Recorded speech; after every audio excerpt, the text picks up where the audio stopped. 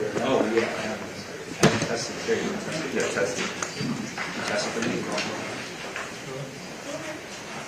It's right here.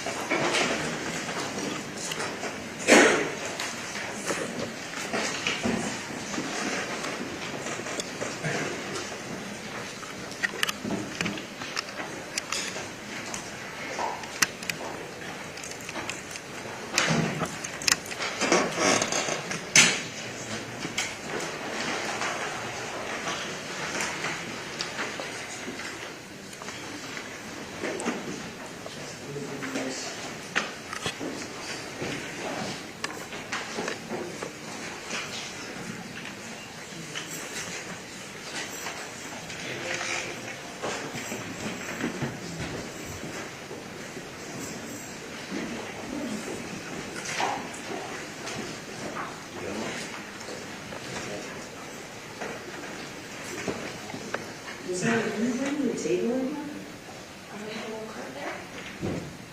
Oh, okay. I was bringing a long table. Okay.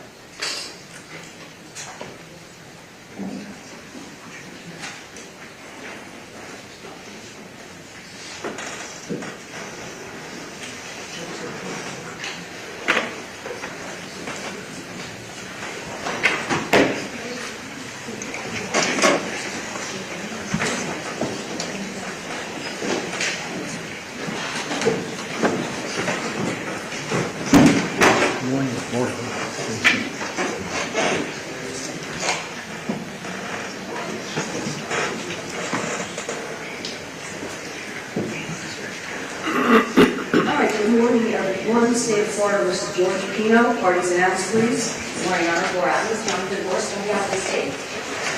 Good morning, Your Honor. On behalf of George Pino, who's present, Howard Srebnick, Edward R. Molina, Mark Shapiro, who's General Gomez will be here in a moment. All right, very well. Good morning. Good morning, Your Honor.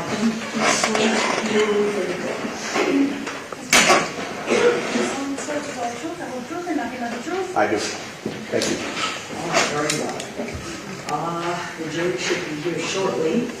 Just want to take up and I'm going to address the kind of instructions that were, although we had our charge conference last week,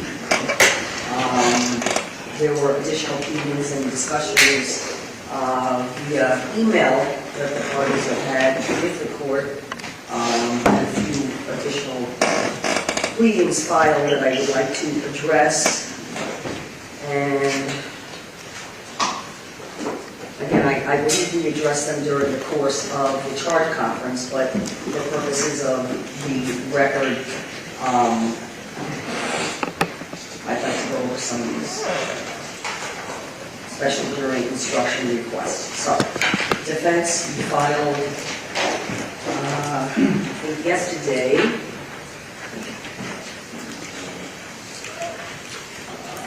objections to the June 12, 2026 amendments to the standard jury instructions on manslaughter, and my understanding of this is for the culpable negligence instruction as the misdemeanor under the standard jury instruction 8.9. There was some modification of the language of 8.9. And this modification in the amendment actually now mirrors the language of the felony culpable negligence jury instruction, of which you had last week in the charge conference, requested this court to include additional language in the standard of the felony. You requested that the language of the misdemeanor culpable negligence instruction be included. Correct. Okay. So, I'm going to ask the state if they had any comments on it. I mean, I've read the pleadings, I understand the issue and the argument and the basis for the argument that we're making. And again, it was something we addressed, but, excuse me.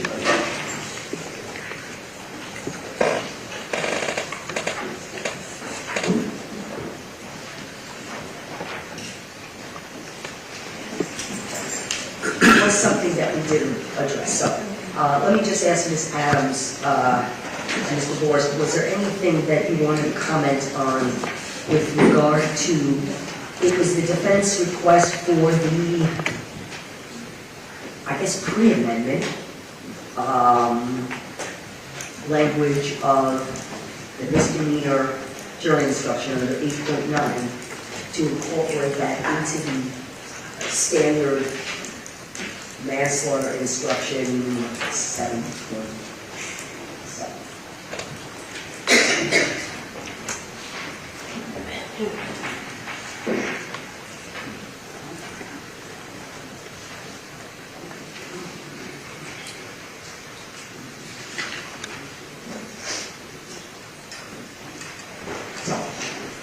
All right, I'm sorry, Ms. Adams.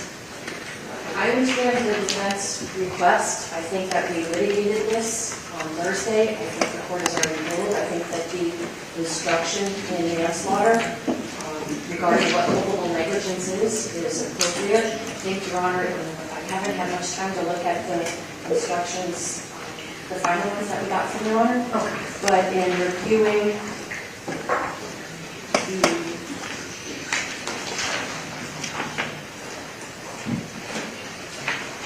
the instruction that the court gives on page 8 of the total packet, Right. when the court defines culpable negligence, I think that it is an accurate statement of the law, and I see no reason to import a misdemeanor into a felony homicide charge. And I think that was, if we kind of break it down and try to simplify it, if we can simplify it, I think that that was the intention of defense, and I don't want to misspeak, to have the definition of culpable negligence for the misdemeanor added, that language added to. Am I right about that? Correct, as well as other There were other propositions requests. of law that Right. we had proposed in the case law, Okay. but yes, you're correct. Okay, so, having reviewed this again, and I did a little additional research, and I am comfortable that the instructions as they exist currently under 7.7, as the current standard instructions for manslaughter 782.07, they are appropriate without the inclusion, because there's a separate, again, jury instruction. 8.9 is the separate jury instruction for misdemeanor culpable negligence in misdemeanor sense. So, which would be a charge under 784 .05, which would be the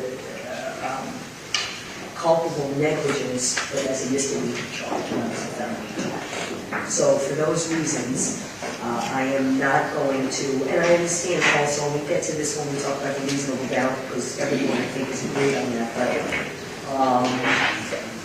I am going to decline to include additional language to extend the instruction, which would be the former definition of culpable negligence as a misdemeanor. So, for the record though, your objections and your amendment and the requested special instruction is part of the record.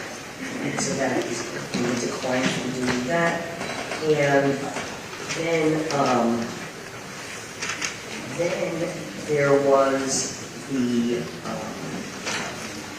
and I think this goes again to the discussions we had last Thursday during the charge conference on the two different theories under manslaughter for where the jury could come back under either the intentionally committing an act or acts that led to, that caused the death of Lucy Fernandez, or the death of Lucy Fernandez was caused by the culpable negligence of Ms. Pino. Okay, so, and I heard all the argument, and I understand the defense position is you submit that the intentional act under that theory is actually the striking of the marker.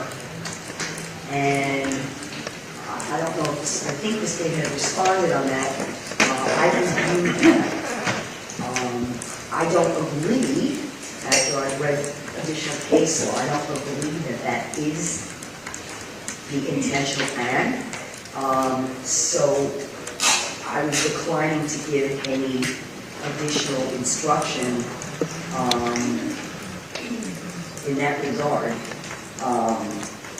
And then you also had requested, though, I see here, to, so that was there anything else on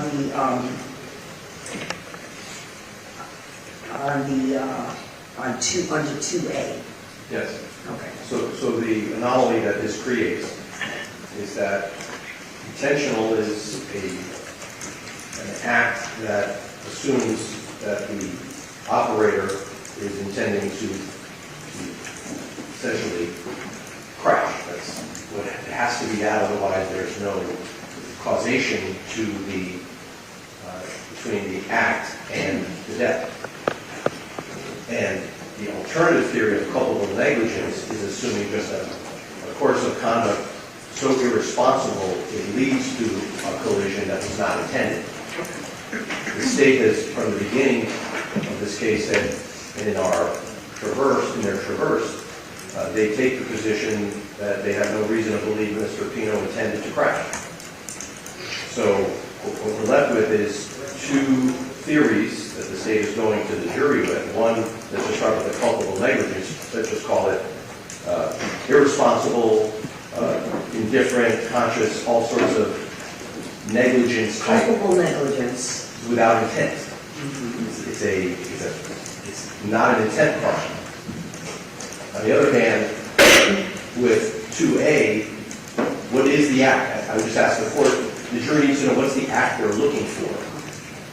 And if you read the case law, my interpretation of the case law, it's the act, and it's defined here. It's not necessary that the state prove that the defendant intended to cause death, but to commit an act that was not merely negligent, justifiable, or excusable, which causes death. For example, let me give you an example of the case that I read. In the vehicular, in the vehicle case, where there was a death. And the theory was under an intentional act. Driver and passenger Driver and passenger get into a dispute while driver is driving, and passenger reaches for and jerks the wheel of the vehicle, and commits an act intentionally, which is the jerking of the wheel, which then ultimately results in the car veering off and hitting a tree and killing the driver of the vehicle. Okay? You can see it a little around. But my point is the act under those circumstances, and again, this is my interpretation reading the cases, as to why there are two theories under the manslaughter. The act was the grabbing of the wheel, not the plowing into the tree. So that's the way I'm interpreting. And I didn't ask for the state to, we had responses on Thursday, and the state made the responses, but I went back and I did a little more work on that over the weekend. So while I absolutely understand your position on 2A, intentional act, that it creates an odd situation. And it could never be, but that's why there are the higher crimes when a death occurs of second-degree murder and first-degree murder. So that's my understanding. And your argument? And it sounds like by analogy that you're suggesting that the intentional act from 2A is... I'm not suggesting anything. I'm just giving you my interpretation of why there are two theories as charged by the state here, and two theories under which whether or not the state can sustain their verdict under either theory of manslaughter is a whole thing. So for example, in our case, the intentional act, if you do it broadly, operating the motor vessel, just broadly, Mr. Pino intended to drive or operate the motor vessel. That's so broad that the argument is that he intended to drive the motor vessel, and that eventually led to a... I'm not sure I agree with that. That should be the law, right? Well, I'm not sure I agree with the example you're giving, and I don't want to, what I am not going to do is, I'm not the jury. The state and yourself are going to be closing arguments to explain to the jury what you believe the evidence was and how the jury could apply the law or not apply the law, or even applying the law, the evidence either reaches the element of proof necessary beyond reasonable doubt, or does not. And so the state will argue how it does, and you're going to argue, sure, how it doesn't. So I'm going to leave it at that. I think it creates a notice problem for us in terms of what was the act we were defending against. We always assume that the act is the elision. Under that problem, that the state was, if it's in the charging document, there's two theories. Either we intended to crash, meaning you can see examples where people bump up against the piling intentionally, too fast, someone gets hurt, and if it's done intentionally, not merely negligently, then there may be liability.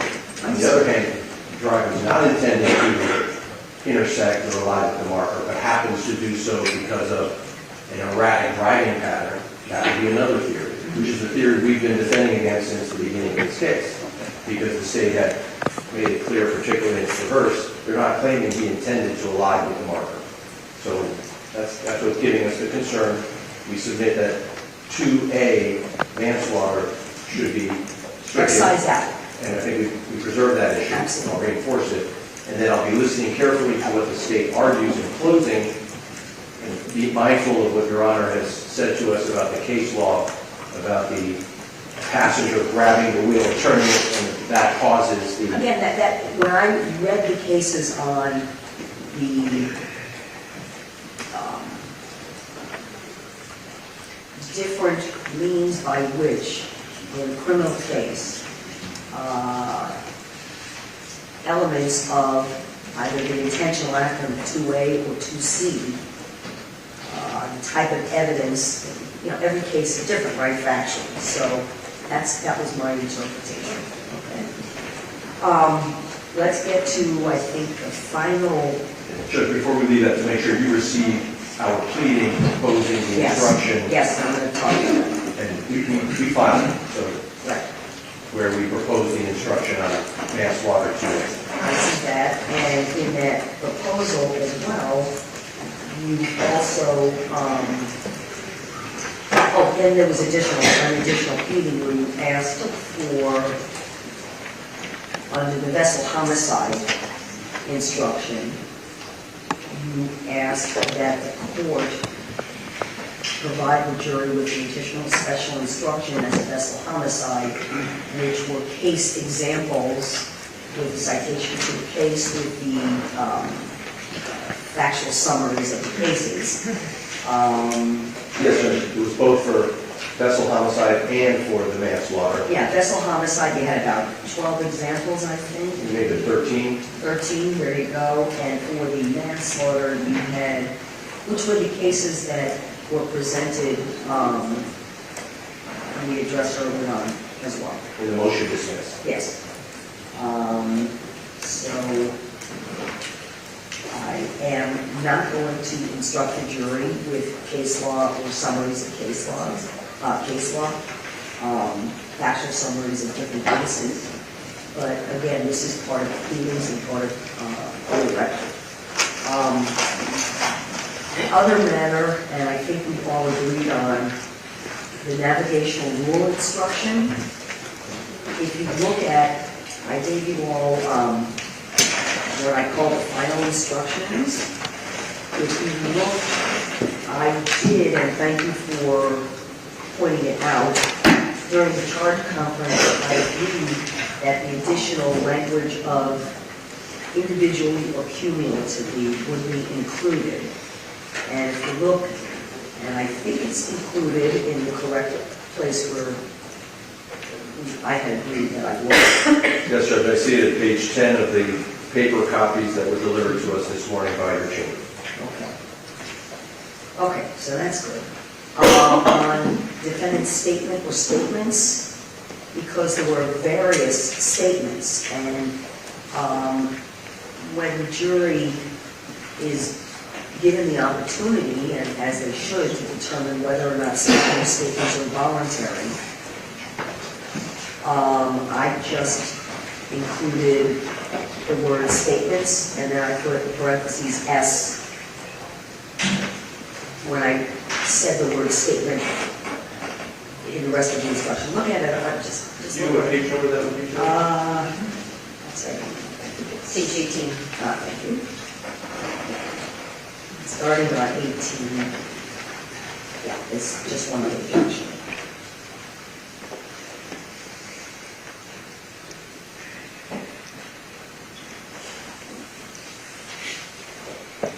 So the first sentence, if you read, I said statement or statements. And then from thereafter, I just put the parentheses S. So, because again, there are separate statements, and the jury should be instructed, each statement has to be considered individuals. You see it, it looks fine. Okay. The only other matter was the reasonable doubt instruction, and we talked about, and I had initially indicated that I was going to instruct with the amended instruction June 12th, which was then amended again, and what I am going to do actually is instruct the jury on reasonable doubt as the instruction existed in the standard prior to June 12th. At the start of the case, when the jury was sworn, which was June 5th, I think.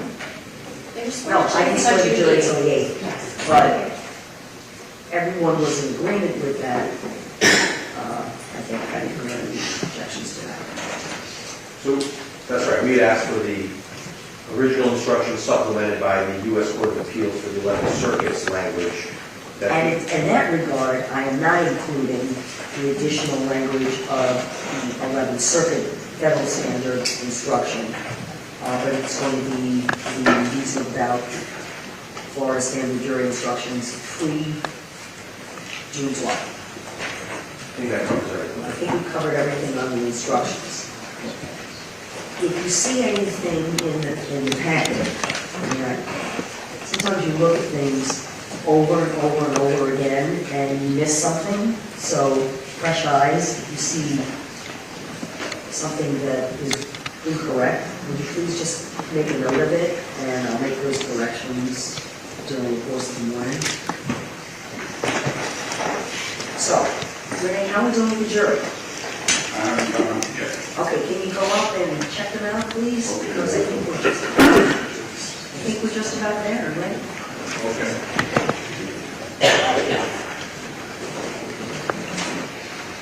I just left my water bottle in the I could actually, before you start setting up, may I see the court reporter with the attorneys at the sidebar for a moment? Thank you.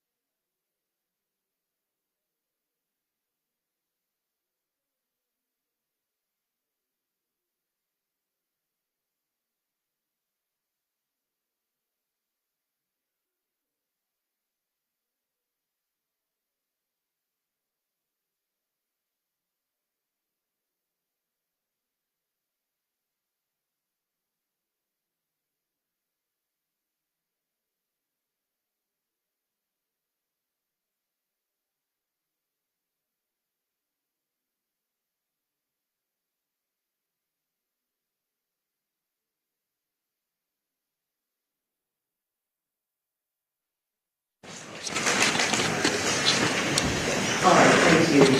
We're working sidebar.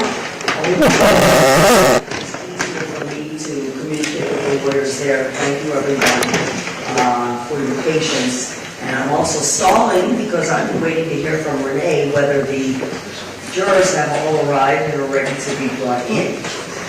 And they have not. So I'm waiting for the jurors. And while we are waiting, I'm going to ask if anyone is in the courtroom who is an intern, not either a close friend or family member, I'm going to ask you please to vacate this courtroom. We have an overflow courtroom in 4-6. To please go over to 4-6 so that we can make space here because I can't have anyone standing in the courtroom. So if you are not a close family friend or member of the family, you're going to need to please vacate your seats. Thank you so much. And then everyone else can please fill in the And Judge, while we're waiting for the jury, we did receive a copy, paper copy of the proposed verdict form. And declines to give a special verdict for the different kinds of manslaughter. Just wanted to hear that. That was the other request last week that we spoke about, that the defense had requested that the jury find, if they find either intentional act or culpable negligence, that they would have to find one or the other beyond a reasonable doubt unanimously and do that in the form of a special verdict. And I declined to give a special verdict form, but that was also preserved by the defense. Thank you. Okay, now I have the jurors. So they are coming down. Very good. Judge, we'll take a break after the state Yes, summation, sure. so I can organize Yes, things. Judge, I'm ready. You ready? I am. All right.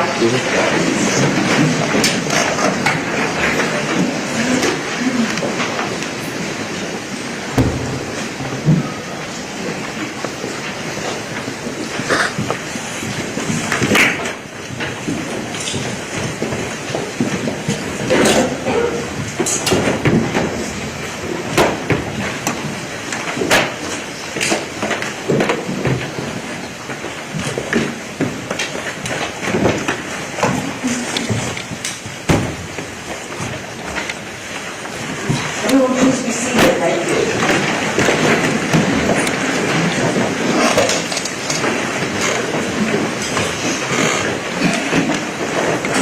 Good morning, ladies and gentlemen. Good morning. How are you all doing? Had a couple of days off, and I have important questions of you. Have any of you engaged in any independent investigation or research to try to gather information to be used in this matter? Have you spoken to anyone about this case? No. Have you been speaking with each other about this case? Has anyone attempted to speak with you or in your presence about this case? No. Have you seen anything in the newspaper, any articles, anything on television, social media that you think has to do with this case? No. All right, very well. You all have your notepads, I see. We're ready to proceed. Members of the jury, both the state and the defense have rested this case. The attorneys will now present their final arguments. Please remember, what the lawyers say is not evidence. However, Do listen closely to their arguments. They are intended to aid you in understanding the case. Each side will have equal time, but the state is entitled to divide this time between an opening argument and a rebuttal argument after the opponent has spoken. The state. Thank you.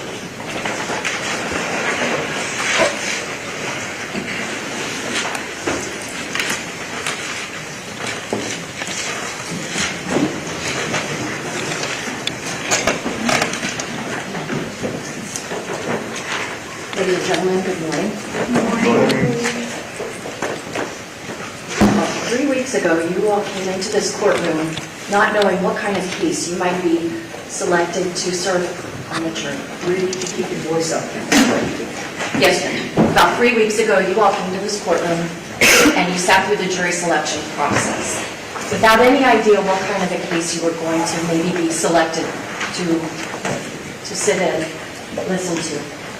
No doubt, this has not been an easy case for anyone in this courtroom, but everyone in this courtroom owes each of you a true debt of gratitude for your service, for your attention, and for your thoughtfulness throughout this process.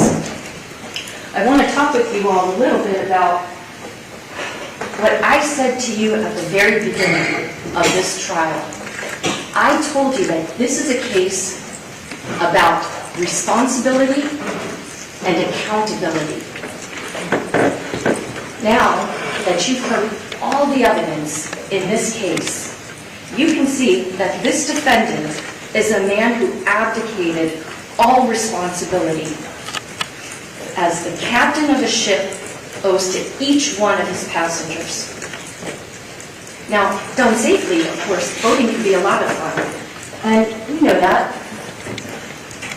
Look at the pictures that we have. We have so much evidence in this case. You have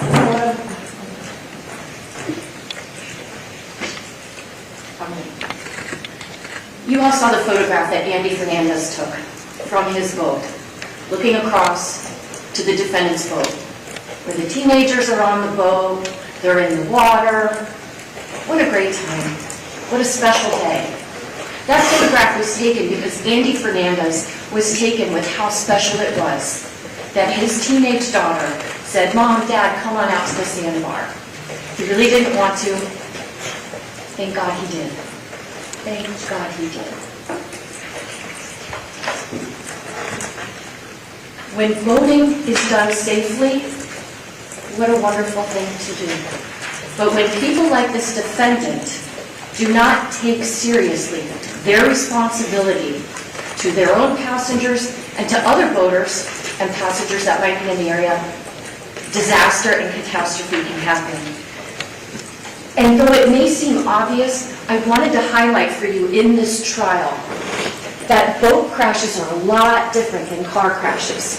When you're on a boat, you're basically like someone in the back of a pickup truck. On boats, you don't have the benefit of brakes, not even anti-lock brakes. You don't have seat belts. You don't have a steel cage surrounding you to protect you from impacting other objects. There's no airbags. And if, God forbid, something should happen and you fall out of that boat, you jump out of that boat, you're ejected from that boat, you run the risk of drowning, even if the injuries that you sustained weren't that serious. And we know that to be true because that's exactly what happened to Lucy Fernandez. Now,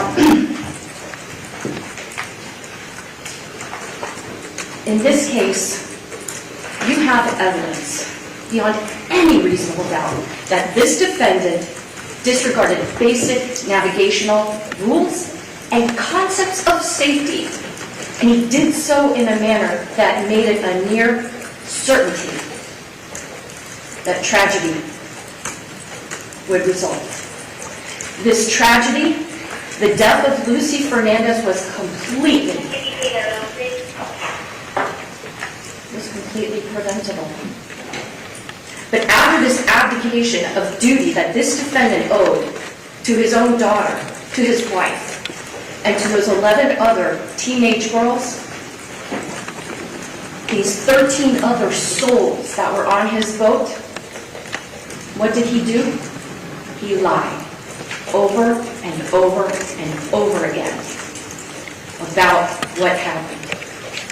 Why? To shift the blame away from himself and in an avoidance of accountability. That's why I told you at the beginning of this case, this is a case about responsibility or the lack thereof, and accountability and the complete lack thereof. So let's talk about what was happening on that Sunday. It's Labor Day, it's Biscayne Bay. There's a little more boat traffic out there than usual because it's a holiday weekend. The defendant and his wife decide they're hosting a birthday celebration that weekend for their daughter who was going to be turning 18. That morning, some of the girls watching Mass on TV. We're talking still back in 2022. We're just kind of starting to come out of the pandemic. After that, pickleball tournament sponsored by the defendant. The girls, the defendant, tennis, pickleball, what a fun day. Knowing that the next thing they're going to do is go out to Billy's Point, go out to that sandbar. So everybody boards George Pino's boat to go party at the sandbar. And boy, what a party that was going to be, huh? They brought food, sure. The defendant's wife said, oh yeah, and my husband packed the drinks. Ooh, what drinks? Beer, alcoholic seltzers, Prosecco, Chambord. Not just for the Pinos, for everybody. The kids, other people that they're going to meet up with. What a great time for these teens, huh? How irresponsible. But, get out to the sandbar, and what happens? Well, the defendant going out to that sandbar, you heard from Paul Albert, navigational expert, GPS expert, that when he went out to the sandbar, he goes relatively at a mild pace, not really at breakneck speed, and he kind of meanders in and out of the canal, out of the channel, which Mr. Albert told you is consistent with, navigating around other boats, things of that nature, until they get to where they're going to drop anchor. But they don't stay there because one of the other boats, as Mr. Fernandez told you, was too big to drop anchor there. So they go a little bit further north, and that's where they all stop. And they're there for almost 3 hours. What are they doing? People are drinking, they're socializing, they're swimming, they're listening to music, they're dancing. A lot of these 17-year-old girls were drinking alcohol that the defendant provided. You heard from Cammie, the first passenger who testified in this trial. She had consumed 10 alcoholic beverages. 10! I submit to you that as the fun and the drinks were flowing, the defendant kind of lost track of time. And he suddenly realizes, oh my goodness, it's getting to be close to 6:30. I've got to get all these people back to Ocean Reef. And everybody's got to get fixed up, glammed up for the party. Now, we heard testimony that the house that they were stationed at was like a 3-bedroom, 3-bathroom house. Conservatively speaking, that means 4 girls per bathroom getting ready for the party that he had spent almost $2,000 for. So it makes sense that the GPS data that Mr. Albert showed us on the way back, he's making a beeline. He's not making all those track points. He's not deviating from course. He's in the mindset of like, set it and forget it. Get back to Ocean Reef as quickly as you can. So, literally, with a boat full of buzzed teenagers, if not drunk teenagers, this man decides to set a course heading to that channel, a channel that he has gone through time and time again. a channel, he knows where those markers are. In a boat, that there's a stipulation between the state and the defense, an agreement. The boat was in fine working condition. There's nothing wrong with that boat. And he knows the specifications of that boat. He'd had it since 2020. So, with that boat, with those 10 girls at the bow of that boat, with an extra 1,000 pounds on that boat, at the front of that boat, he makes a beeline, and you heard from Mr. Albert. In order to reach the speeds that we see from the GPS, with that amount of weight on the boat, he was going full throttle. Full throttle, with all these teenagers on board that had been consuming alcohol as fast as he can, through a narrow channel. Because if other boats want to go through that channel, if he's in the wrong way, then they've got nowhere to go. Because if they go outside the channel, they'll run aground. So with all of that going on, he decides to travel down the wrong side of the channel as fast as he can.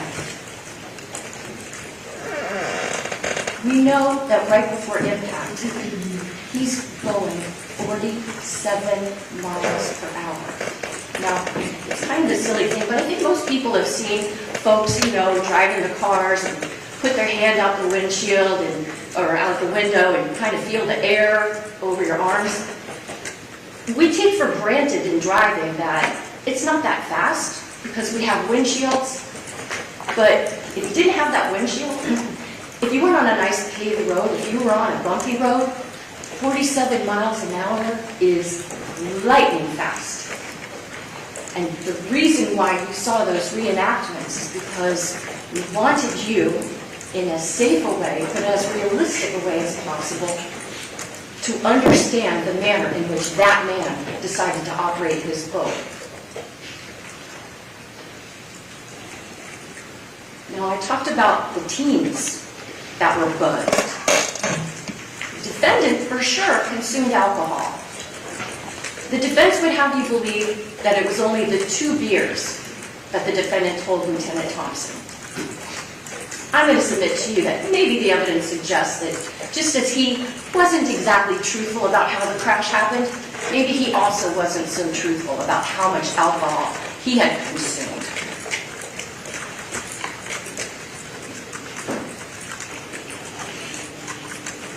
This defendant knew the channel. He knew that vessel. He knew the people on the vessel. He knew what they'd been doing on that vessel.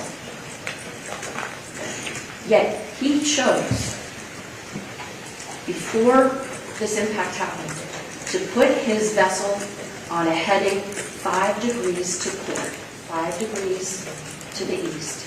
And that put him on a collision course with channel marker 15. And sure enough, by the time he realizes, oh no, it's too late. How did this crash happen? I'll tell you. Because he was reckless. He was criminally negligent. No one but this defendant captained that boat. No one but this defendant decided the speed that it should travel. And no one but this defendant decided the direction of travel. No one and nothing is responsible for the death of Lucy Fernandez. Except for that man sitting right there. He is the reason why she is dead. Let's talk about that journey a little bit more.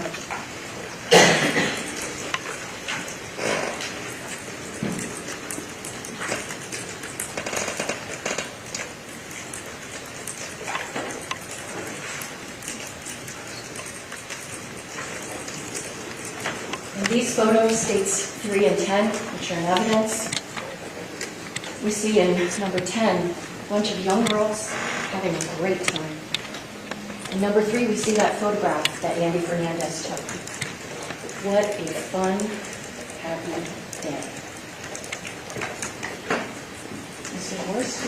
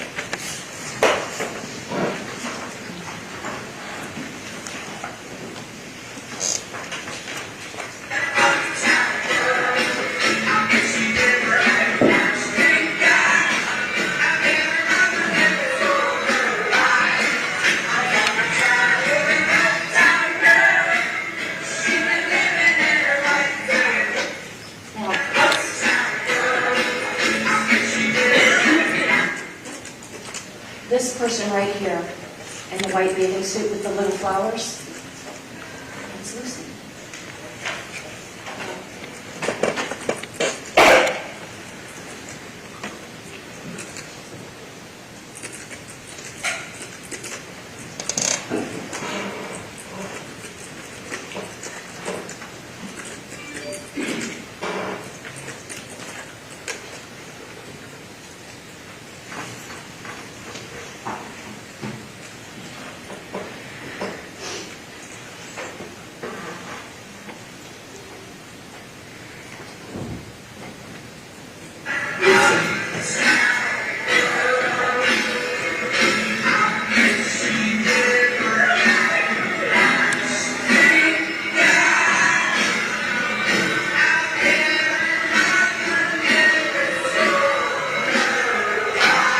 Birthday girl. Yeti tumbler. Lucy's necklace.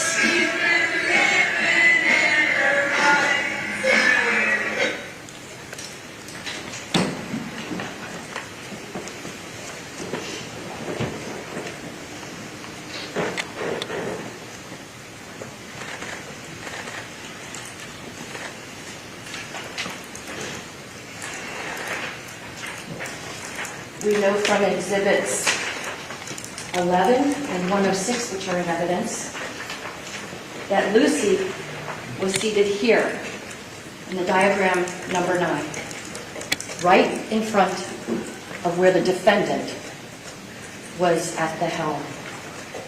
And we know that this is the seat that Lucy sat in, where it has her name.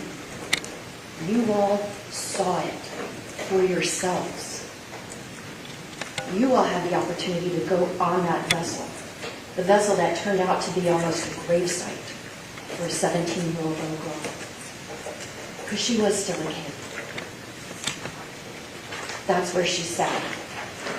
And that's where, when this recreation was done with FWC, with the assistance of Mr. Albert, someone sat in that very seat and filmed the route that that man took.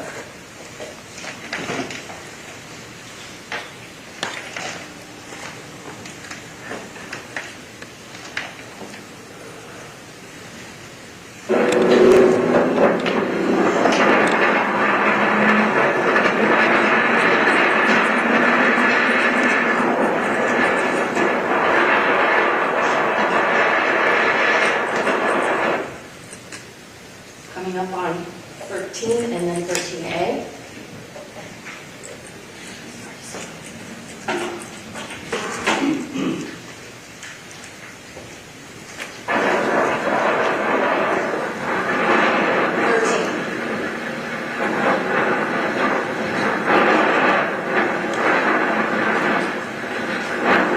Louis.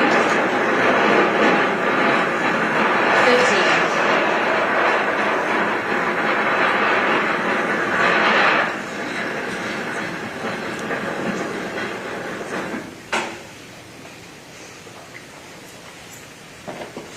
That's traveling at about the same speed that we know this defendant was traveling through that channel.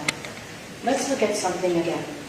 You may remember that when I played these videos for you during the trial, I would stop the video just about at the point where it looks like the vessel is going to impact that channel marker. And then I asked Mr. Albert, who was sitting here, okay, so if that impact is, let's say we have 4 seconds left. What's 4 plus 9? Oh, no, that would be 13. Why was I asking that?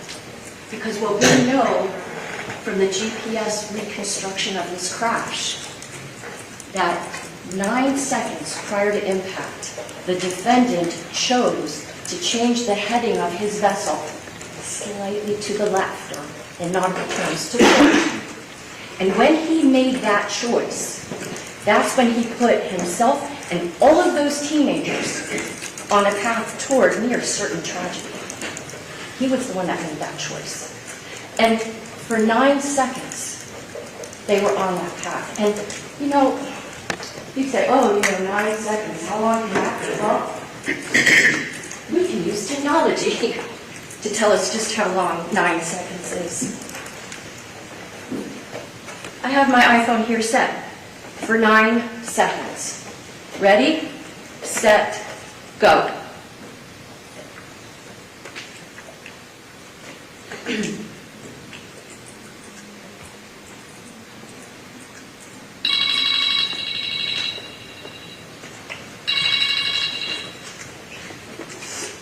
That's a long time to not look at what's right in front of you.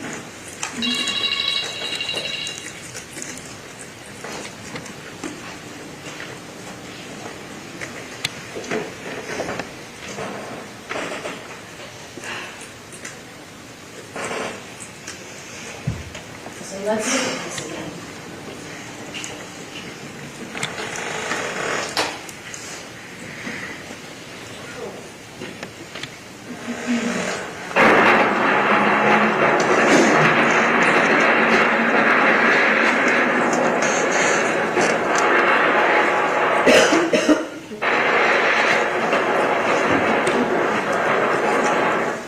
That's 13A.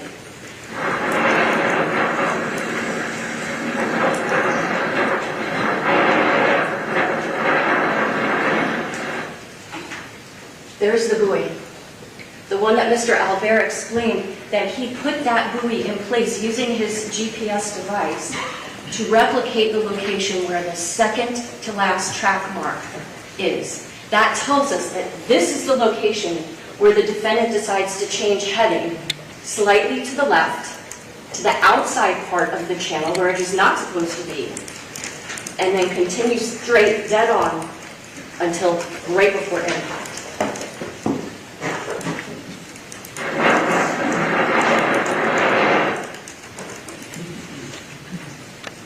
Channel marker 15. This is a little bit of a ways away from you. All of the evidence that was introduced in this trial, you will have available during your deliberations to watch if you wish. You'll have a laptop that you can watch any of this video on. But look, right now we still have 41 seconds left in this video. Let's see how long it takes to get to that channel marker.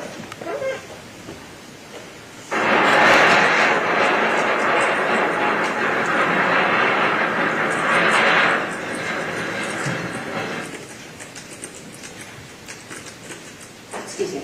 So, do you not see how long he had the ability to see that channel marker and adjust course? But because he didn't, because he was operating with such complete disregard for the kids that were on his boat, Lucy winds up like this in the hospital. Because of the way he operated that boat, this is what the police had to deal with.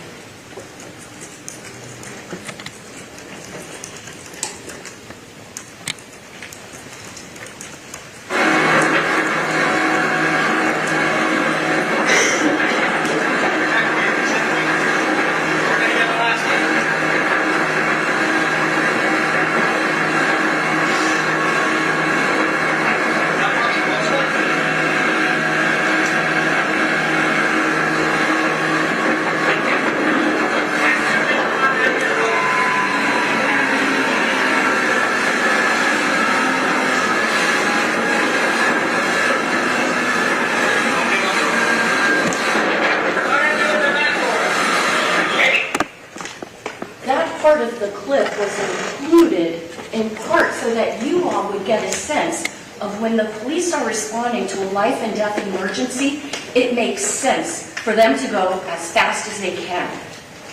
Not for dinner parties, for life and death emergencies. And you can see that these officers, even on Marine Patrol officers that are trained on a police boat, it's still bumpy. Even though we know that it was a clear day with calm seas, calm winds, you can see the officers, one of the flaps on his uniform is like waving in the breeze because that's what it is to be on a boat.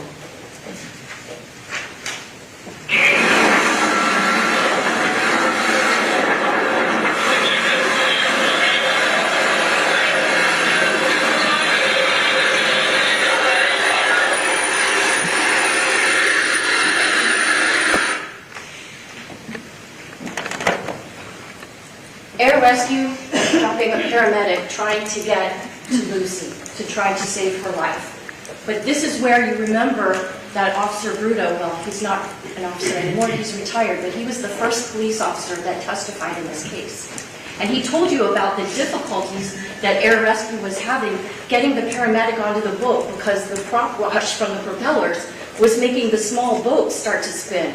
So Officer Bruto and another officer basically pinned that vessel between theirs so it can be stationary enough to safely drop the paramedic to try to save Lucy's life.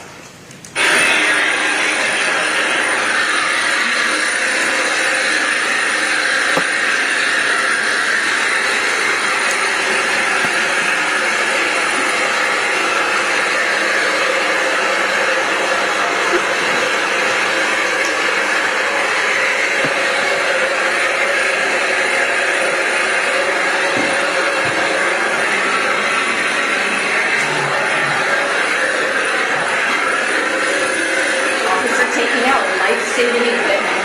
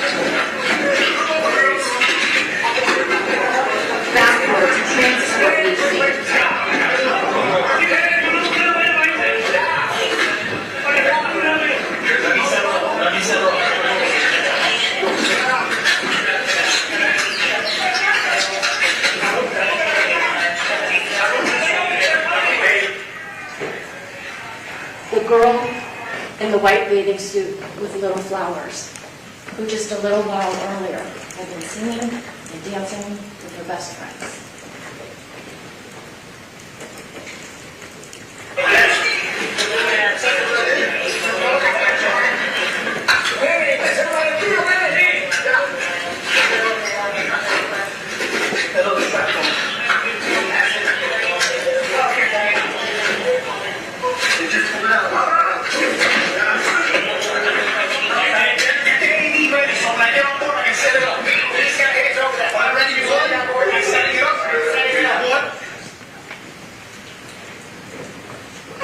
From there, we know the testimony is that the police boat raced as fast as it could to the Elliott Key Harbor, where a helicopter was waiting for her to try to get her to the hospital to save her life, the life that he endangered.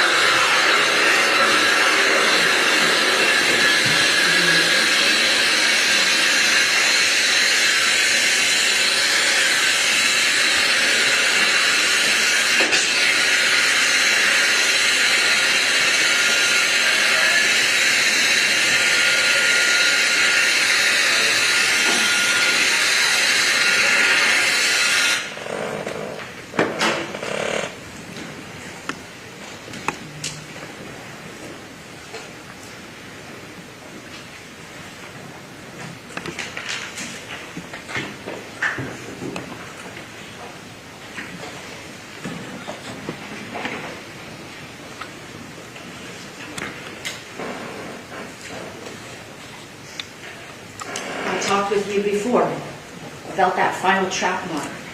Now's a good time to talk about it again. On the way up, we see him going northbound. Here he is, coming south. Track point. Track point. From 6:37:19 to 6:37:28. 9 seconds. Straight. Had he not made the decision at 6:37:19 to make that turn to go to port side of the channel, number one, he wouldn't have been on the wrong side of the channel. Number two, he wouldn't have been on a collision course with channel marker 15, which you know, because you've seen it with your own eyes, is fully visible from where that track point is. This last track point is the one that really tells on the defendant.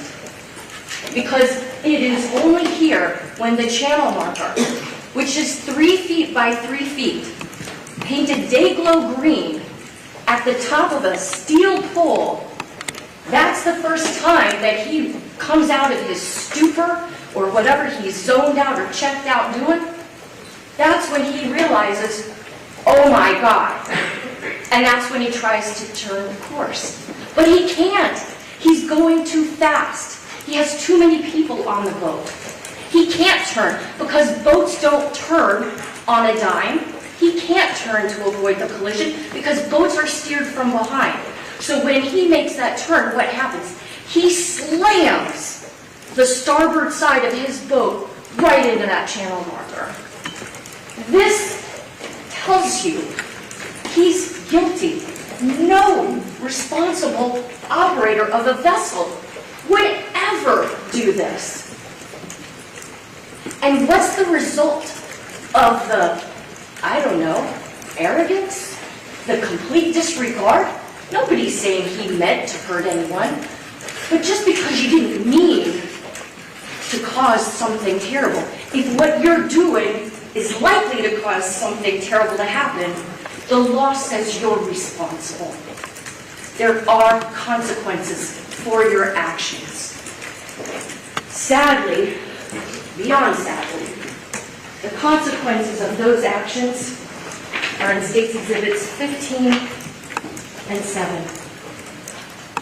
A healthy, happy, vivacious young woman with her whole life ahead of her.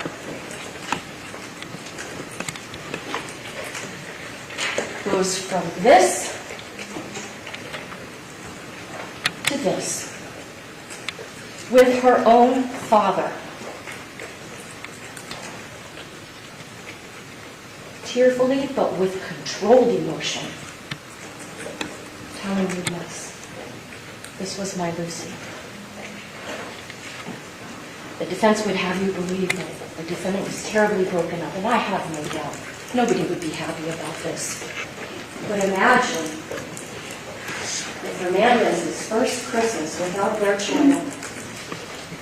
And this is what's posted on Instagram, this bereft man. This is what they see in December 2022. Their daughter is barely cold in her grave. And this is what's posted. Responsibility, accountability.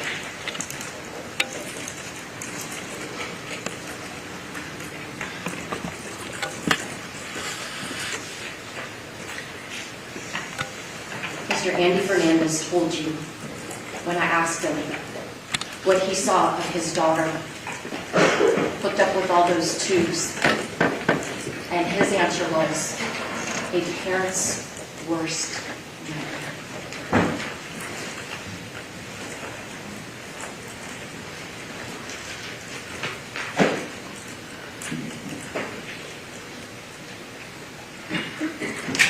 I don't want to unplug this thing, but I hate being so far from the jury. There are many operations in this event.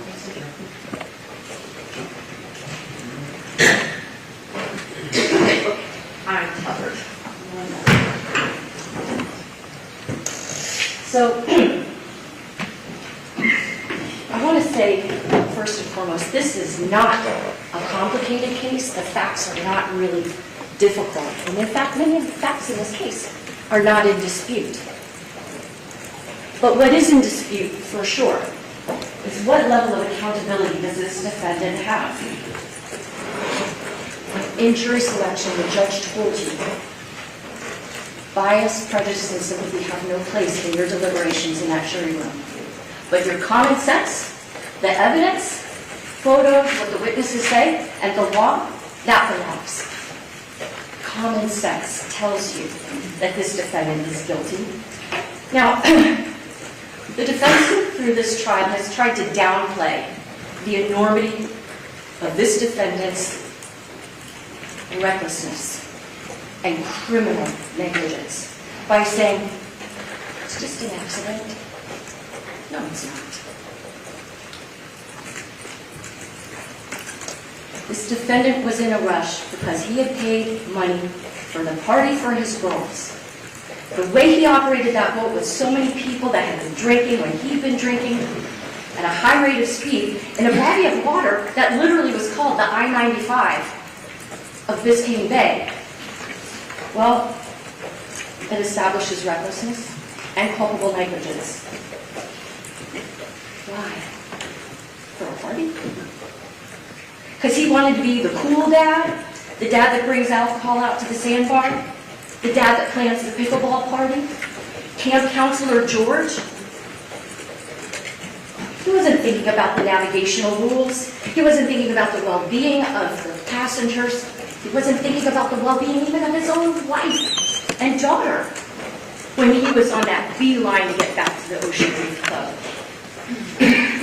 He was too wrapped up in trying to be the cool dad on a fast boat. He didn't mean to is not a defense, it's an excuse. Now, the judge is going to give you an instruction, and it's called excusable homicide.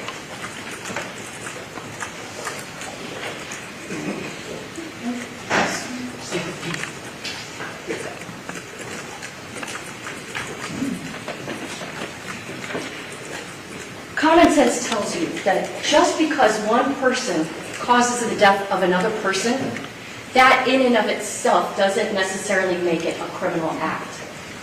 For example, the judge is going to read you an instruction. It's called Introduction to Homicide. And that instruction says that you have to consider whether or not the killing was lawful, whether it was justifiable or excusable. Now, of course, this is not a case of self-defense, but the law tells us that if there's a justified use of deadly force to defend a person, then that person will not be held criminally liable for that death. Common sense. Common sense also tells you that there can be accidents that happen, but there should be no criminal responsibility. Let me tell you what that instruction is. Excusable homicide. If the killing is committed by accident and misfortune, which nobody's saying he intended this to happen, and obviously this is most unfortunate, but doing any lawful act, was he operating his vessel lawfully when he was on the wrong side of the channel, going so fast, not keeping a proper lookout? Was he operating it lawfully when he's not avoiding the risk of a collision, when he doesn't even avoid the collision? No. And by lawful means, is this the way that we expect people to operate their vessels on the waters of this state? Of course not. With usual, ordinary caution. Was there 1 ounce of usual, ordinary caution as he's speeding from this track point straight into that channel marker? Of course not. There's been an objection in the motion. And without any lawful intent. Now, I'm not saying he had an intent to cause any harm, but his intent also was not to safeguard his own passengers. So when you hear this instruction, listen to it, pay close attention to it, but then ask yourself, does the evidence support a claim that this is an excusable homicide? I submit to you the answer is a resounding no.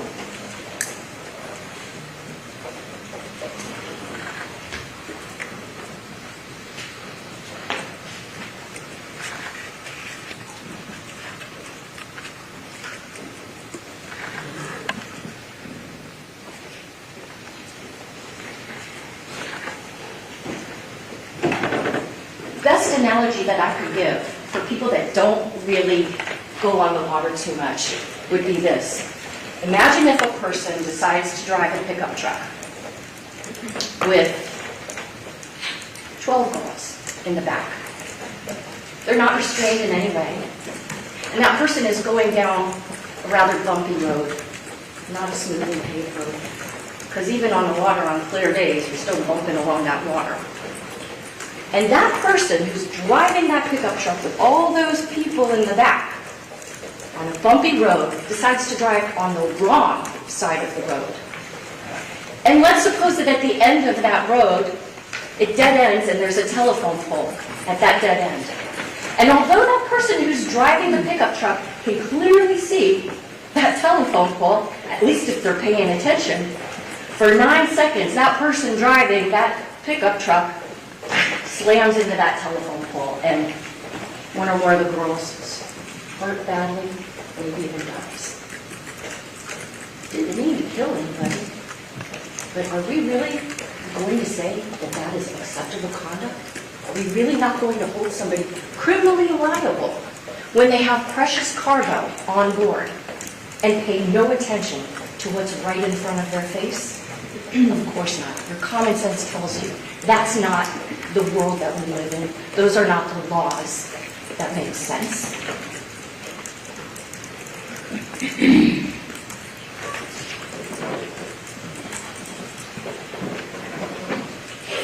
This was not an excusable homicide because the defendant was more worried about being the fun dad, the party dad, the cool dad, than he was worried about being responsible dad, safe dad. He created an environment by supplying that alcohol, by not managing how much those girls are drinking, and drinking himself out there on the water, having played pickleball earlier, been in the sun and the salt water. He created the scenario where this happened. And that's why Lucy is dead. I know that the defense will have an opportunity to address you when I'm finished, and I have no doubt that they will say that they are very sorry that Lucy's dead. Nobody wanted that to happen. And I am sure that that is 100% heartfelt. But when you hear any kind of statement like that, I want you to keep your ears out for the inevitable, but so sorry she's gone, but what a tragedy she's gone, but. And you know what the rest of that sentence is. It was only an accident. Accidents happen. Well, you know this wasn't just an accident. An accident is if you accidentally blow through a stop sign and somebody gets into a fender bender. This isn't blowing through a stop sign. This is blowing into the stop sign on the wrong side of the road when you've been drinking. It's not an accident. I want to take you back to when this defendant's wife took the witness stand. I asked her, showed her Lucy's photograph. Right at this witness stand.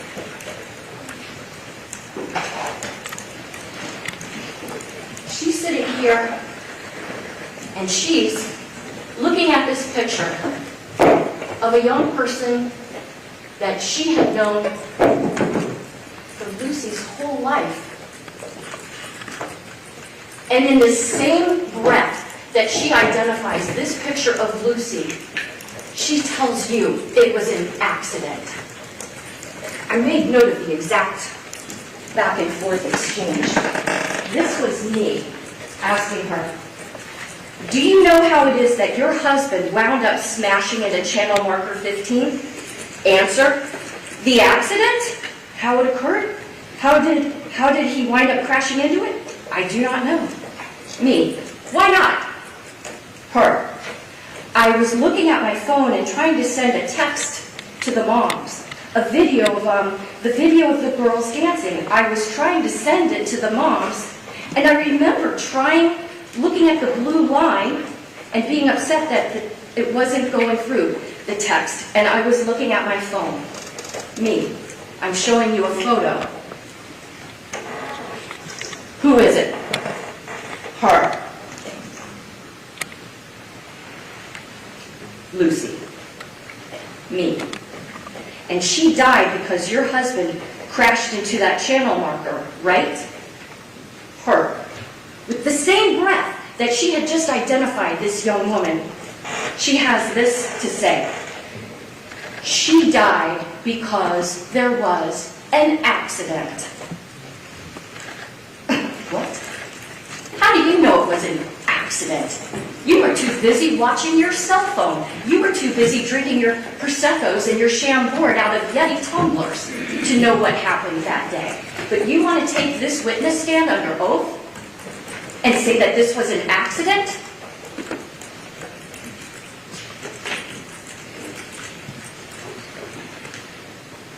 The expressions of sorrow for Lucy and her family mean nothing in this court of law, because this is not a case to be decided on based on sympathy.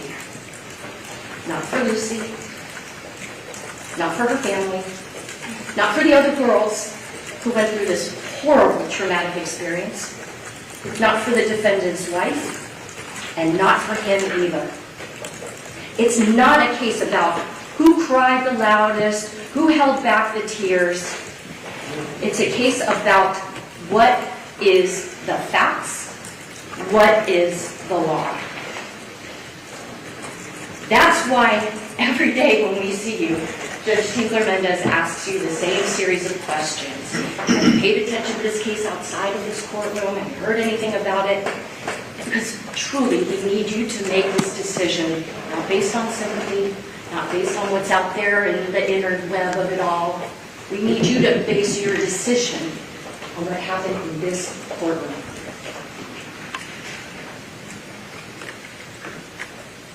The defense seems to want you to believe that, well, if the defendant didn't see the channel marker, then he's not responsible. If you didn't see it, it's because you weren't looking. What were you doing?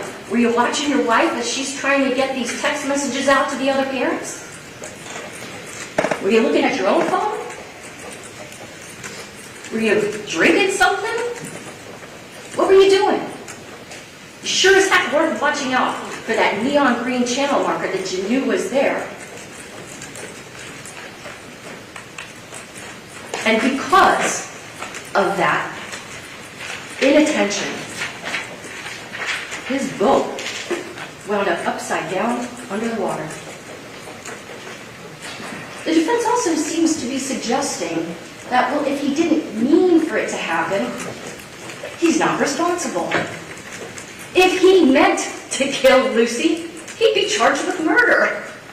If he deliberately smashed into that channel marker, same thing, he'd be charged with murder. Why is the defense defending against a charge I never filed?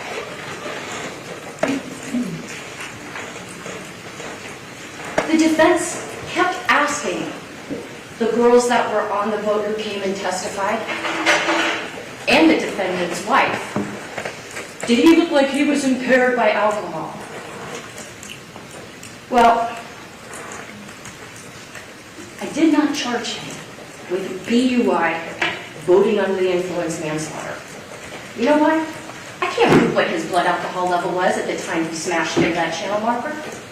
I can't prove beyond and to the exclusion of every reasonable doubt that he was impaired by alcohol at the time he smashed in that channel marker. So you know what? I didn't charge him with that offense. Again, why is the defense defending against something he's not even charged with? Now, he claimed to the police that he had 2 beers. Well, frankly, it seems like 2 beers might be a little bit under-reporting what he actually consumed, but I can't prove how much more than that he might have had, so I didn't charge him with BUI manslaughter. Think about how many times you may hear the defense say, "You didn't look impaired, you didn't look impaired," but who was it that was making this judgment, at least from the voting perspective. The teenagers and the defendant's own wife, all of whom had been drinking alcohol. You think maybe people that have been drinking alcohol are not in the best position to say who did or didn't look like they were a little bit buzzed or more? And then that brings up another question for you all to consider. Why even drink beer at all? When you're the captain, when you're responsible for all these lives. Gatorade, non-alcoholic seltzers, water, iced tea. Why did people drink beer? They drink it to get buzzed. And Lieutenant Thompson told the defendant, and this courtroom, it's not per se against the law to have a beer and operate a boat, but if you do drink and drive, or if you do drink and operate a boat, better be really mindful. Because I think it's common knowledge that before somebody looks like they're stumbling down drunk, alcohol's already playing games with your brain. We all know that alcohol can make people make maybe not such good decisions, can maybe influence your ability to pay attention and to concentrate. But again, he's not charged with being lying. He's charged with being reckless. He's charged with being criminally negligent.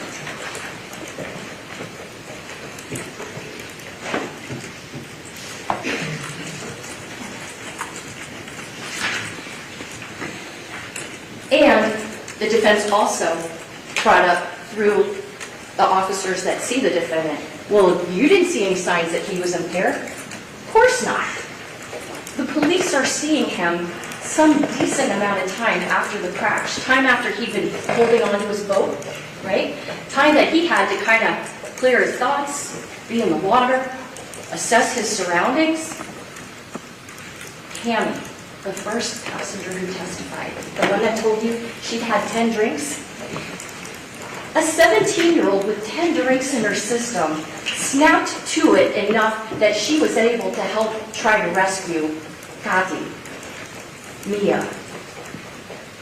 She said, I was buzzed when I got on that boat to go back to Ocean Reef. But being in that water and seeing the emergency situation sobered her up at least enough that she was able to do things like try to save her friends' lives, the friends that he endangered.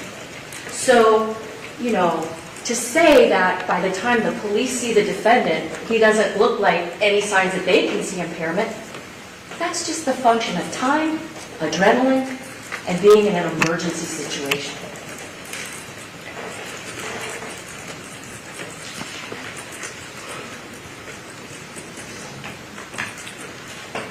For sure, the defendant knew in the moments after this wreck,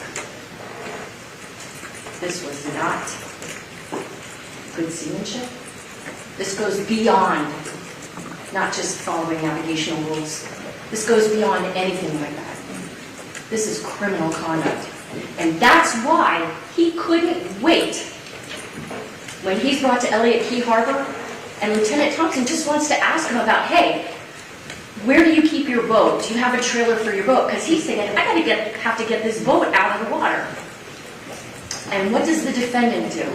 He's so anxious to blame somebody else, that lack of accountability, that he starts answering, and you can listen to the tape yourselves, because you'll have the jump drive with all of this defendant's statements to Lieutenant Thompson. And what you'll hear and see is that in those moments when the lieutenant is just coming up to him and asking him, hey, do you have a trailer for your boat? Where do you house your boat? He's talking about, oh, there was this other boat coming in the opposite direction. Thompson is not even listening to that. He's like, whatever. And he keeps going back and asking, where do you keep your boat? Then he finally gets the information that the lieutenant wants. But he's still yammering on about some other boat. Then, when he sits down with the lieutenant at that picnic table, he builds on that lie. And he starts giving more details about this phantom boat that came along. He's given his Miranda rights. He's told anything you say can be used against you in court. He doesn't care. He still wants to get that lie out. And under oath, he signed a written statement. It was the other boat's fault. But he didn't stop that night. He was untruthful to his attorney. You heard from his attorney twice in this case. I called him the first time just to explain what interrogatories were, and that in fact both the defendant and his wife signed these interrogatories answering questions under oath about what happened. But then he was called back a second time by the defense. And boy, he couldn't say enough great things about George Pino and how he wanted to settle things with the Puigs as fast as he could. But then I brought out the fact that, oh, really interesting, because within 6 months you had filed a motion to limit his liability. And you had also filed a motion to dismiss claims of their lawsuit. Okay, this is not a civil case.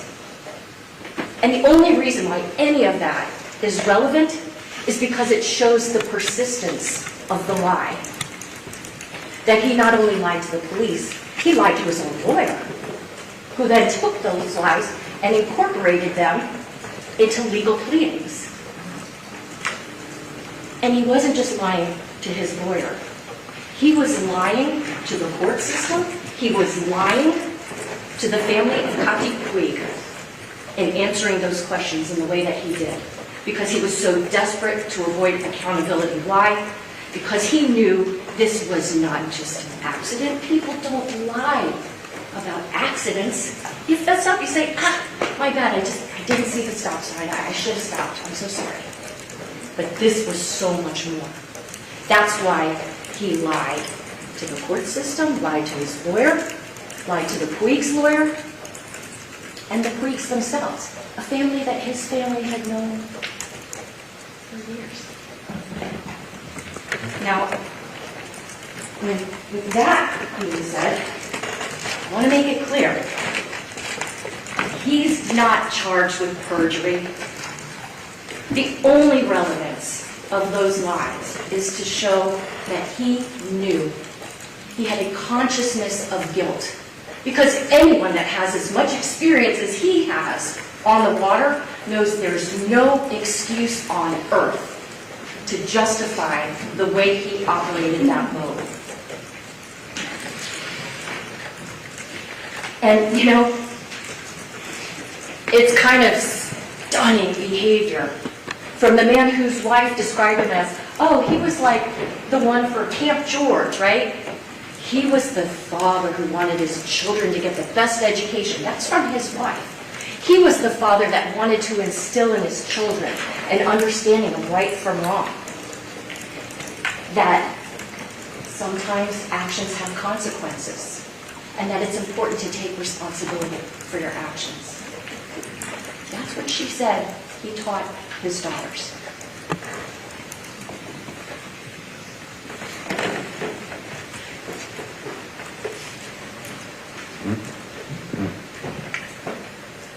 To try to explain away all these lies, the defense called Dr. Diana Barrett, a concierge neurologist who saw the defendant twice, watched a video of him, heard some things that he said, and did work to do one thing and one thing only: answer questions posed by the defense. Did he have a traumatic brain injury, a TBI? Could it have caused amnesia and or false memories without the intent to deceive? And how long would those false memories last? And she got about $30,000 to do that.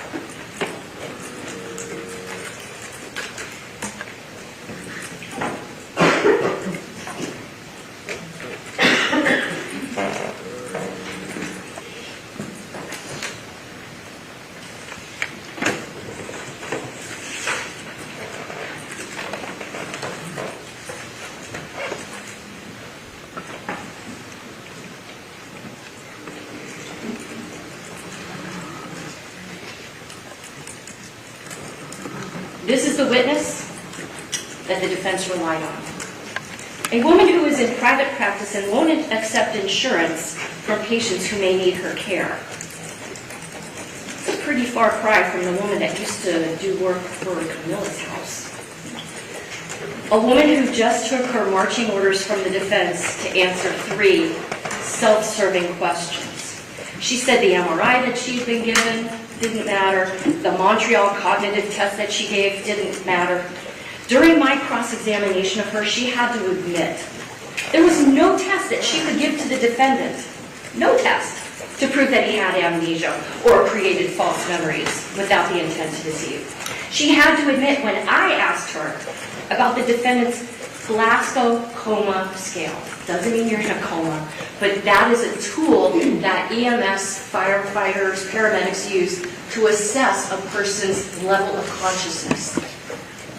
I said to her, after I introduced the fire rescue report for this defendant, what was he assessed that night, September 4th of 2022? What was his Glasgow coma scale? 15. What's the highest possible Glasgow coma scale? 15.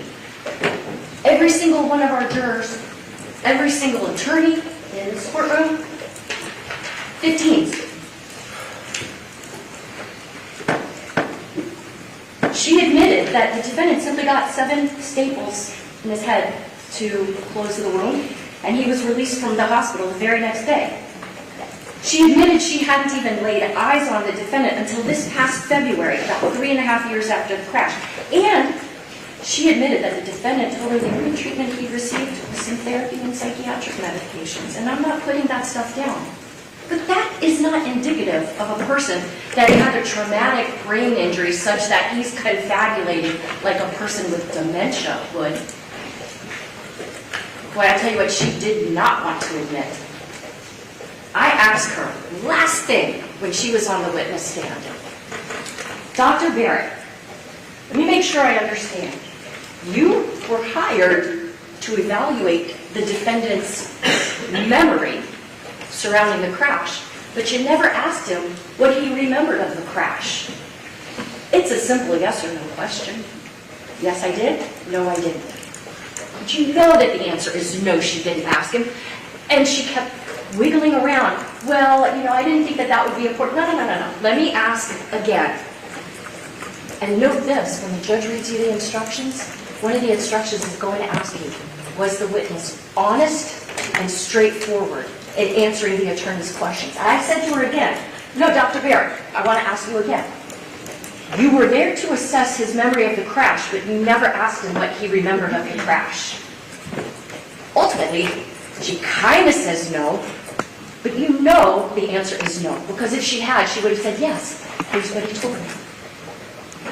She didn't want to admit what a tremendous lack of expertise went into that $30,000 that she earned.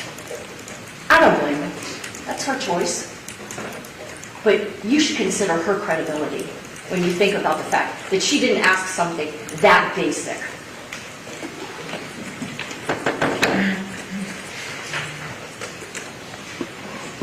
She told you she based her decision that he had amnesia and, how did she say it? False memories without the intent to deceive, based on just these 4 things. Who sat behind him? He couldn't remember which 2 girls were behind him. What the horsepower of his engines were, he said 225, they were 300. That he couldn't remember exactly what happened right after impact. And that he said that it was Nati that he recovered under the boat, not Lucy initially. But there's an explanation for that she wouldn't have known, but you know. When the defense called Hamlet Rodriguez, he was one of the good Samaritans that gets to the scene. We know that Hillary Candela, who was friendly with the defendant and knew the Puigs and knew the Fernandez family, when Hillary Candela gets there, I have him yell from the witness stand, which I know seems weird to yell in court, but he yelled to show you, George, if you don't go down under there, I'm going to do it. That's got to be about the time when Hamlet Rodriguez is getting there. Because Hamlet says when he's yelling at him to go under the boat, the defendant does go under the boat.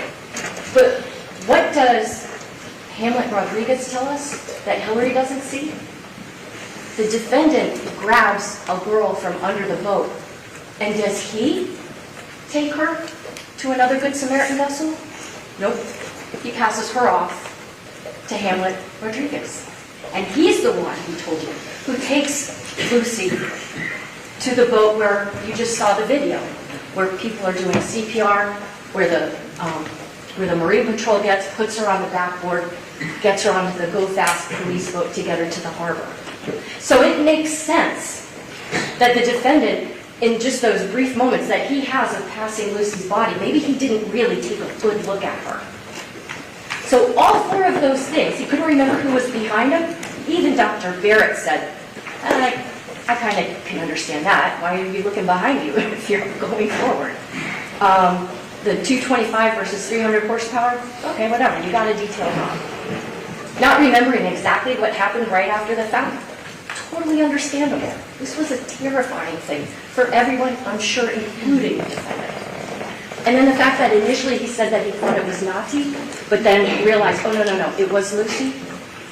That's what she based the amnesia and the false memories without intent to deceive. But what I want to propose to you is that you don't need an expert witness. Maybe look at the totality of circumstances and say, no, this wasn't a false memory without an intent to deceive. This was a false statement made exactly with an intent to deceive. When he said the other boat caused the crash, it was a false statement and it was intended to deceive. And I submit to you, if he was willing to give a false statement with an intent to deceive about how the crash happened, maybe he was also willing to give a false statement with an intent to deceive about how much beer he had at that sandbar. You can't prove it, so I didn't charge it, so why are we defending against it?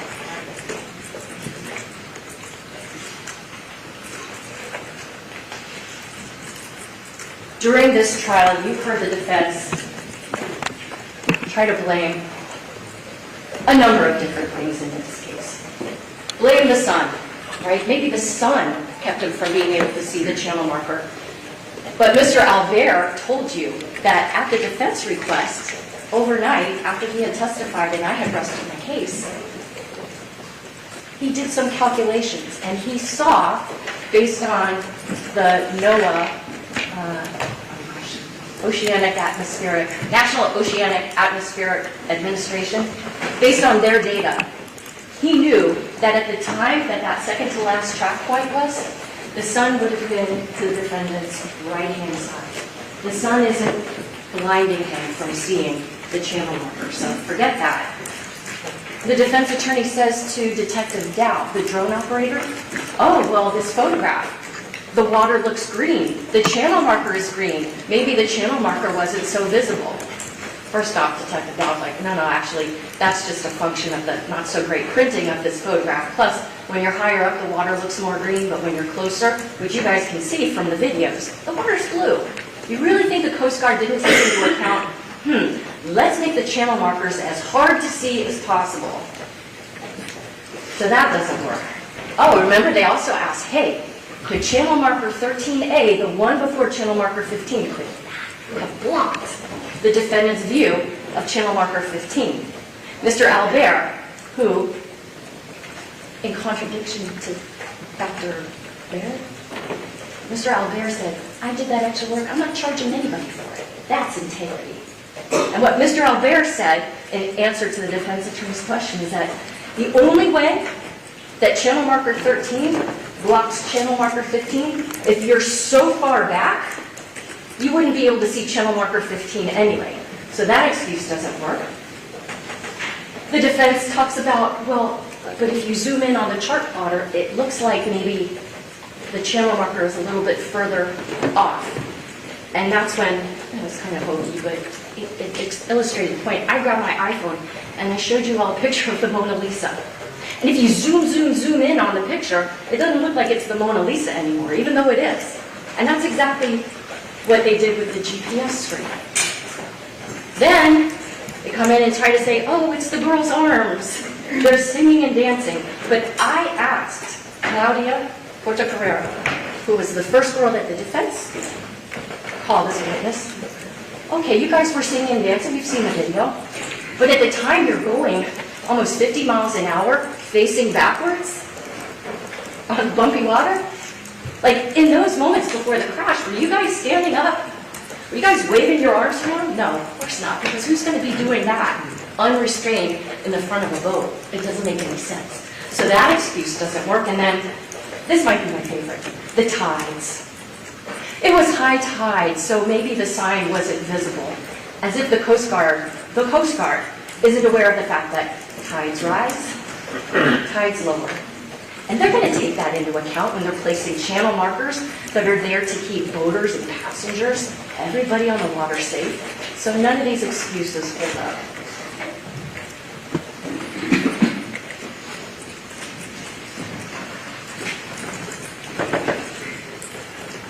When this trial began with jury selection, you all were instructed by the judge that this defendant is presumed innocent. And each and every one of you said you can abide by that presumption. Had you not, you would not be here. We live in a country, we are blessed to live in a country where people do not have to presume their innocence. That's not how it is everywhere in the world. Here, the government accuses you of something. The government better have the evidence to back up those allegations.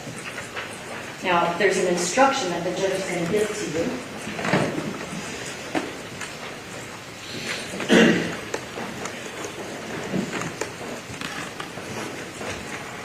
That while the defendant is presumed innocent at the beginning of the trial, that presumption of innocence can be overcome if the prosecution does two things.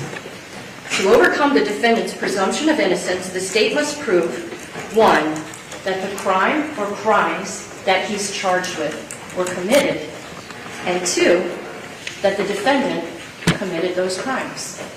So I'm going to take a little bit of time now to go over those crimes, the evidence, and what the law is, to try to give you a roadmap for when you go back into the jury room that you can follow to come to the correct and legal and wise verdict. So first, the defendant committed the crimes. That's basically a way of saying, is the right person charged in this case? There's no testimony that anyone other than that defendant operated that boat.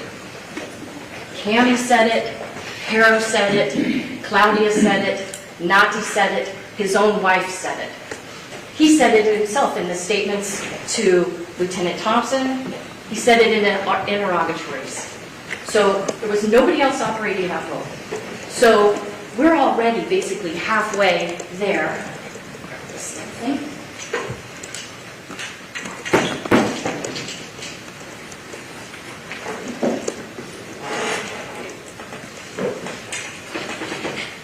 We're already halfway there to a guilty verdict because we've established, without any question, he's the person at the helm of that vessel. He was the captain of that ship. So now we just got to look at, did I prove the crimes of manslaughter and vessel homicide? And although the judge is going to instruct you first about manslaughter and then vessel homicide, I just want to go over with you the crime of vessel homicide first.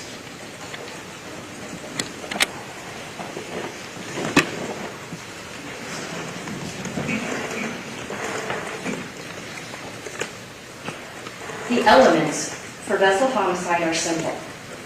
First, that Luciana Cristina Fernandez is dead.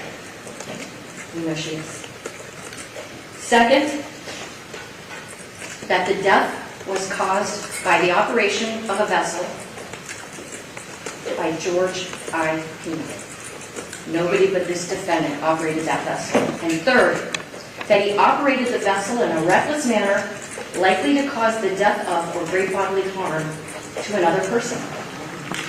The instruction tells you the defendant to be guilty of that crime does not have to have intended to harm anyone. So why would the defense say, well, he didn't mean it? Of course not. If he meant it, he wouldn't be charged with these offenses, he'd be charged with something else.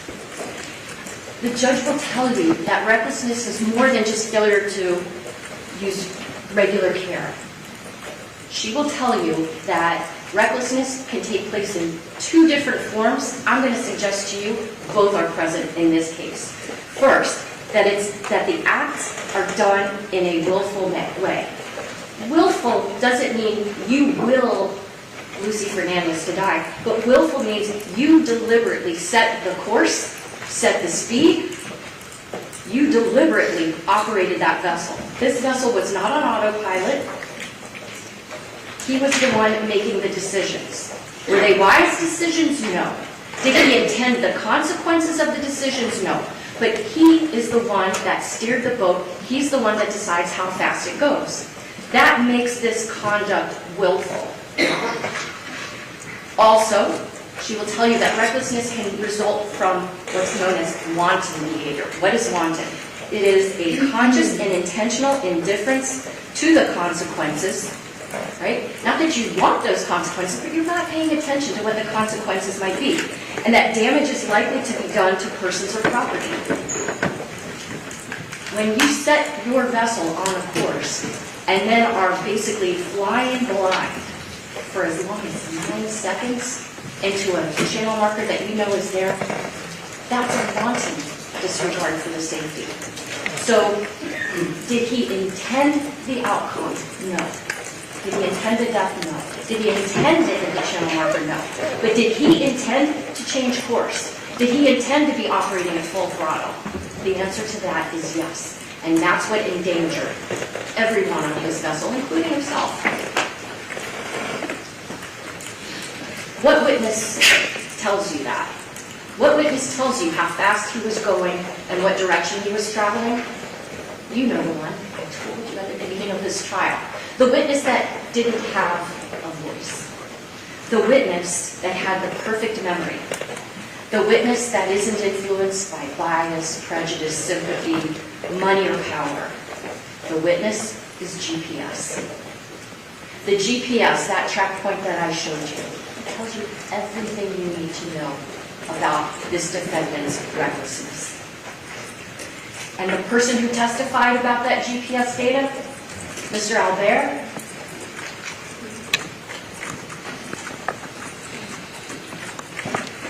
he says to you at great length, at my prompting, about his training and his experience, that his day job is lieutenant in the Internal Affairs Division, the town of Palm Beach Police Department. He tells you about his years and years of experience in police work, both with that agency as well as with Florida Fish Wildlife Conservation Commission. He tells you about the years and years that he's been a boater since he was a kid. And he tells you about the years and years of experience and training he has in GPS, which ironically just stemmed from his love of fishing. If you recall, he told me I had to start learning how to use GPS so I could find my favorite fishing holes. And I know that testimony might have seemed a little bit dry. But it was really important for you all to understand the quality of the witness that he is.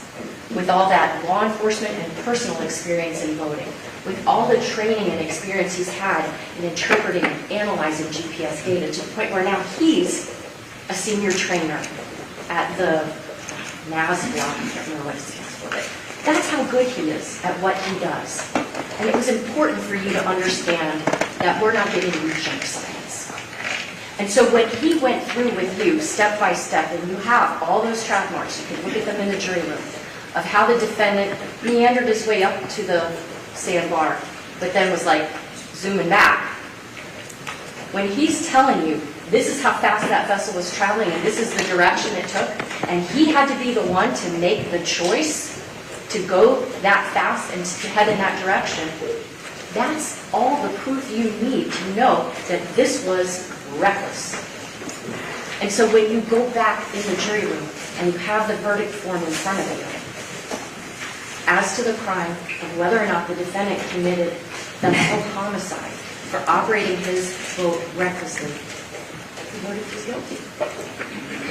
So as to the offense of vessel homicide, I submit to you that that charge is proven beyond a reasonable doubt. if there was no one else on the defendant's boat but his wife, and if he had followed that path that he took, and if she had wound up dead, forget about the other kids, forget about the alcohol, forget about all of that. Just the manner in which he operated that boat, head on into a channel marker that was easily visible, that he knew was there, and disregarding anything around him to just fly into it, he's guilty of vessel homicide. But the thing is, you can't ignore all these other factors that were in play that afternoon. You can't ignore the fact that he had brought the alcohol, that those kids had unlimited access to it, that he wasn't moderating anybody's drinking. He's drinking. He has a boat full of vulnerable teenagers who are not going to probably be at their very best if, God forbid, something should happen. He made the choice to be consuming alcohol. He made the choice to be operating his boat through I-95 of Biscayne Bay as fast as it could go. And so when the judge reads you the instruction for manslaughter, she's going to read you the definition of what culpable negligence is.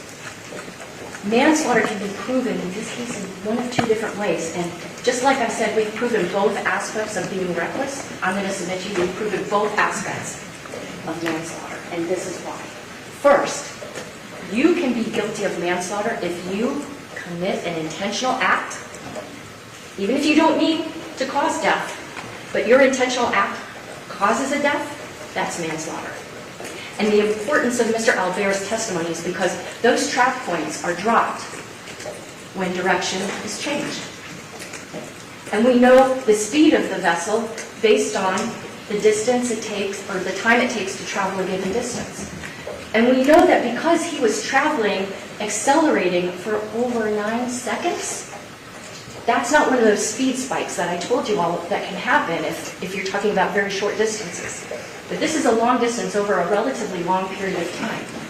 So we know that he is intentionally committing acts, not with the intention of death, not with the intention of hitting the channel marker, but the intentional acts that he is engaged in do cause a death.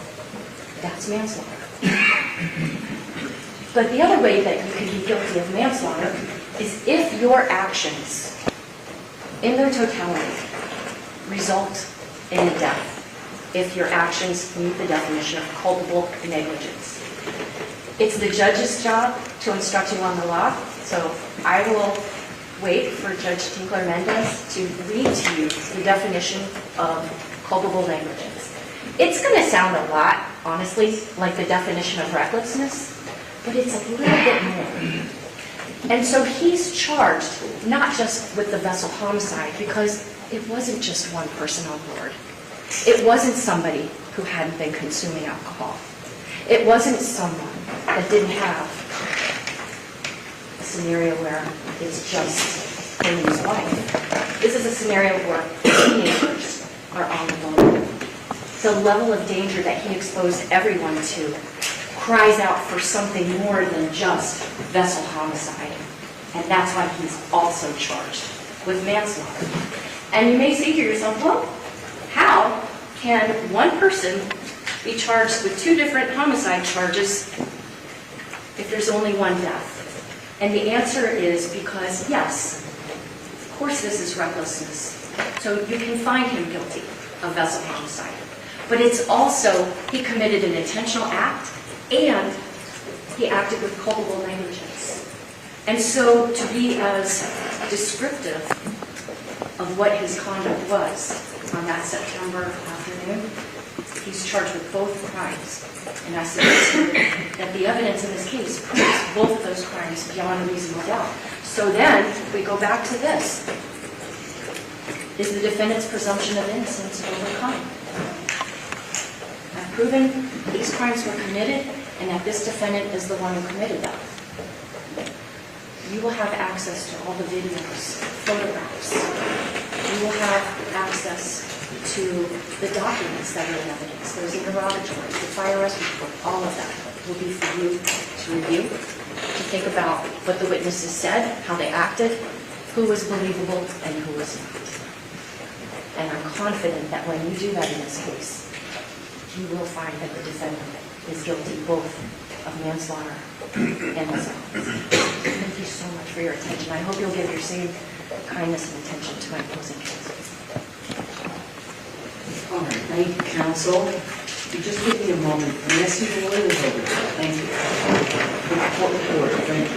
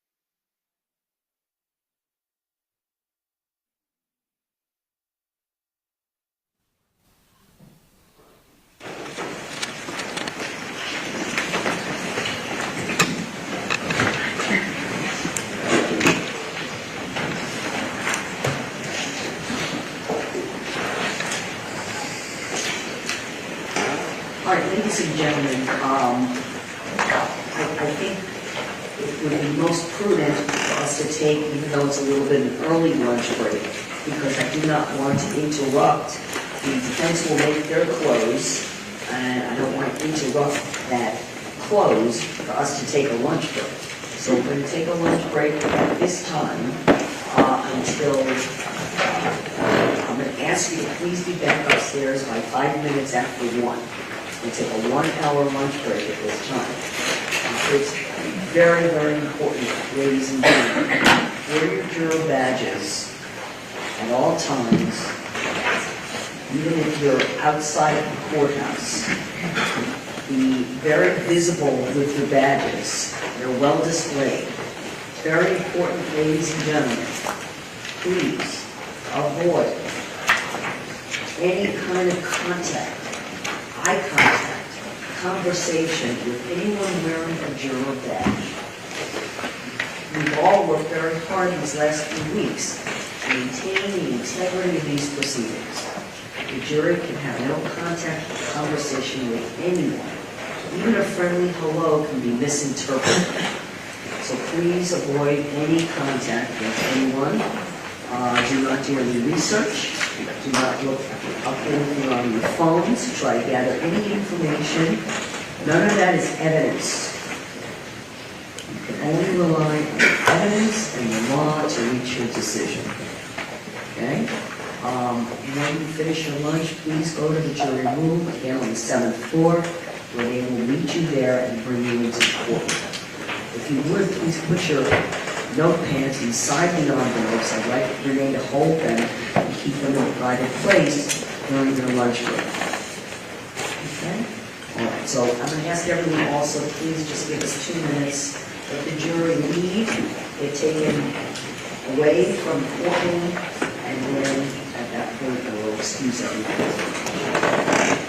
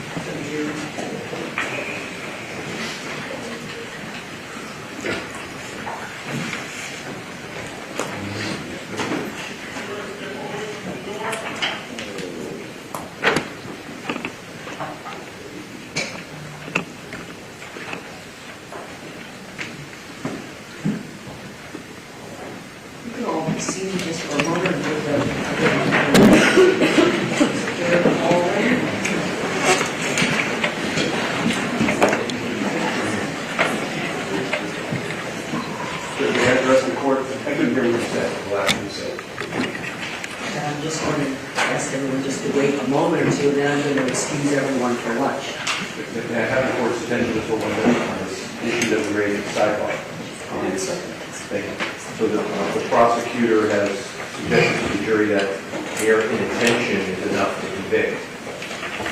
That was essentially in contradiction to the jury instruction we proposed that Your Honor declined to give. It is now important for us to know how the court is going to instruct the jury, because the case law in Esposito is the case that we cited as to special homicide. I believe it's Miller, the case that we cited as to manslaughter. Mere inattention is not enough to convict, and yet the prosecutor has now told the jury that. And so I'd like to ask the court to guide us on what that instruction will be, because I certainly was planning to explain to the jury that principle of law, but we're not in sort of no man's land, no person's land, because I need to know if the court's going to grant my request to instruct the jury that inattention is not sufficient to convict. Which was a supplement and specially requested instructions. Yes, it will. The court is going to give the instruction as previously indicated. That is argument, and you may make the argument you think is appropriate in the context of how, and there was no objection contemporaneous to these statements actually throughout the entire state closing. But be that as it may, any statements by the state are. I did not interpret that there was a specific focus or statement to the jury that that alone would constitute a crime, of the crime charge. So, I understand your point. I'm not going to change what would be the standard instructions. I'm not going to include any further definition or example. Again, I believe this is part of argument, and you're welcome to make those arguments. All right? All right, very good. Ladies and gentlemen, we're going to be in recess for lunch until we're going to get 10 after 1. 10 after 1. Thank you.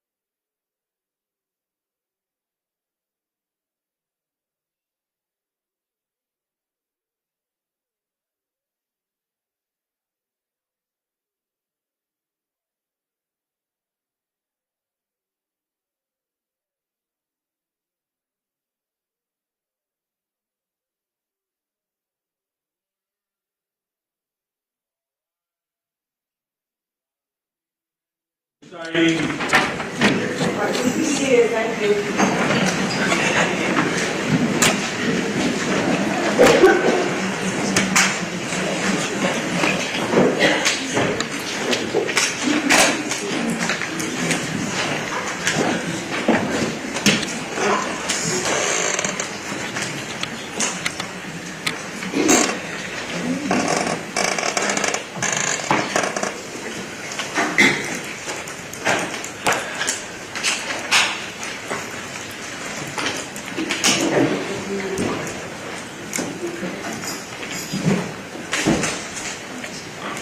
So she's coming down.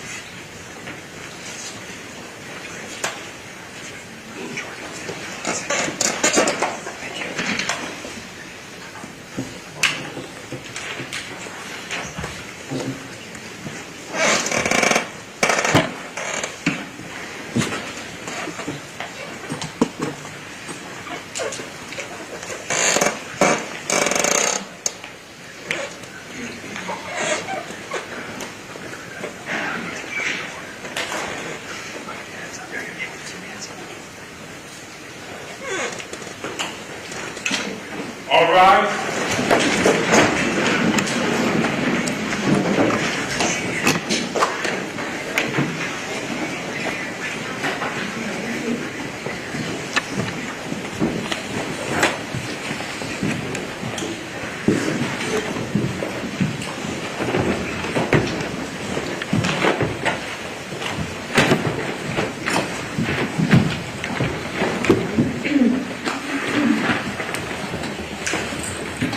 All right, everyone, please be seated. Thank you.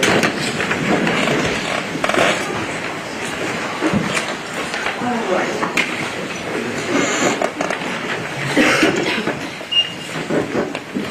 Ladies and gentlemen, we are ready to proceed. Defense with the case. Thank you. Good afternoon. If you have trouble hearing me, please let me know. I heard the prosecutor say to you, theory. What I heard the prosecutor say to you is that in the moments leading up to the crash, with about 9 seconds to go, that George Pino was inattentive. He might have been looking over to his wife while she was trying to text a beautiful video of the girls who had a beautiful day over at the sandbar. He might have been looking at his GPS. He might have been looking over to his right or to his left, that he was inattentive. Those were her words. And if that is true, if that's the state's theory, George Pino, your job is very simple. George Pino is not guilty of a crime. He may have committed human error. He may well have been inattentive. He may not have looked up in time to see the marker to which the revolver alighted. But that does not make him a criminal. We have highlighted for you the law. After all, that's where we are. We're in a criminal courtroom of the United States of America, where if your government, my government, wants to brand somebody a criminal, they have to prove he's committed a crime. Not that he was negligent, not that he has civil liability. Footnote, all civil liability has been resolved already, long before you were sworn in as judge. This is not a civil case. This is not about whether, by a preponderance of the evidence, the state or I should say, the injured passengers have established liability, civil liability. That has already been resolved. We are here today because our government wants Mr. Pino to be branded a criminal for having, by their own statement to you, been inattentive. Now let's look at what the law is, because we are, after all, in a court of law. And what we've done is we've taken what we understand the judge's instructions of law to be before you on the screen. May not be so easy to read because of the distance.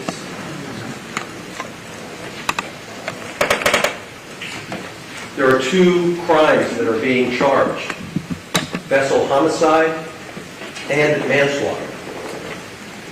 Each of them requires that the state prove beyond a reasonable doubt certain facts. And there they are before you. That George Pino operated a vessel in a reckless manner, likely to cause death or great bodily harm to another person. His reckless operation caused or contributed to the death of Lucy. What does it mean to be reckless? Different than perhaps negligent. Reckless operation of a vessel requires the state to prove more than a failure to use ordinary care. And so even if you were to find that the operator of a motor vessel failed to use ordinary care by not looking up and seeing the marker in the few seconds before it alighted, that would be, even under the state's own theory, negligence, if that's what the state has proven. Because to prove it to be a crime, it has to be so willful or wanton, a willful or wanton disregard for the safety of persons or property, intentional, knowing, and purposeful. Purposeful. a conscious and intentional indifference to consequences, with the knowledge that damage is likely to be done. It's not enough that a human being has failed to do everything he could or she could at a moment in time. This crime requires a purposeful act of indifference, a purposeful and reckless indifference to his passengers. If we look to the manslaughter charge,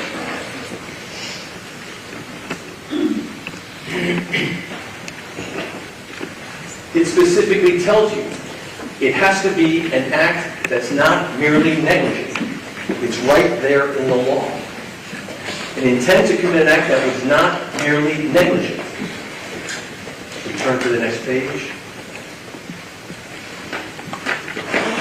Culpable negligence. So you've got recklessness as one principle of law that the state is trying to apply against George Pino. They've also tried to apply this principle of culpable negligence. Sounds like negligence, but it's negligence plus a whole lot more.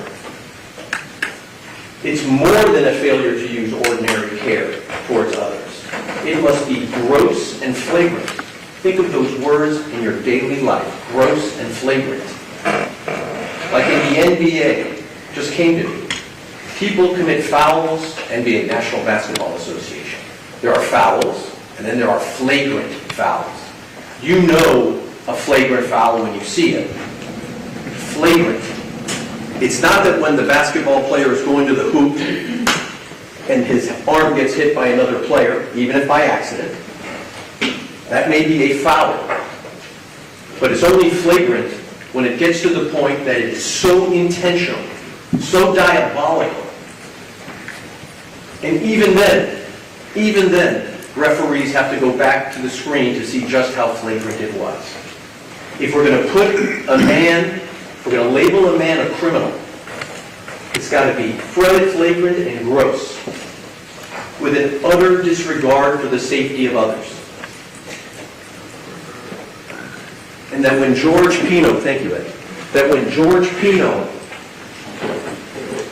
that morning woke up, when he decided he was going to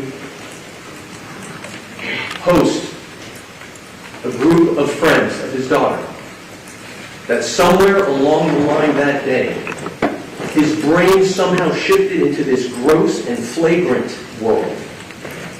That he made conscious decisions, because that's what the law requires before we called him a criminal. And I'm sorry I'm getting a bit agitated. It's an emotional day, because we recognize that there was a lot of hurt that came of this event, a whole lot of hurt, a whole lot of pain. Pain that endures till today and will endure beyond today. So we have to acknowledge that, because we all feel it. And I'm sure you felt it as the prosecutor over and again played videos of the injuries and drama and chaos that ensued from the crash. Heartbreaking. Seeing a young girl that we now know wouldn't survive that event. Having to see CPR and medical examiner photos. But the law says that we don't judge these events based on sympathy, because we all have sympathy for those that were injured, those that passed away, those whose injuries will continue on beyond today. But we don't judge someone in a criminal courtroom under these statutes based upon the injuries and the fatality to turn what would ordinarily be just an accident into a criminal homicide.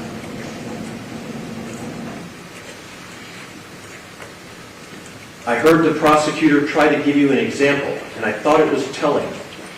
She said, oh, if someone ran a stop sign and they had a fender bender, that would be just negligence. I think that's what she said.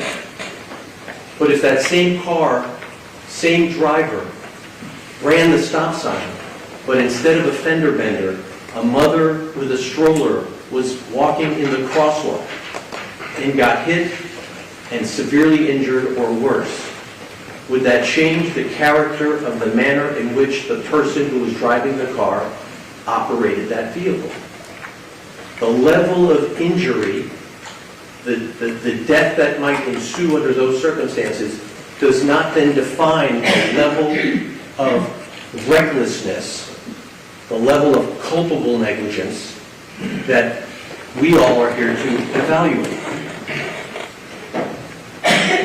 And so with that framework, and with a further instruction that the burden of proof is on the state, if the government, your government, my government, intends to seek a criminal conviction, the government, the state, must prove its case. Not guess someone guilty, not speculate someone guilty, but prove that someone has committed a crime. And that's why the judge told you that we begin, each of us, as a citizen of this great country, citizen of the great state of Florida, we all start with the presumption of innocence. And that presumption carries with all of us whenever we are accused of something in a criminal courtroom until proven guilty. And the burden is proof beyond a reasonable doubt. It's the highest burden we impose upon our courts and our juries. You weigh all the evidence, but if there's not an abiding conviction of guilt, or if it's one which is not stable, but one which wavers and vacillates, then the charge is not proven beyond a reasonable doubt. And the law requires, as part of your oath, to return a not guilty verdict. That is the law. That's why we are here. And so, in evaluating the evidence, I'd like to first begin with just a few fact points that the prosecution has talked about.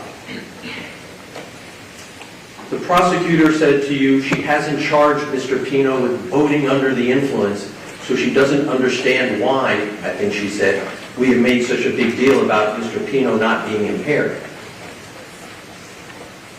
I ask you to recall the opening statement of the prosecutor when you first heard from her. And she said to you that Mr. Pino had 2 beers, and she did this little signal with her fingers as if it really wasn't 2 beers. And she said it to you again today, that maybe he had more. Maybe he had more. That is not evidence. A lawyer's assertion is not evidence. A prosecutor's assertion is not evidence. Just because she wants to argue it doesn't make it evidence. We had to bring out the evidence because the state was suggesting to you that it was more than 2 beers. That's why we are talking about it now, because the state is talking about it. And what was the evidence about beer consumption on that day by Mr. Pino? And we'll talk in a moment about the consumption of alcohol by the passengers and other people at the sandbar that day. Is there any evidence before you, even one witness, that has said to you that George Pino appeared impaired, buzzed, in some way compromised? Is there even one witness of all the people that were at the sandbar that day, of all the people that testified at this trial? Not a single person has said that George Pino was in any way impaired by alcohol. That should end it. We shouldn't have to talk about alcohol. But we have to because the prosecutor keeps insinuating that maybe there was more than 2 beers. Of course, the number of beers isn't the issue, since there's no evidence of it. It's the fact that Mr. Pino's consumption of 2 beers did not result in impairment. And you heard it from Lieutenant Thompson. He told Mr. Pino that it's perfectly acceptable over the course of the hours that Mr. Pino was there, to have consumed 2 beers over several hours that afternoon. It's on tape. Lieutenant Thompson told that to Mr. Pino. Mr. Shapiro questioned Mr. Thompson, Lieutenant Thompson, who confirmed it's true. You do not break the law by consuming a couple of beers over the course of several hours and then operate a motor vessel. And you know that other adults that afternoon also consumed alcohol and operated a motor vessel, to include Lucy's dad. And no one other than the prosecutor is suggesting anything about the consumption of alcohol having affected the ability of any of the adults that afternoon to operate their motor vessel. That should end it. But it doesn't with this prosecutor. She continues to insinuate that you should find what's not proven. And certainly you can't find that beyond a reasonable doubt.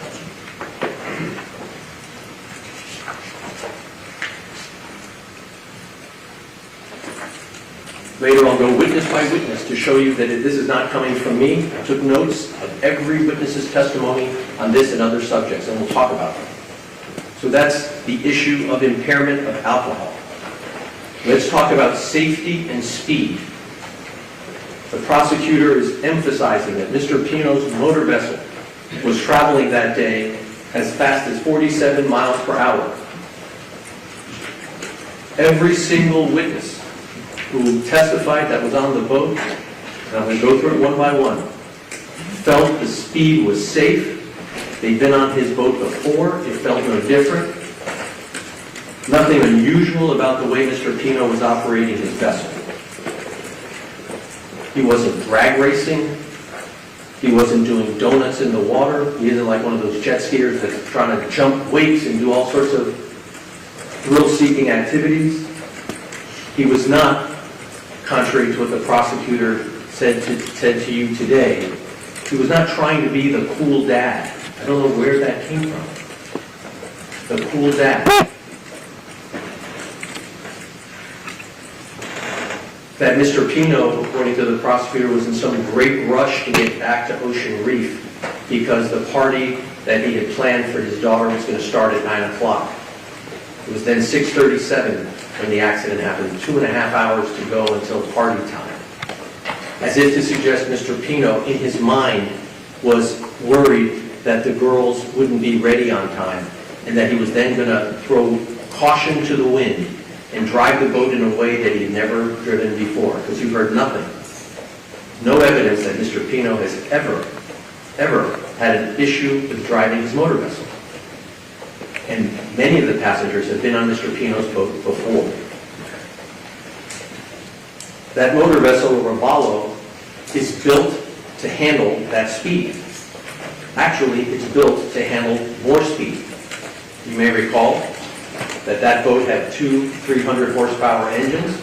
That boat is rated to have 2 350 horsepower engines.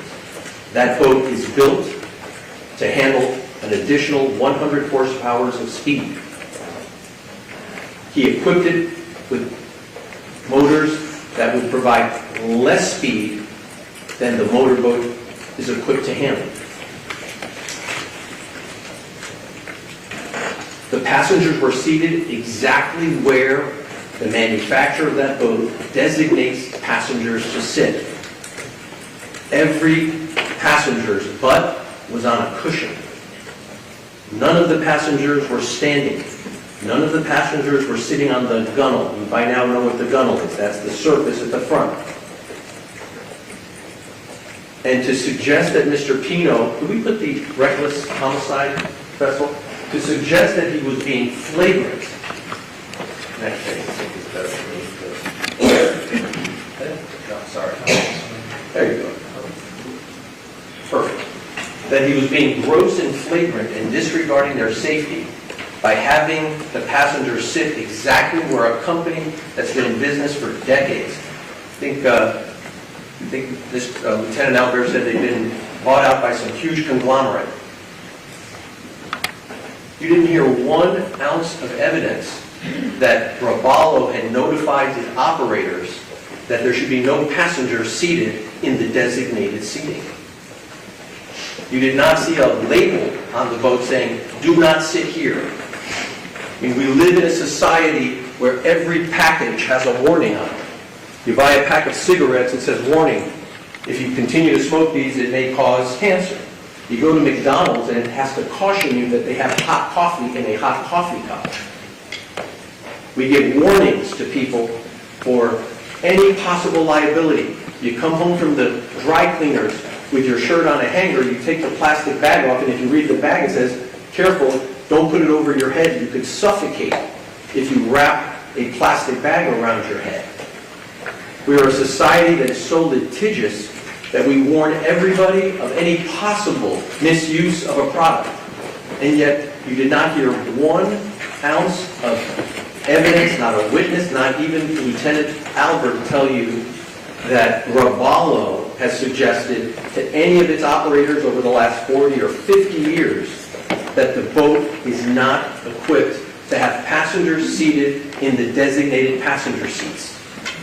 And yet the prosecutor is suggesting to you he's driving the boat in a reckless manner or in a gross and flagrant manner by having passengers sit where they are designated to sit. I mean, that's just not fair.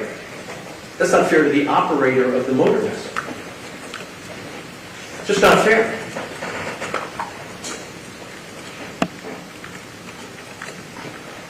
Let's talk about the speed.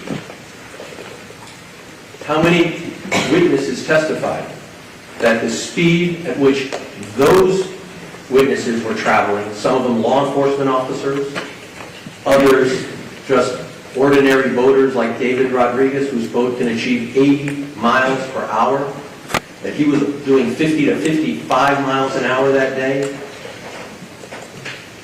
There was nothing about the speed at which the Ravallo was traveling that was at all excessive, gross, or flagrant. And let's say what we all know to be the absolute truth here. If George had not hit the piling, nothing bad would have happened. The conditions were ideal. The waters were calm. It was not a windy day. It was not raining. It was no lightning. There was no oncoming boat traffic. It was wide open bay. The speed had nothing to do with the injuries. What caused the injuries was the crash. Of course, the faster you go, the more likely someone's going to get hurt. Of course, if he bumps it at 1 mile an hour, nobody gets hurt. But the speed in and of itself did not create the danger. Hitting the marker was the problem. So we all understand that, I hope. No one on the boat asked George Pino to slow down. No one said, "Hey, I'm scared, we're going too fast." Not Mr. Pino's wife, not his daughter, and not any of the other passengers.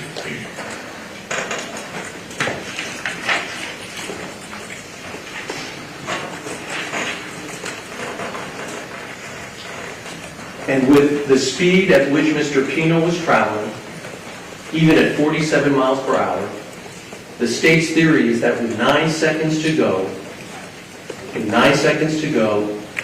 Mr. Pino was on a course that would take it into the marker. And as you may recall, when I examined some of the witnesses, with 9 seconds to go, there's plenty of time to simply turn the wheel slightly and avoid the marker, if George Pino had seen it as he was approaching the marker. Of course, if the state's theory was, he was, for those 6 or 7 seconds, inattentive, that would explain why he hit the marker. He had plenty of time to do it, that is, to change course. But because of inattentiveness, according to the prosecutors, he didn't change course in time. Not reckless, conscious, flagrant disregard.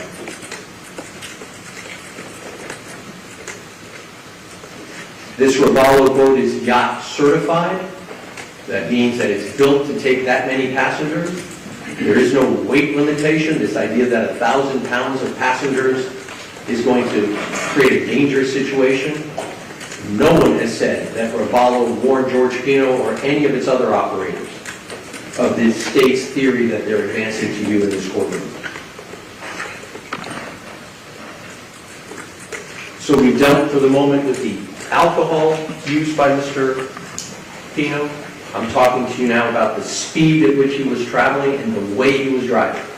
And so I want to ask you to imagine on that day, if there was a drone watching Mr. Pino's operation of the vessel from Ocean Reef to Billy's Point to the sandbar and back.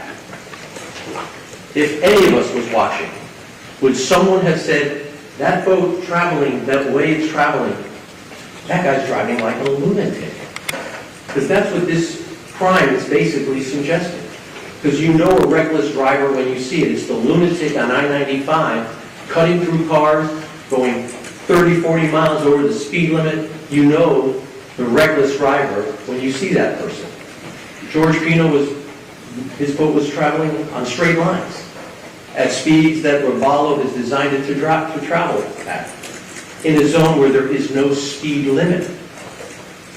No posted speed limit, not then, in 2020, 2022, and not today. If it was so inherently dangerous to travel at speeds in the 40s, you have to ask why there is no speed limit posted there. You heard Lieutenant Albert when I questioned him. There are speed limits all through Biscayne Bay. On Miami Beach, on the Lloyd Channel, I spoke to him about that. Posted speed limits like you see on a street. And yet, this channel, Cutter Bay, had no speed limit in 2022 and none today. It's not fair, it's not right to tell George Pino after the fact that there should be a speed limit there.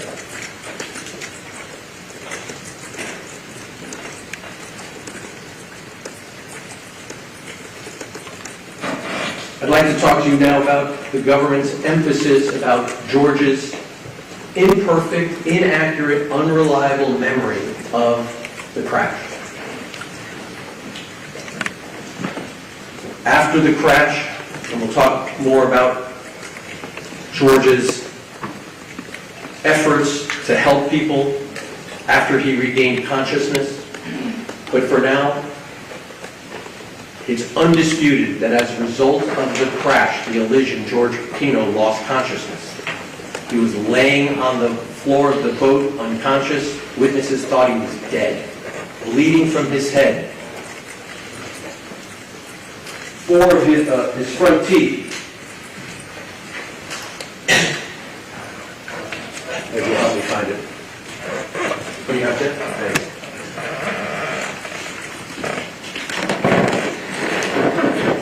The prosecutor said no big deal because the impact only shaved off part of his teeth. That we might have a better argument, I think the prosecutor was suggesting, if he had lost the teeth completely.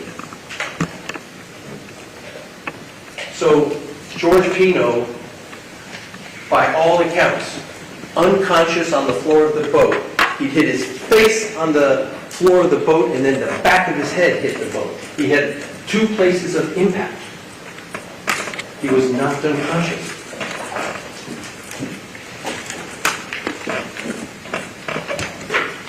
We asked a doctor to come testify because the state did not produce a medical witness on the issue of George's injury. We brought you the only medical testimony about that, Dr. Barrett. And before we get into the substance of her testimony, let's talk about the cross-examination of Dr. Barrett to attack her because she charges for her time. This is someone who's been a professor at medical school. She's been a doctor for decades. Her credentials are unimpeachable. And yet the prosecutor is focusing on how much money she charges for her time, that she charges for all her patients. The prosecutor was making something of her preference not to have to process insurance for her patients. They're able to seek reimbursement from the insurance company, but she doesn't do that. She accepts direct payment, and then if they want to be reimbursed from their insurance company, that's okay. As if to suggest you shouldn't consider her testimony because she doesn't accept insurance and because she doesn't work for free. Now, I never asked Lieutenant Albert how much he was charging the state for his time. He's also a paid witness. Because I wasn't going to go there as if to suggest to you that a man who for decades has been a law enforcement officer would lie to you for money. And I think that's what the prosecutor is suggesting that Dr. Barrett did. That's frightening. Because that's what she's suggesting to you. That because she doesn't accept insurance and because she charges for her time, after all, someone had to pay so she could go to undergrad and medical school and residency. Those of you who have family members that have become doctors and specialists, it takes a decade to get to the point where you can be someone of her level. And rather than bring you a rebuttal witness, they brought you no one. They attacked the doctor for telling you what is black and white law of medicine, the principles of medicine. Medicine, she explained to all of us, makes a diagnosis of a traumatic brain injury focus on what happened at the time of impact and in the 72 hours after, not 3 years later. And Dr. Barrett explained to you that because George was seen unconscious by multiple witnesses, and because it was obvious that he had amnesia because he was recalling inaccurately so many of the details of the crash, the diagnosis was beyond dispute. The man was unconscious. He suffered a traumatic brain injury. Now, the word traumatic, I think, is a word that is giving the prosecutor some concern because it sounds traumatic. It should be like he needed to go to a hospital and stay there for a month. But that's not how concussions work, and the doctor explained it to you. And so the questions of a lawyer who works for the state, not for free, by the way, who is attacking a doctor, a professor, the questions of the lawyer are not evidence. The suppositions of a lawyer are not evidence. The evidence comes from the witness stand.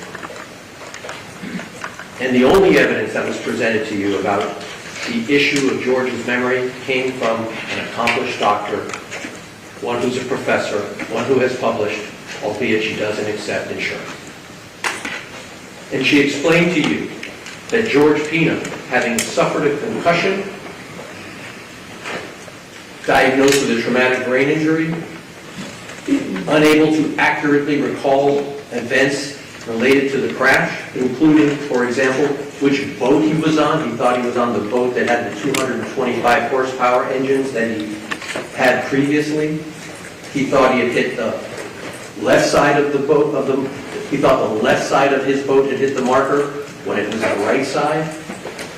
He recalled to Lieutenant Thompson that it was Nazi he had pulled out from under the boat when we know it was someone else, it was Lucy.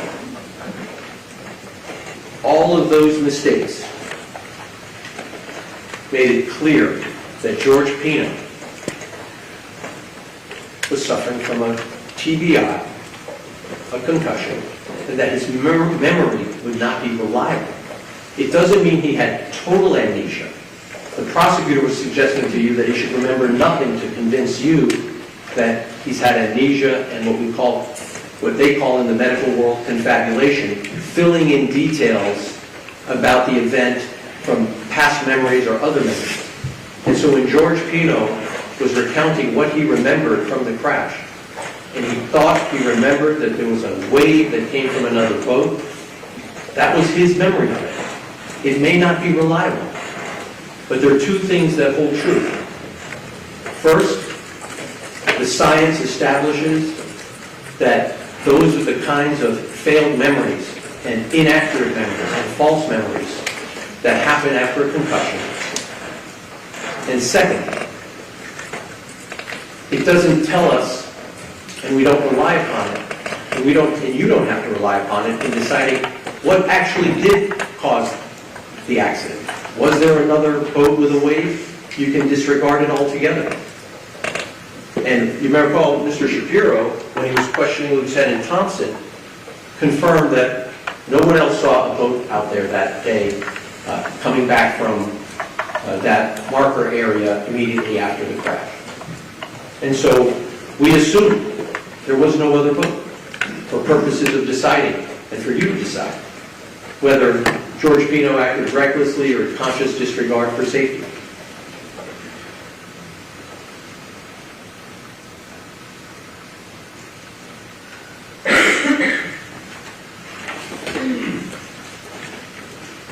And because there was no other boat, and because the conditions were ideal, the state really has no theory of why George should be labeled a criminal. Because it's not like George was going and racing through incoming traffic, going zigzagging out of boats, and then hit the marker. It was a perfectly, as everyone said, it was like the ideal day to go boating. And it comes back to what I told you earlier when we started.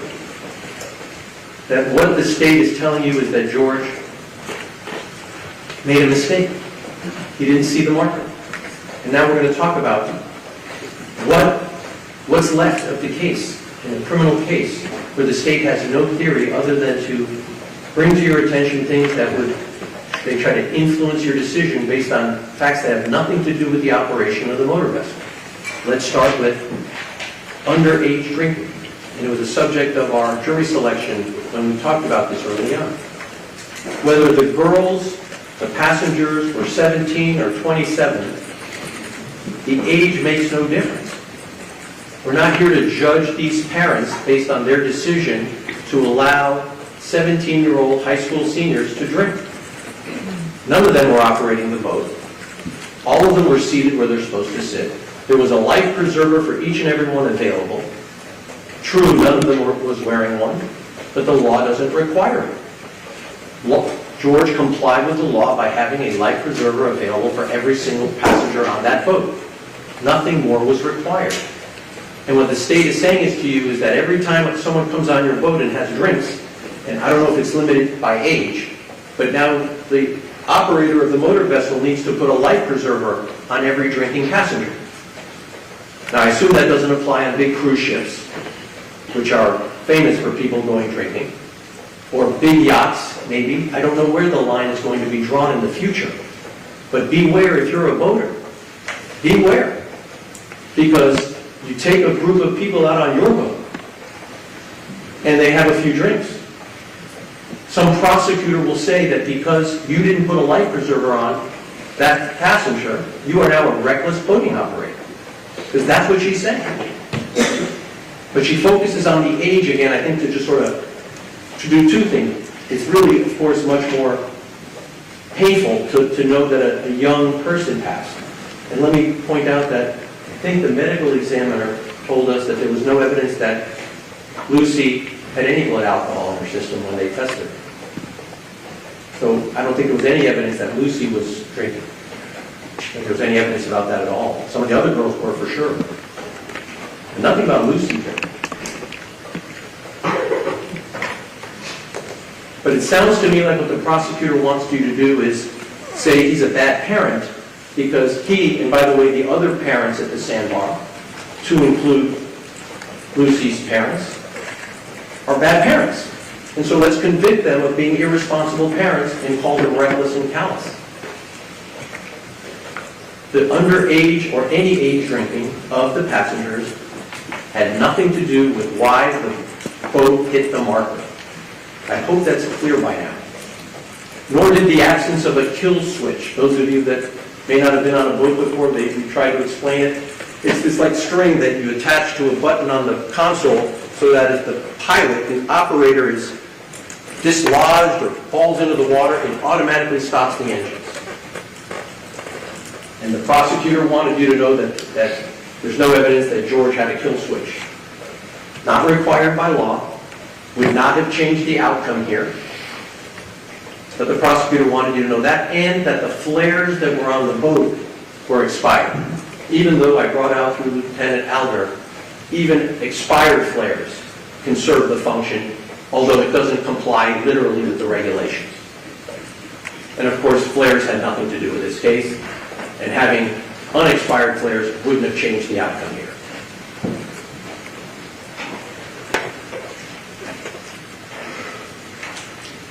All right.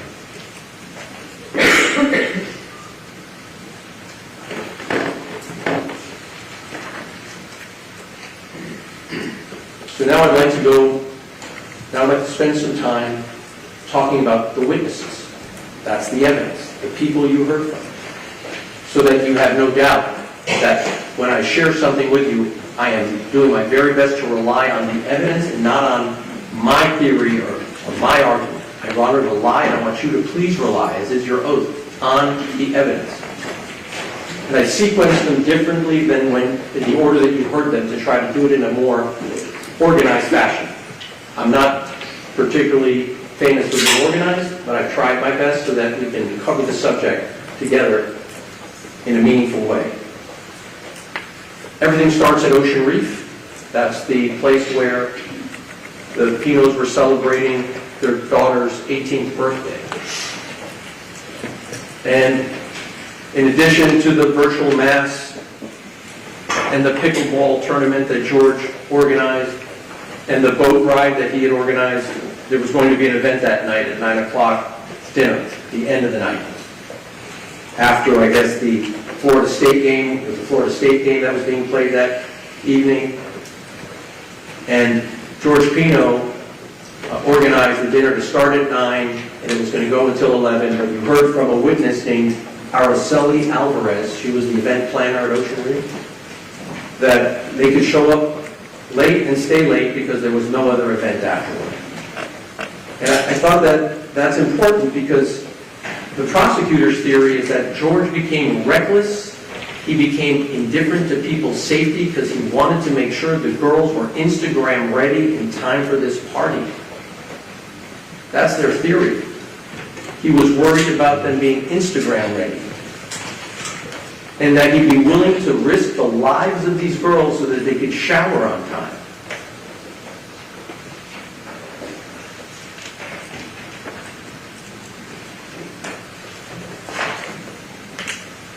Then we have the testimony of the people that attended the sandbar and the events of the day. It included Lucy's dad, Andres. And here's what he testified to as part of the state's presentation, including the answers to the questions that were asked on cross-examination. He was not concerned that George Pino had consumed too much alcohol. He himself had consumed alcohol. He felt he was able to operate his motor vessel. He did operate his motor vessel. He drove his motor vessel the exact same place that George Pino would drive his motor vessel. He allowed his daughter to drink. It was part of the so-called culture. He knew Ceci Pino almost his entire life. There was a loving relationship between these families.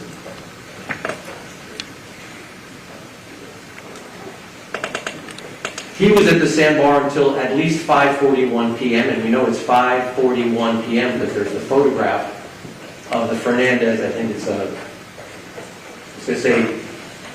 I don't remember the mark of the boat, but it's a 20-footer more or less. And you recall Mr. Fernandez is floating in the boat, in the water behind the boat, and that was timestamped 5:41 p.m. And you know that George Pino left at 6:18 p.m. from the sandbar. So up until 5:41 p.m., at least, sometime after, the Fernandez boat leaves the area.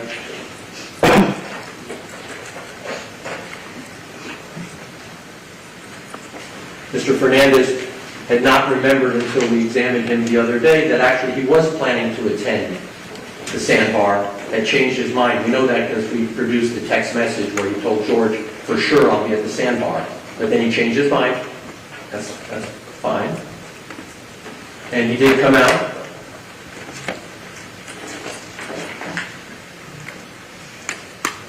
And you heard nothing to suggest that any of the adults at the sandbar thought that there were too many passengers on George Pino's boat. This is really important in my view, because the state's theory is too many people sitting on that boat to be safe.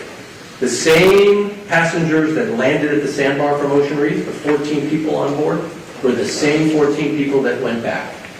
So if it was not reckless and not flagrant and not consciously indifferent to have 14 people in that boat coming to the sandbar, the same should hold true going back to Ocean Reef.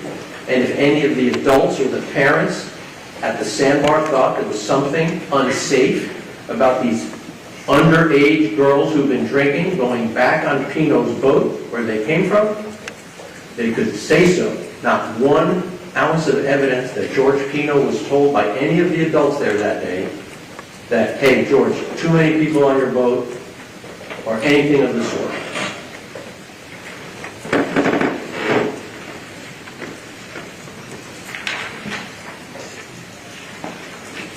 Four passengers testified: Tammy Alvarez, Carolina Monterrey, Claudia Portocarrero, and Natalia Reed. Tammy Alvarez testified that after the elision, she thought Pino was dead.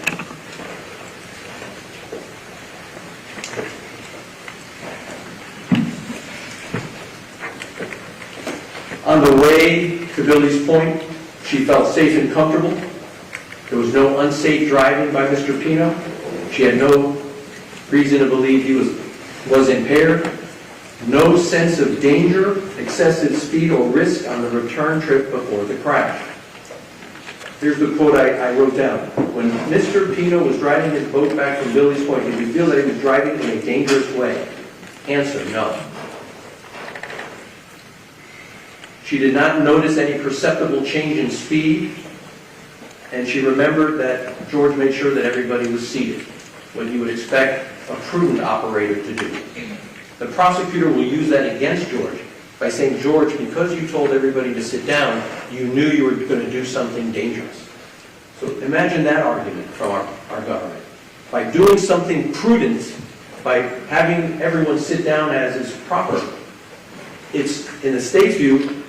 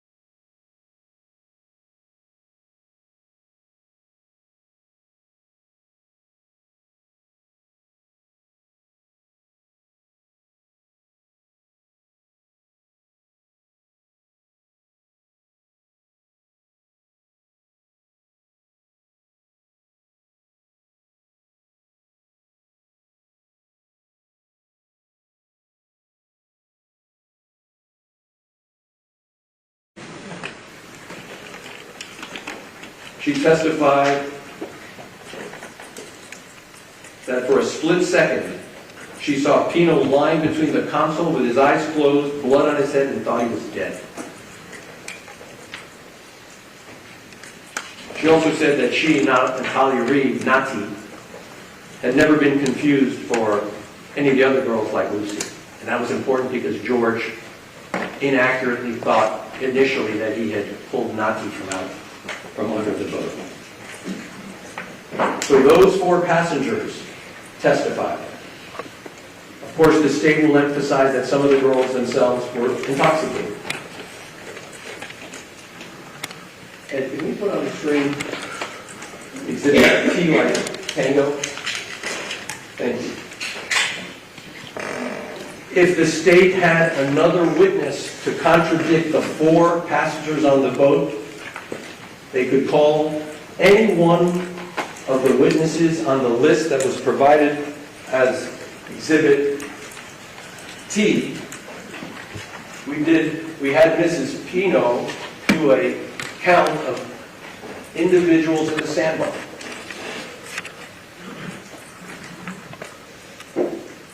By her count, 13 girls, 8 boys, 15 adults, for 36 total. Just put the full page. The state did not call any witness from the sandbar to contradict the evidence that I just discussed with you.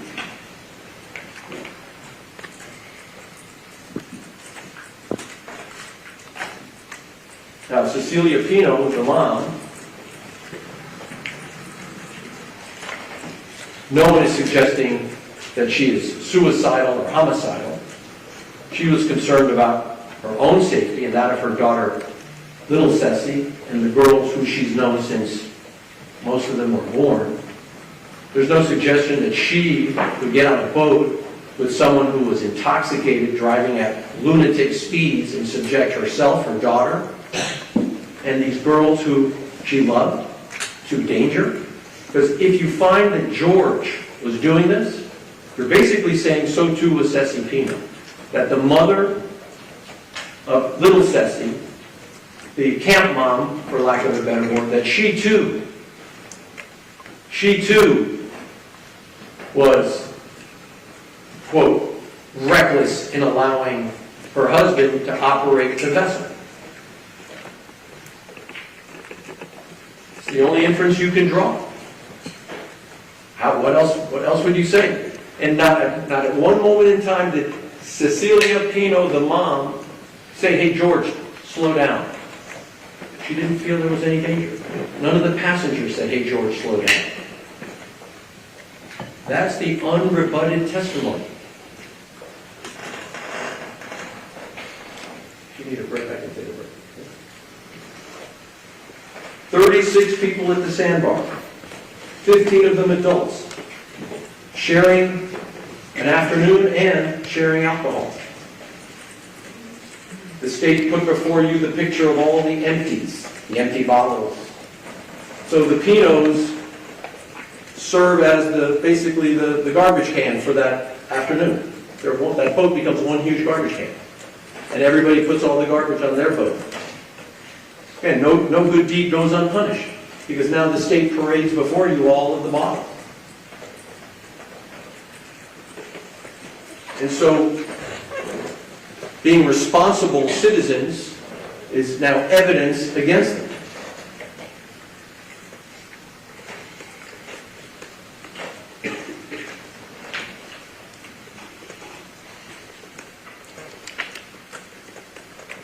Mrs. Pino she told you, I brought it up right at the beginning. She felt totally comfortable motoring along. Can we put up A28? Oh, sorry, V Victor. This is a picture timestamped at about 6:31 p.m. Just go full screen first.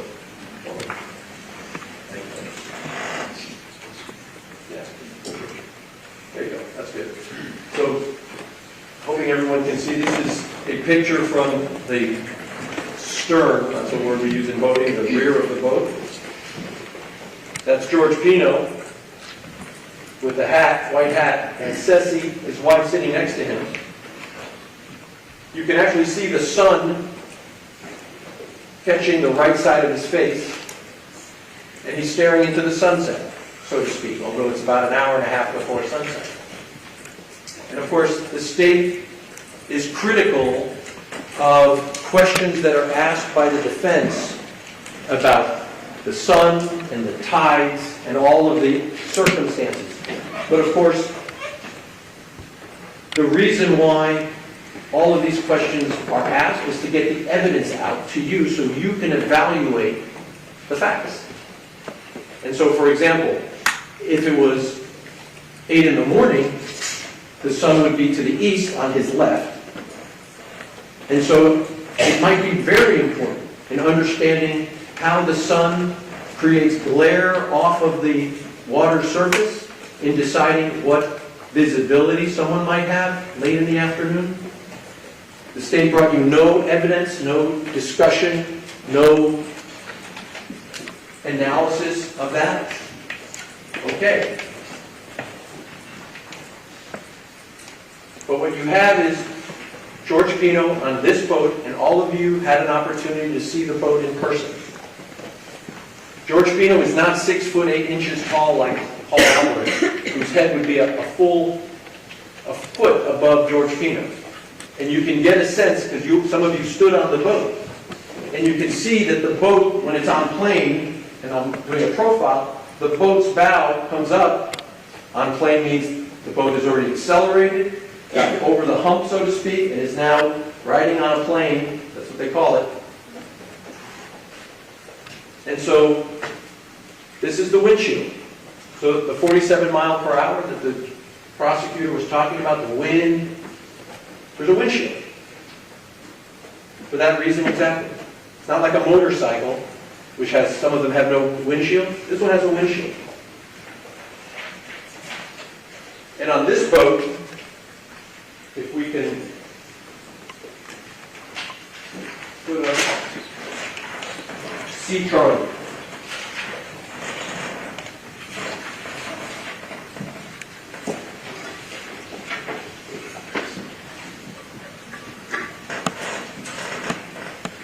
There's the bow seating that we talked about.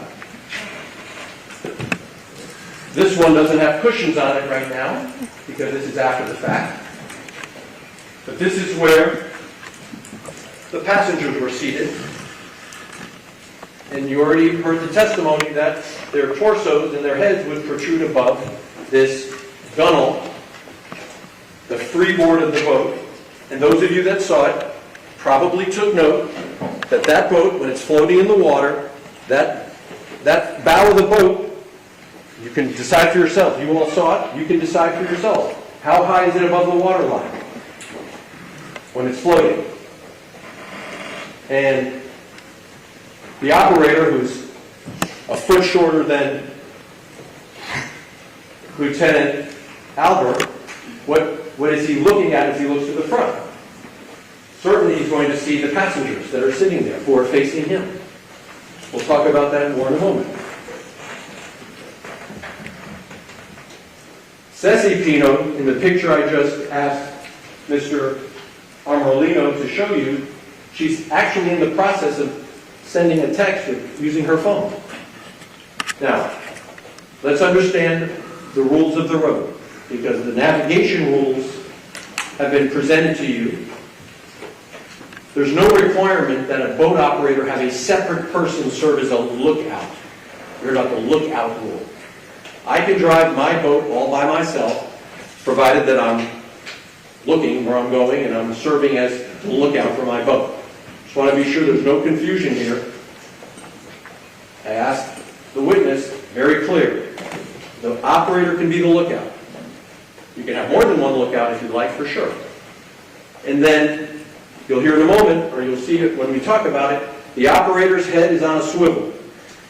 Because when one's operating a boat on the open bay, there are no traffic signals, there are no yellow lines and white lines, there are these markers from time to time, but for the most part it's just open bay and potentially boat traffic. And so, no different than driving a car, you need to look where you're going. I remember that from when I was a kid. My dad would say, hey, son, look where you're going. And if you don't look where you're going because you're inattentive, you might fall. If you don't look where you're going because you're distracted, you might trip. Or, as might be the case according to the state, if you don't look where you're going at some point in time, you might hit something. That's what we call a crash, an accident. And if that's what happened here, not a crime. The judge will instruct you about those navigation rules.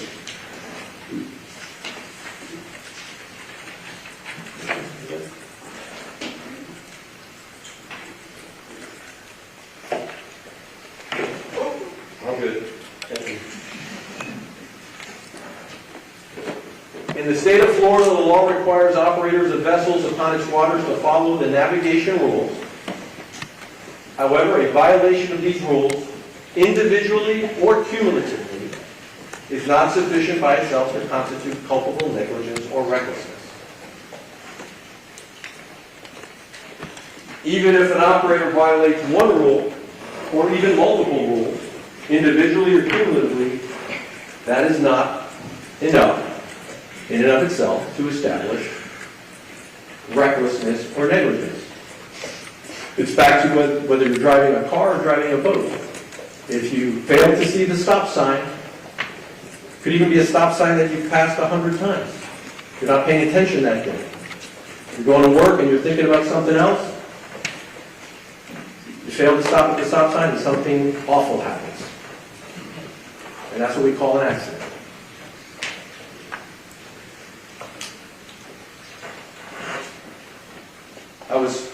Thank you. And like when you're driving to work every day, when you get into a routine, just draw on your own life experience. Each of you has life experience to bring to the courthouse. You've driven this path 100 times. Sometimes you leave your house, you get to work, and you don't remember passing half the places that you know are on the way. You just never noticed them. You were just daydreaming. Who knows what you're thinking about? Or, my wife will forgive me for saying this, she runs over that same pothole every time. That she should know by now, there's a pothole down the street, don't run over the pothole. It doesn't make people criminals for being human and overlooking those things. Particularly when your brain is on autopilot. Not real autopilot like a boat, but you're just coming along doing your routine. And if all the state proves to you is that George Pino was on his way back to Ocean Reef, as he always was,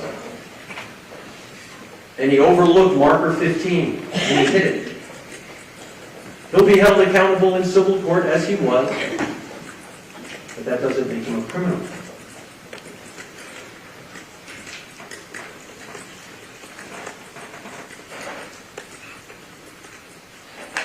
Mrs. Pino, to finish her testimony, corroborated what every other witness testified. Her husband suffered a head injury, fractured teeth, stitched elbow, a leg gash. It's beyond dispute. But what the state does to try to, again, avoid dealing with the lack of a theory of criminality, instead it's focusing on that the Pinos, several months after the accident, with George suffering from the post-traumatic stress, you heard he's on psychiatric medications, they go on a family trip to the Panhandle, and for maybe the first time in 4 months, he breaks out a smile with his daughters. And I think what they're saying to you is that should convince you that George's lacked sympathy because he was smiling and one of his daughters posted the picture. That you should find him guilty because he had the nerve to smile for a photograph with his daughters.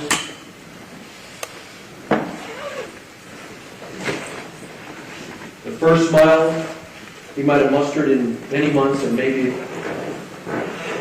very few since.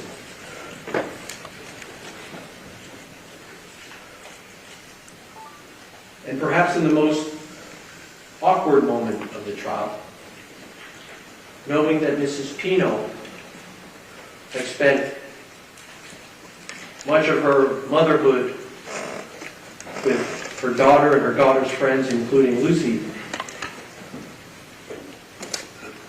she's confronted with a photograph of Lucy by the prosecutor, saying, "That's not your daughter, is it?" Why would somebody do that? Why would that question be asked? Mrs. Pino explained to you she didn't see the accident, and that's why when she was in that civil case having to explain what she knew, she had to rely on her husband's memory, which we know from the science may not be reliable, but that's all she knew about the cause of the accident.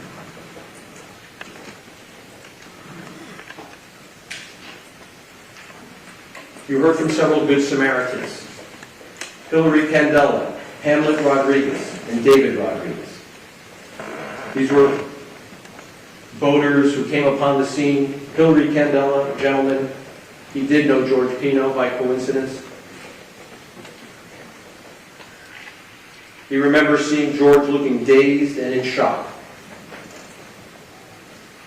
That when Hillary Candela screamed out to George to look under the boat, the first time George didn't seem to register the instruction.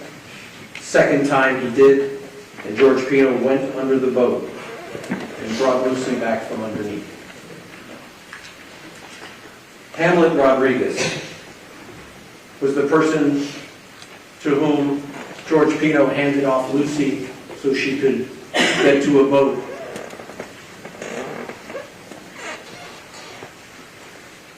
Hamlet Rodriguez, a former water polo player, did everything he could to help her. He said he was swallowing water against a strong current until someone pulled him out. He left the scene around 7:05, Hamlet Rodriguez, which happens to coincide when David Rodriguez, unrelated to Hamlet, who had been cruising at 50 to 55 miles per hour, sped up to 70 miles per hour to get to the scene. Yes, of course, he sped up because there was an emergency situation, but he said it felt perfectly safe to travel at those speeds.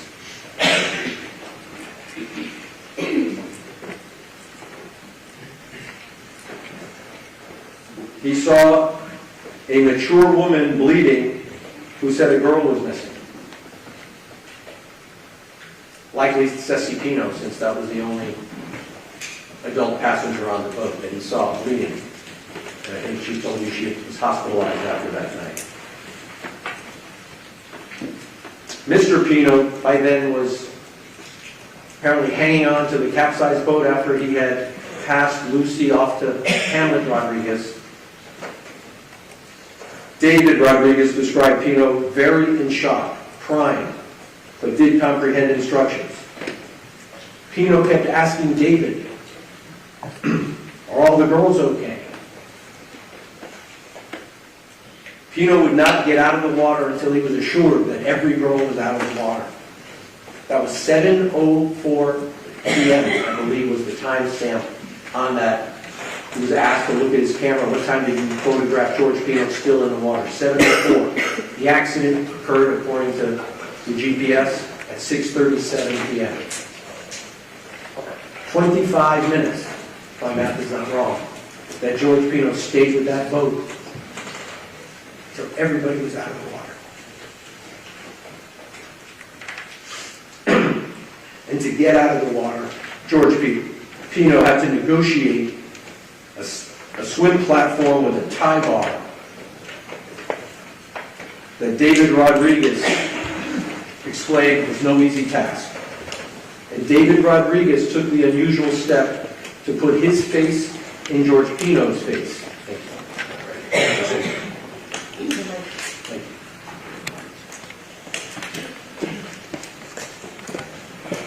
To see if George Pino smelled like alcohol, had bloodshot eyes, slurred his speech, and David Rodriguez, who was curious, maybe even suspicious, I think he said, was satisfied that George Pino was not under the influence of alcohol, that alcohol was not impairing George Pino. And we're talking now 20 minutes after the incident. Maybe 25 to be more precise.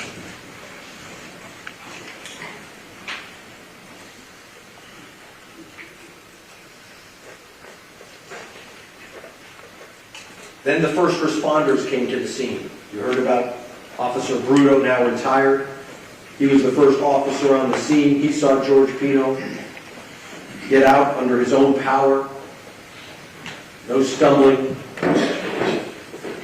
Even Bruto was concerned about a concussion. He said safety first. George had a head injury. But still, George Pino was able to keep his balance on a narrow 6-inch gunnel. No signs of impairment, said Bruto. Speech not slurred, no balance problems. I mean, you talk about taking a sobriety test. That is probably the most difficult sobriety test anyone could take. Bruno himself traveled at near top speed at 52 to 54 miles per hour in emergency mode. Quote, here was the question: the conditions allowed you to travel safely at nearly 54 or 52 to 54 miles per hour. In other words, the top speed that your vessel was capable of. Correct? Answer: correct. So you have an opinion from a law enforcement officer that the speed is safe to travel.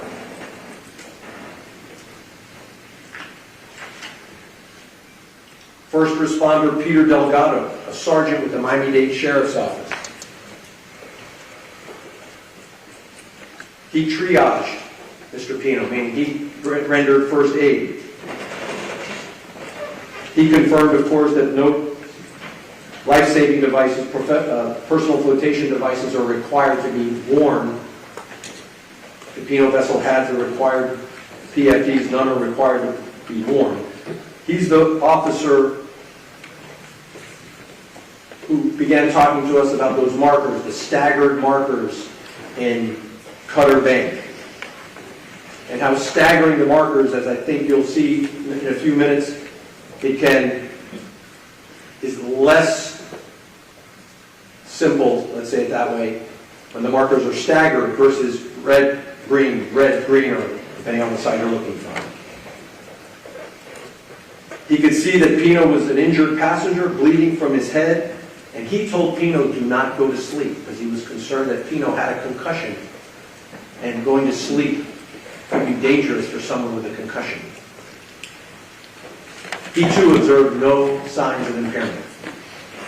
And no other officer on the scene reported to Delgado or to any other person who's testified in the trial any signs of impairment. John Dalton with the Miami-Dade Sheriff's Office, he transported the girls from the accident scene to Elliott Key. He testified, and this is the best quote I have about speed, quote, no more than 40, 45, maybe at max, because they were panic-stricken and begged him not to drive fast and it was getting dark. As an officer, saying 40 to 45 is not fast. The opposite of not fast, maybe it's not slow, but it's certainly, it's safe. Let's call it that. That's what the officer called it. The girls on Dalton's boat were sitting, I believe they were sitting, yes, seated on the floor and console at the bow, the front of the boat. By then it was nighttime, doing in the 40s at night. Question, and you felt in those conditions that was a safe speed for you to travel? Answer, yes, sir. He's the one who talked about keeping your head on a swivel, that the operator of the boat has to keep his head on a swivel.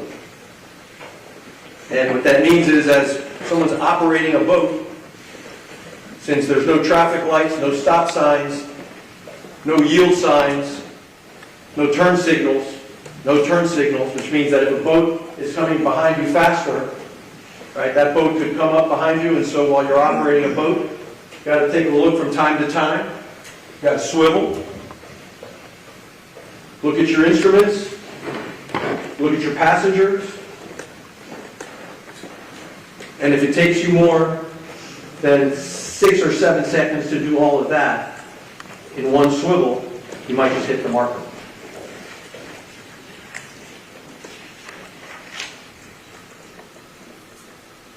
Lieutenant Thompson testified. He's the witness to whom George Pino candidly said, hey, I had 2 beers. And it was Thompson who explained to them that's okay. It's not illegal to drink and operate a boat. Those were the words of Thompson. Quote, it's not illegal to drink a beer or a couple of beers and drive. And that's a true statement, isn't it? Answer, yes, sir.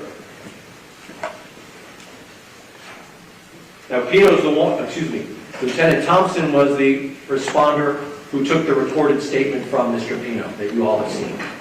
Of course, you can judge for yourself in terms of Mr. Pino's speech whether he appeared to be impaired. A concussed brain, and let's be sure we distinguish between concussion and intoxicated. A concussed brain can fail to record memories.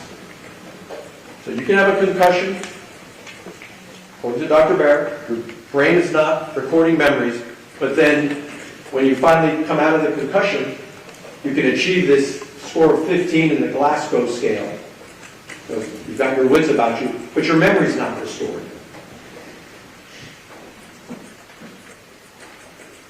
But when George Pino was recounting what his memory was to Lieutenant Thompson, which is recorded, George Pino did not accurately recall the details of the crash. I went through those with you already. And you'll see, if you decide to look at the videos, that the first responders had to wrap George's head in a gauze. And I heard the prosecutor said only 7 staples. Is there a number of staples after which you're convinced that someone's had a concussion? 7 staples on a man's head with the teeth getting bashed in, loose chipping teeth? That's not enough, according to our prosecutor. And so Lieutenant Thompson, together with the help of some other CSI, crime scene type people, did a recreation.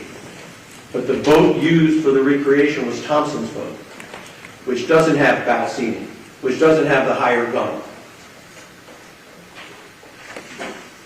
And according to Lieutenant Albert, only tracked the last 9 seconds of Mr. Pino's voyage. That was what they were trying to replicate, of course, with the exception of hitting the marker.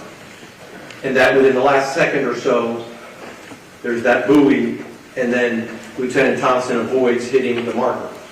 What it proves to you is that if someone is attentive, someone's paying attention, even at that speed, with that lighting, in those conditions, the marker can be avoided. If the operator is inattentive for some reason, is looking at his instrument, swiveling his head, in the time I've just said that, 8 seconds have gone by, he'll hit the marker. Now, we had a little back and forth. It's not going to be a huge point, but I thought it was important again to bring the facts to you. It was high tide when this accident happened. High tide. Thompson thought high tide was at 4:44 in the afternoon. He was wrong by 2 hours. Lieutenant Albert thought, according to his report, it was at 10:30 at night. So the two of them were completely at odds with each other in terms of what they thought high tide was. And I asked, and Lieutenant Albert complied. Let's get the right answer for this jury. Let's go look at the right answer. Let's not have the wrong answer, even if it only means a foot or a foot and a half of difference in terms of the tide. One witness says the tide shift 3 feet. They presented evidence. Mr. Albert said it was about 1.75 feet above the normal mean of the water. All evidence is clear. It was high tide when this crash occurred.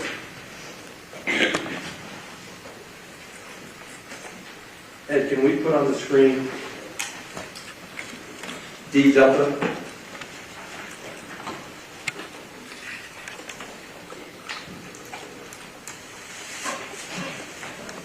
And you may recall I used the tape measure to establish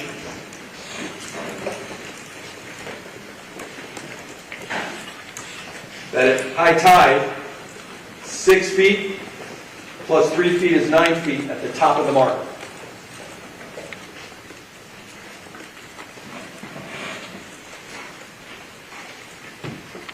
I believe this is what the state says is the size of the marker. And if on the piling, this is the marker. Green, of course.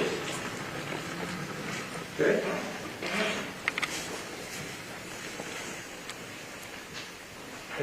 have your experience of having gone to see the boat, where the gunnel of that boat would be relative to the pilot that I represent right now, and whether someone sitting on that gunnel might obscure the operator's view. Of course, should the operator, under normal circumstances, if he recognizes that his view is obscured, request that the passengers make room? Of course. But that's not reckless and conscious and flagrant and gross to overlook that problem. Now, marker 13A, not 13, prosecutor said 13, let's be clear, there's a 13 and a 13A. Let's put 13A. The testimony is that 13A is 5 feet taller. Lieutenant Albert said it was 5 feet taller. So I brought a tape measure.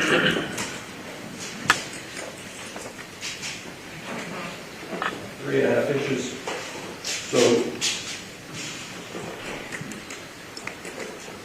So 13A, the bottom of 13A, the bottom, would be 5 feet above my head. Okay?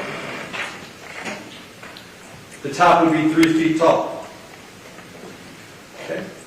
So 13A, that would be 8, 5 plus 3, 8 feet.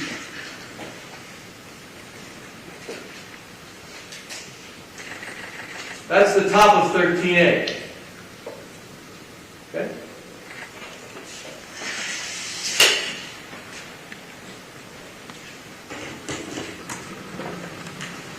And you can see that quite clearly in Exhibit I, which is a photograph that we showed you through Lieutenant Albert. Hold that right there. Southbound, going back to Ocean Reef. There's 13A. There's 13. So it's 12, 13, 13A, 14. They're staggered over there. And if we can zoom in, you can see at this angle, there's 15 obscured behind 13A. And I asked Lieutenant Albert, and again, I didn't ask him how much he gets paid. I trusted that he'd be honest. Wouldn't matter how much he's getting paid. He's a law enforcement officer. I believe he would do the job, and he did. Please tell the jury if there was a point in time where those two markers, if the operator was looking through the channel where the GPS track showed, was there a point in time where marker 13A would obscure marker 15? And he said yes. And I think we have that in the Lieutenant Albert F.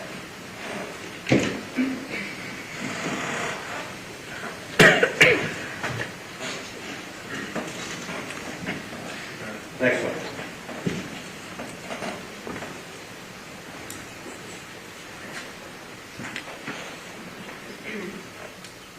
You wouldn't go too far down. Up.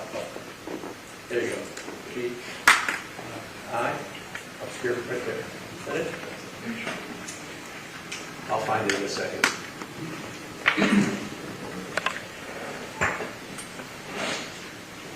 We'll find it in a second for you. But the testimony was that at 34 seconds to go, that's the number that he testified, Lieutenant Albert. 34 seconds to go, those pilings line up with the operator's view. Now let me be clear. George Pino has no memory of this, no reliable memory of the crash. And I'm not saying to you that in fact, that at that precise moment in time, the 34 seconds to go, George Pino looked up, was looking down the channel, and they were obscured. Although the prosecutor brought out from Albert that at 34 seconds to go, it might be that green marker 15 is not even visible because it's still too far away for the human eye to see it. Don't have a reliable memory of what happened, but nor does the state. Nor does the state. But one thing we know for certain, the tape measure doesn't lie. The GPS doesn't lie, the tape measure doesn't lie. And we know for certain that marker 15, for reasons that the Coast Guard will have to explain at some other time, why would they make a marker 5 feet lower than all the other ones in the channel? I'm not blaming the Coast Guard, because I'm waiting for the prosecutor to stand up and say the defense is blaming the Coast Guard. I'm just bringing you the facts. And that's a fact.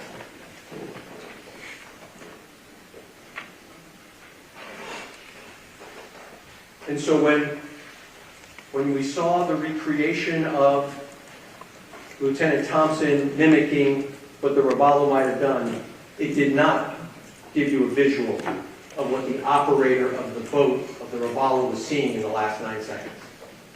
Because the camera that Lieutenant Thompson was using was in front of the windshield, not at the position where the operator stands.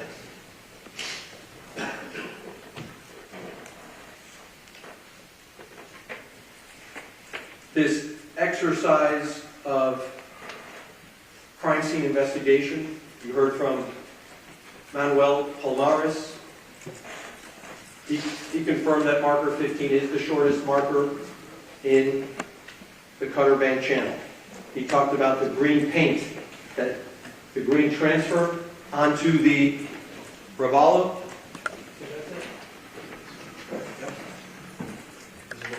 Yep, that's it. Right there. No problem. Just to finish out the loop. The accident happens at 6:37:19. Someone will tell me if I got that. Excuse me, 6:37:28. 6:37:28. At 6:36:54, so let's do our math together, that's 6 seconds before 7 p.m. I'm sorry, 6 seconds before 6:37, plus another 28 seconds. 28 plus 6 is 34. 34 seconds from this point until elision. 34 seconds. And that's where 13A obscures 15. If the boat is here, the operator is looking down the channel, the operator's view would be obscured. And I'm going to repeat myself one more time. Don't know if that's what happened. But it's not our burden to prove to you what happened. Our burden is nothing. Our burden is to appear here in court and answer, we're here. But we don't have to present any evidence. But we take the step to bring in all of the evidence for you to consider. If the operator is looking down the channel, could the operator have counted 2 green on the left, 2 red on the right, continues for 10, 15, 20 seconds, and when the operator passes marker 13A, having counted 2 green on the left, 2 red on the right, thought, I just passed the last marker, the last green marker in Cutter Bank Channel, veers towards the left to go to Angelfish Creek, and says, hi honey, what are you doing? I'm sending a text message. 8 seconds later, there's a collision. Don't know, but the state has to explain to you why what happened there was more than just, as they've said so far, mere inattention. That was Palmares. Bengal Dahl, Detective Miami-Dade Sheriff's Office. He was the one, I think he was photographing, he was the drone guy.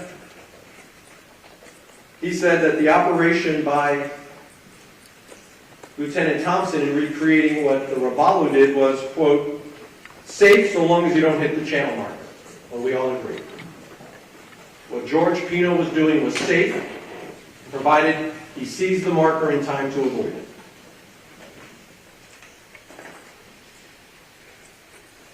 And let me make one other thing clear. Green marker 15 is visible. To use the word as we understand it, it's visible. It's 3 by 3. If you're looking straight at it, you're going to see it. If it's like the pothole down the street, it doesn't, you can see it, but it's just not registering, you could miss it, even though you could see it. When I say miss it, I mean you could not recognize or not register that it's there. And if you do that, it means you're human. It happens to us as humans. It doesn't turn us into criminals.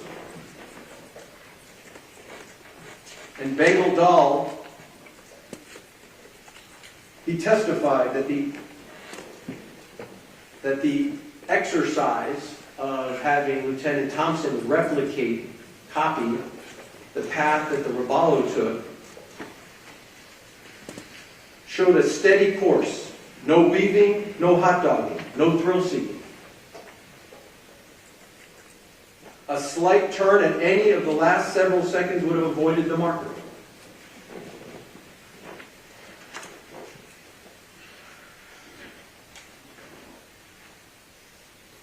He was asked, question, as the vessel, talking now about Lieutenant Thompson, recreation of the Robalo.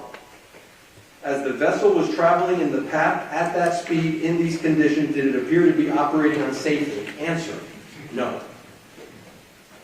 The only thing that would create a problem is hitting the marker. Answer, correct. This is, as I tried to explain earlier, this is the car that's not driving on I-95 like a lunatic, but gets into an accident because, for example, the car forgot to hit its blinker, took a pass, changed lanes, gets hit, and people get hurt. Did they violate a rule of the road? Yeah, they didn't turn on their blinker. Did somebody get really badly hurt or worse? Yeah, but no one's going to jail for that.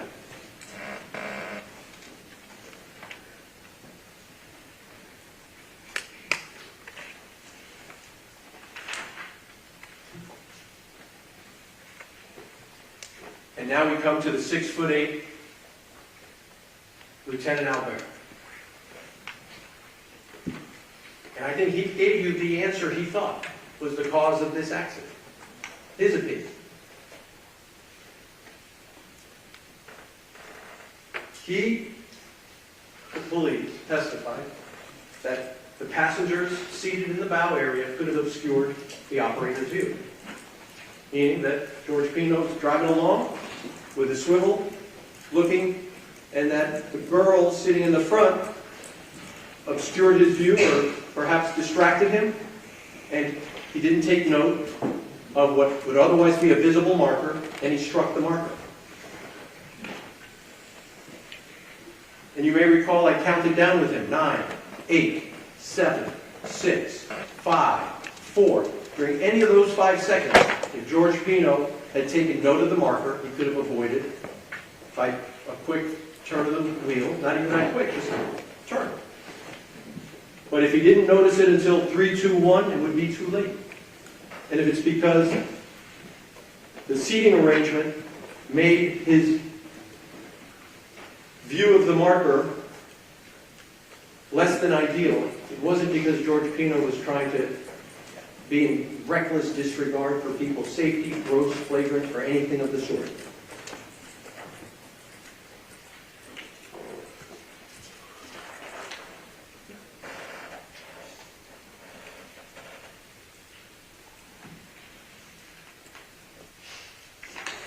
A few additional witnesses, the civil attorneys who testified, prosecutor, emphasizes that the insurance company's appointed lawyer for the Pinos, Mr. Manslaughter, following insurance company protocol, files a petition for limitation of liability to consolidate all the cases into federal court. A lawyer doing his job, with a client urging him, I want to make sure everybody gets compensated. And the insurance company's lawyer saying, this is how we do business with the insurance company, and George Pino deferring to his lawyer. And still, everything gets resolved civilly. He holds himself accountable. He resolves the issue of compensating people that are terribly injured and worse for their injuries and their pain and their suffering. And yes, George Pino maintained the same memory of the event a year later that he had the day of the event. That's the nature of a confabulated memory. It's the only memory George Pino has of the event. And he shares it with his lawyer. And his lawyer shares it with opposing counsel. And the case gets resolved regardless. It has nothing to do with the decision you have to make about whether George Pino was acting grossly and flagrantly and recklessly.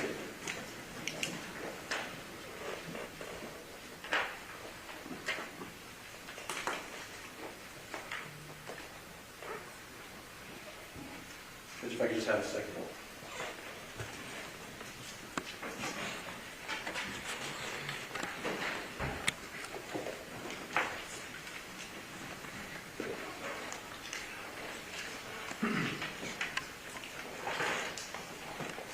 Early on, we talked about the two crimes that George Pino is accused of and which you'll render a verdict on.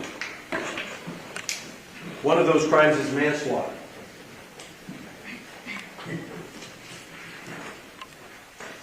And manslaughter, while the elements, they sound alike, manslaughter has two different ways to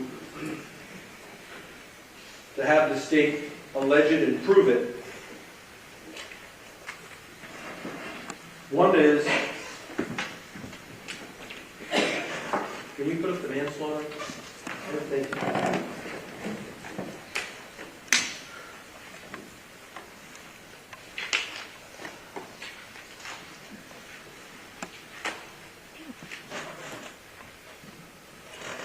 Thank you.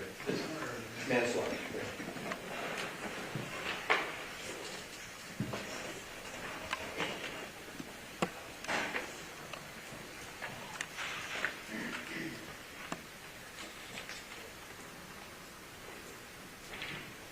A, intentionally committed an act that caused the death. I submit to you that intentionally committing an act,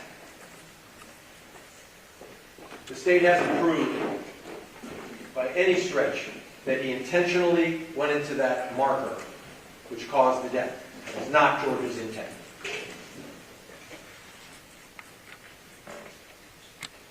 Then there's the question of culpable negligence that we talked about throughout this presentation. I just want to make sure that we don't miss that there are two different theories that the state is presenting to you. Did George intentionally commit an act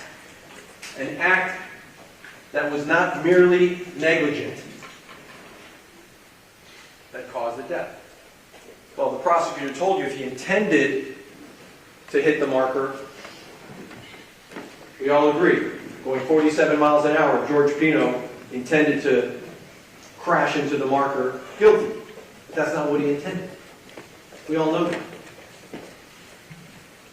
And so the state resorts to this culpable negligence theory.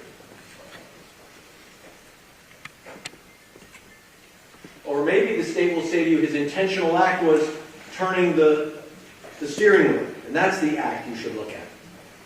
That he intentionally turned the steering wheel, which put him on, as they'll say, a collision course. But you certainly know he did not do that with the intent of crashing into the marker. Or they'll say to you it's culpably negligent, that he should have known. But as we've addressed with you already, it can't be the product of mere negligence. If that's what happened, if George Pino was negligent, he is not guilty of manslaughter. Because turning the wheel, unless you hit the marker, nothing bad happens to anyone. The speed is safe. It's steady driving. The conditions are excellent. We all know what caused the tragedy here is striking the marker. And speaking of the marker, can we show the jury Exhibit J? J and K. You may recall some discussion about the GPS and how George's SIMRAD device, the GPS device, when magnified, the red line purporting to be the path of George's boat, and when it's magnified, for whatever reason, I think Lieutenant Albert tried to explain that the markers are on a different map than the track. It actually shows that George's boat never actually alighted with the marker when you magnify it. Now again, I am not telling you that George Pino was driving, staring at his GPS, and thought that he was going to avoid the marker. But what you know from the track is that as George was going in the channel, which is basically southwest, at some point in time, he starts turning to the left, port, because he's headed to Angelfish Creek. And we know that marker 15 is to his left, to his port side, until he actually strikes it, and he strikes it with his starboard side. So he actually shifts left. Now, he could leave the channel at any time. There's no rule that he has to stay in the channel. There are no other boats in the channel. He can, typically you stay to the right, but if there's no other boats, you can take the middle of the channel. If you want to go in the shallow water, you can just make a right turn or a left turn and go to the shallow water. But I think what this tells you is that George Pino, it did not register that he had one more green marker to go. Because he's doing the veer to the left that he would have ordinarily done when he gets to marker 15. And it may just be, for the reasons we've discussed before, that the state thinks he was inattentive, he should have known he had one more marker to clear before he was out of the channel. Whatever it is, it was not an intentional act to hit the marker. He did not intend to come close to the marker. He intended to take these girls back to Ocean Reef.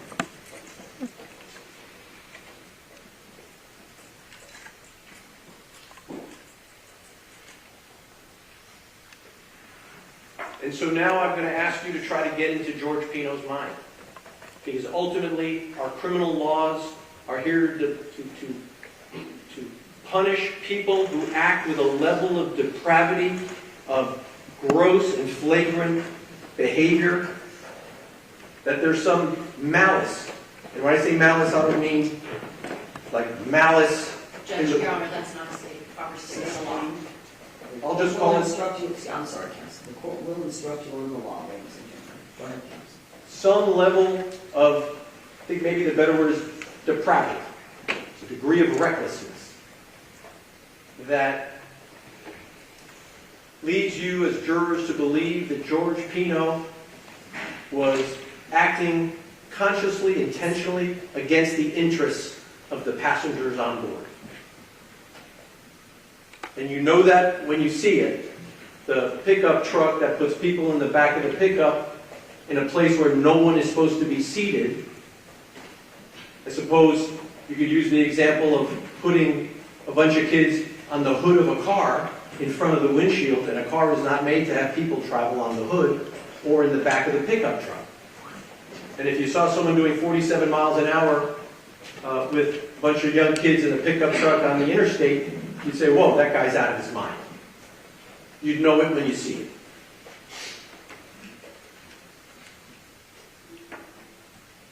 But when George Pino left the sandbar that day, it's for you to decide, was he taking extraordinary risk in traveling back to Ocean Reef, back to where he came from? Because failing to exercise ordinary care, if he made a mistake as the operator, that doesn't result in a criminal conviction.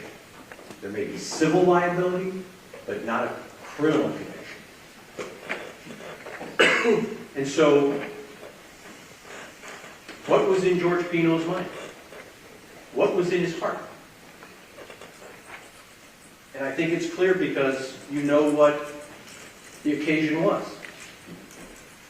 He was there that day to celebrate a wonderful time, a beautiful time in his life, surrounded by the people he loved. Was he really trying to be a show-off, to be the cool dad, really? By driving his boat back to Ocean Reef while the girl, they probably didn't even notice George Pino. As they told you, they're in their own world. It's not like he had a bunch of race car drivers who wanted to see just how fast a boat could go through an obstacle course. This was a dad with his wife by his side, his daughter seated in the bow area, daydreaming, perhaps appreciating a beautiful moment in his life, perhaps thinking about how lucky he is. Does he really think that in his heart and in his mind he was saying, F it, I'll just floor it and I'll throw caution to the wind? Does anyone really believe that? George Pino?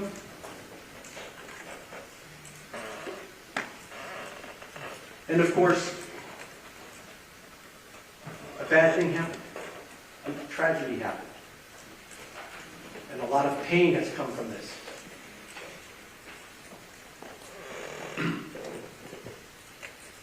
And I know that there are a lot of people watching, people that have been affected by this. Such objection, it's not relevant. You heard the testimony of people who came to this court and told you the families that were affected by this. And they're watching.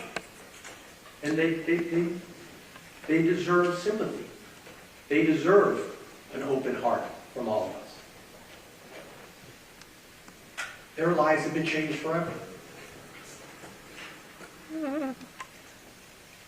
And it's a hard thing to do, to be a juror in a case where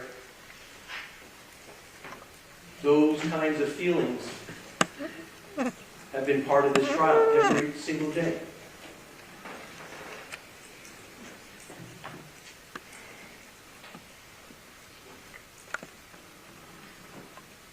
At the same time, the reason why we have jury trials is because we count on people who have no connection to the injuries, no connection to the feelings, who can try to apply the law dispassionately, even if you have sympathy. It's okay. The two things can coexist. We can all be sympathetic. We can all feel the pain that this event has caused so many people. You can feel it. We all felt it when we had to look at some of these photographs, watch some of these videos, and how they've been played over and over again. None of which has anything to do with the cause of the crash, only the injuries that followed from the crash. And the prosecutor has spent an enormous amount of time showing you just how painful this crash was. It doesn't answer the question of what was in George Pino's mind and in his heart, which bleeds for the families that have been affected by him operating that boat. No matter what your verdict is, he will have to live with that for the rest of his life. People he grew to love, people that walked in his wedding, children who spent time in his home. And so in rendering your verdict, yes, we can all be sympathetic, we can all feel the pain. The law says, though, that when you analyze the evidence, you need to do it dispassionately. And I submit to you, if you do it dispassionately, you'll know that there was only love and kindness in that man's heart. And that never once in his mind did it occur to him. Such objection, the counsel testifying. There is no evidence, none, that ever once in his mind he thought that he was putting anybody's life in jeopardy. Not his own, not his wife's, not his daughter's, not Lucy's, not Kathy's, not any of the other girls on that boat.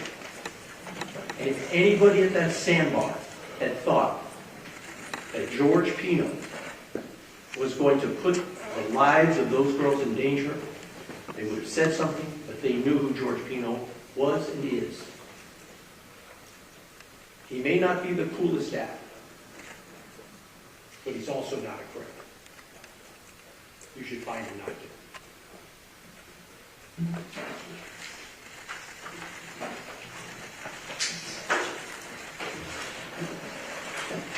All right, thank you, counsel. Ladies and gentlemen, we're going to take a little stretch break. Please put your notebooks inside your envelope. You can leave them on your chair. And then we take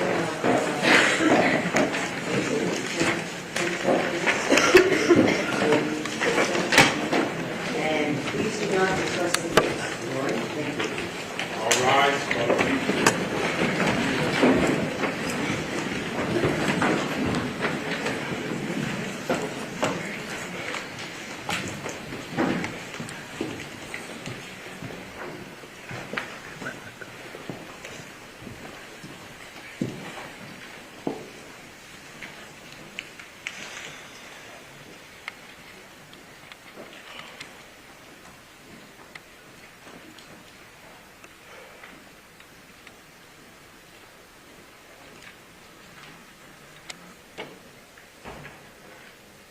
All right, you all can be seated.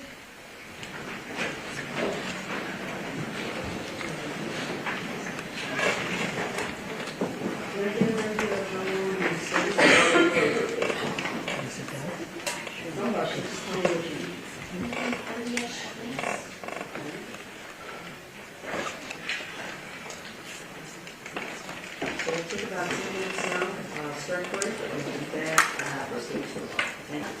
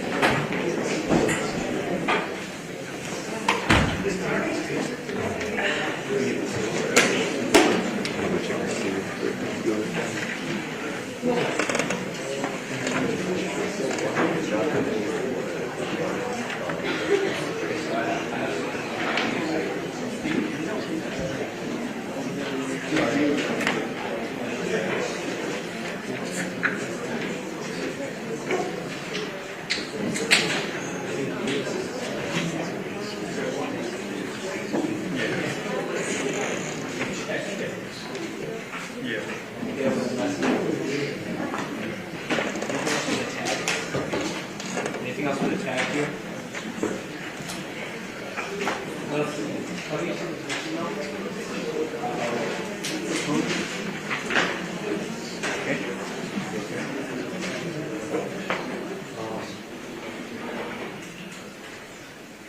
Why don't you wait for the judge to come back? I just want you to go in and out.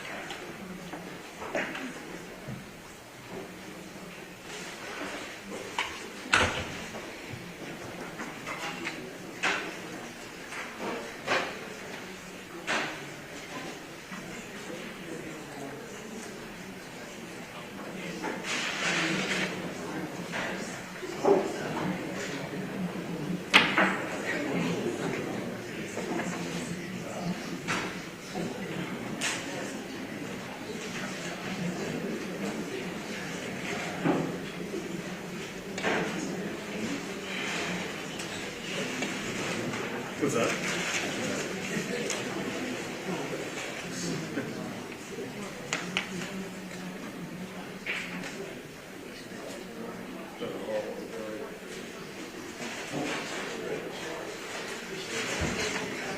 You like that?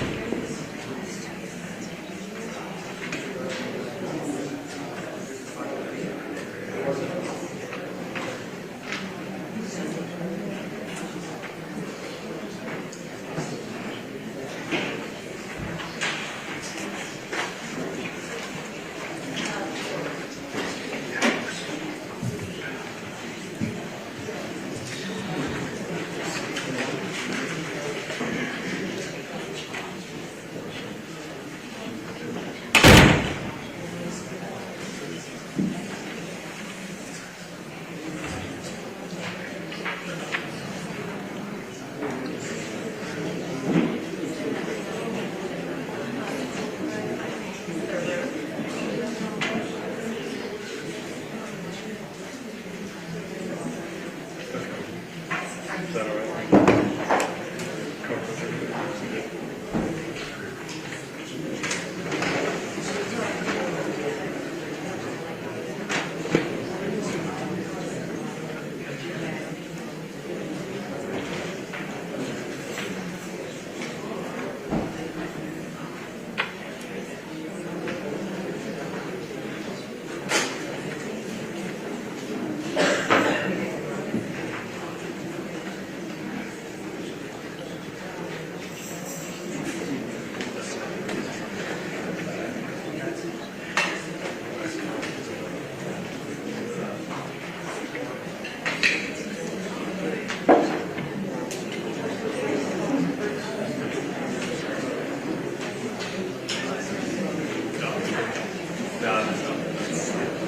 That's my deal.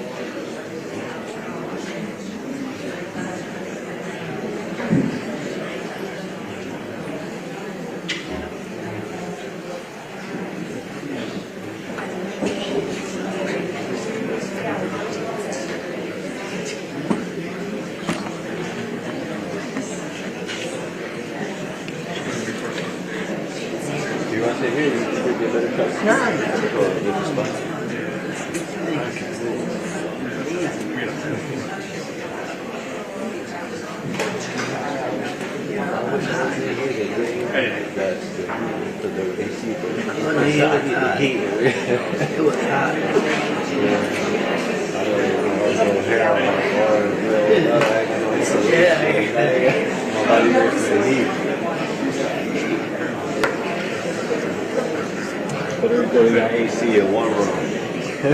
Yeah, everything else, the windows open. That breeze. You know, once you get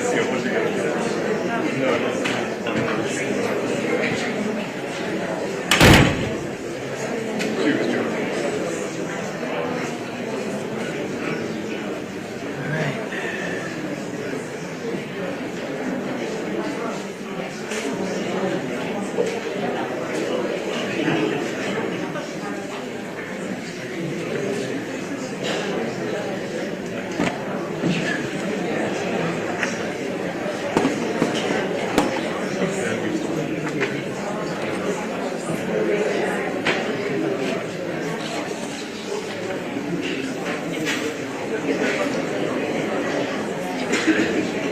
30-minute rebuttal, right?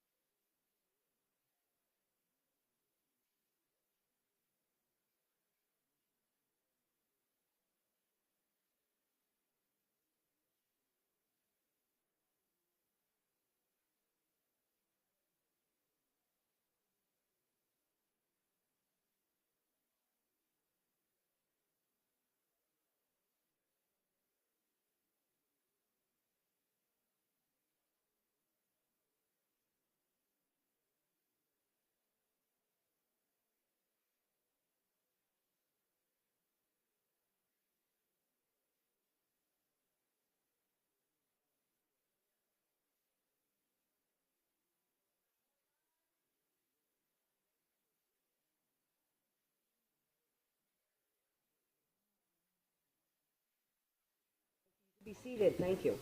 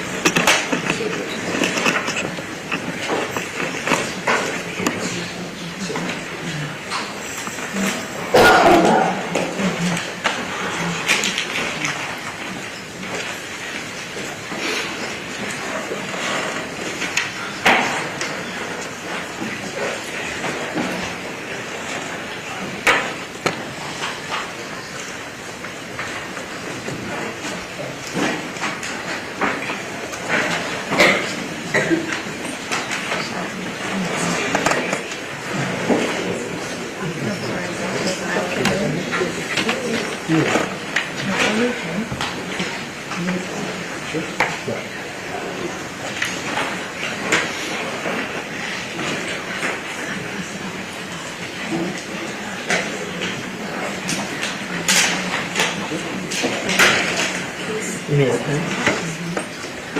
Yeah, you need the sorry. Would you mind?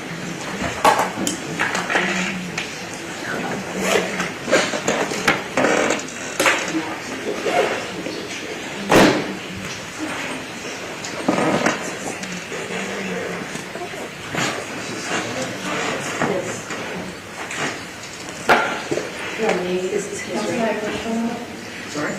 Can you push this up? Sure.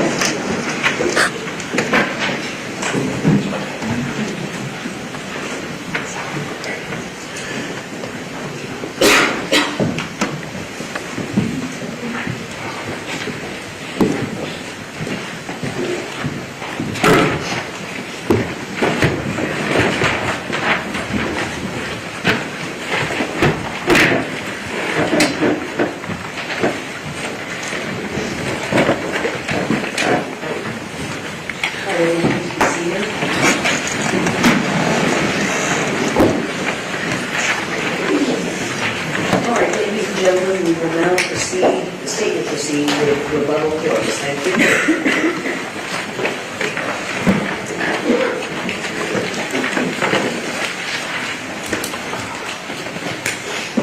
Good afternoon again. I know it's been a long day.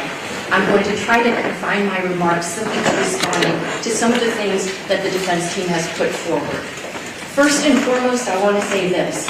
It is not the mission of prosecutors like Mr. Borst and myself to label anyone as a criminal. My job, as I told you at the beginning of this trial and jury selection, is to present evidence. And I am organized, and so is Mr. Borst. And that's why we were able to introduce into evidence more than 100 items for your consideration. Videos, photographs, body-worn camera recordings, written documents, court pleadings, copies of receipts from the point at Ocean Reef Club. We're organized because we have a mission, which is to present the evidence for you, the jury, to consider. It is not our job to ask you to make your consideration out of sympathy. And I will tell you in no uncertain terms, if Mr. Borst and I did not prove the charges of vessel homicide and or manslaughter, and you decide to find him guilty because you feel bad for this girl, you will tarnish her memory. Because your verdict would be a miscarriage of justice were you to convict this defendant if the evidence does not support the conviction. But likewise, I'm not coming to you asking you, oh, poor Lucy, he's a monster. No, I'm not doing that, because that's not my job. That's not professional. But at the end of defense counsel's summation to you all, he was basically asking you to have sympathy for this defendant. Look, we're all human, but your verdict cannot be based on sympathy for anyone in this case. It has to be based on the facts. Counsel saying, oh, maybe he was thinking about how lucky he is or how much he loved his wife or whatever. You know what that's called? That's called speculation. The judge is going to give you an instruction about what reasonable doubt is. It's not an imaginary, forced, or speculative doubt. What was in the defendant's heart and mind when he smashed into that channel marker is irrelevant. What's relevant for your consideration is what is the evidence. So let's talk about that evidence.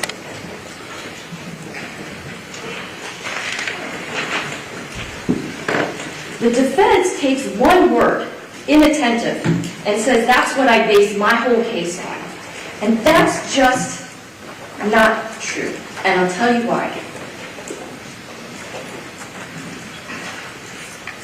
This case is based on so many failures on this defendant to operate in a safe, prudent, and reasonable way that any one thing by itself, well, human, you can make a mistake. But when you heap mistake after mistake after mistake on him, when he was the one at the helm, when he was the one calling the shots, where they go, how fast they go, then we know. First off, we've got him with 12 teenagers, 10 of whom are on the bow of that vessel, leading to at least 1,000 extra pounds, which if you remember Mr. Albert's testimony, remember he had that bright green boat, and he showed you how the extra weight on the bow of the vessel is going to make it harder for it to operate on a plane, so you're going to be going faster, and the faster you go and the more weight you have on the boat, guess what? The harder it is to navigate it. So that's another problem that we have. This vessel becomes less responsive because of the weight and the speed. Let's take another factor into account. The fact that he had a bunch of teenagers who'd been drinking the alcohol that he provided. How does that factor into recklessness?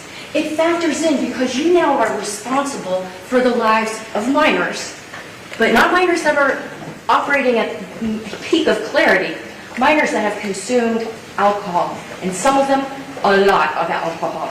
You're responsible for the people on your boat. So you darn well be driving carefully to get them safely back to the party you're waiting for. But what else? The fact that he'd been drinking too. That's a factor. I'm not here to prove that he was BUI. I'm here to tell you that this is yet another knock against the safe operation of a vessel. The fact that none of these girls were wearing life jackets, the fact that he wasn't wearing a kill switch, did those cause him to crash into that channel marker? No. But if you're being a safe and prudent operator of a vessel, if you are taking your responsibility seriously, then if you know that they've been out drinking, if you know you've been drinking, it's reasonably foreseeable that maybe everybody's not at their top of their game. Maybe it's likely that people could maybe not have their best judgment. So you know what you do when you're a safe and prudent operator of a vessel? You tell the kids, put on life jackets. And you wear a kill switch. Because if something were to happen, and those engines keep spinning, which we know they did from that last track mark that Mr. Albert showed us. Remember the little curve? We see all those little track marks. Those engines were still going, thank God. Thank God nobody got chopped up, okay? But that's another factor for you to consider. Here's another one. We know from the specifications of that boat, he was going full throttle. Just because that Robalo is rated that it could go as fast as 55 miles an hour, doesn't mean that it's safe.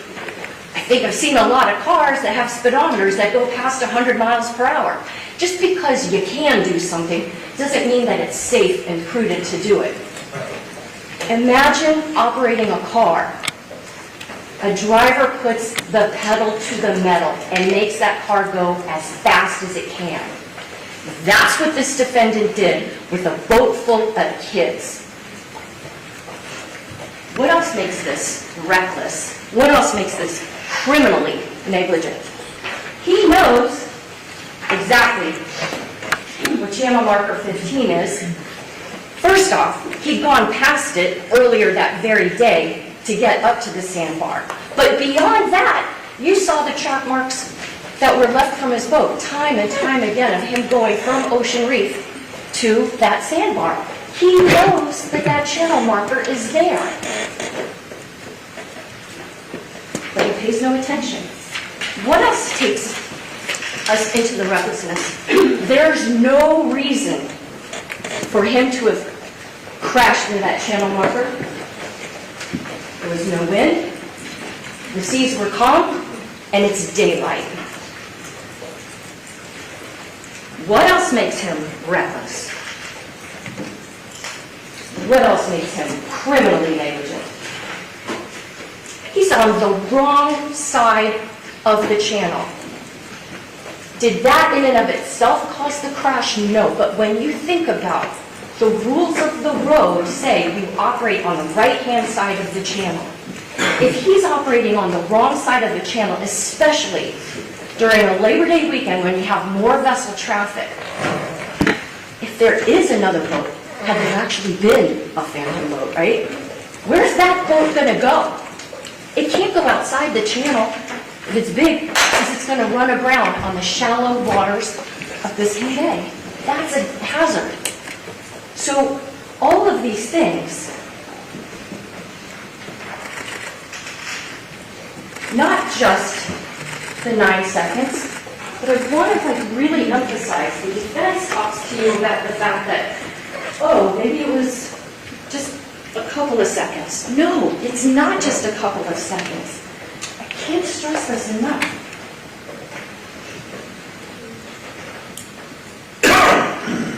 This is how long he was headlong toward that channel marker that he knew was there when he'd been drinking with a boat full of kids, with a vessel that's overloaded with weight for that speed, when he's going full throttle and on the wrong side of the channel.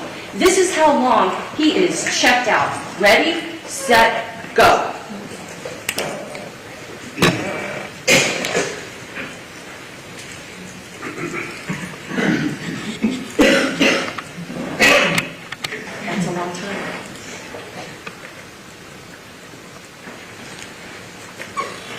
9 seconds.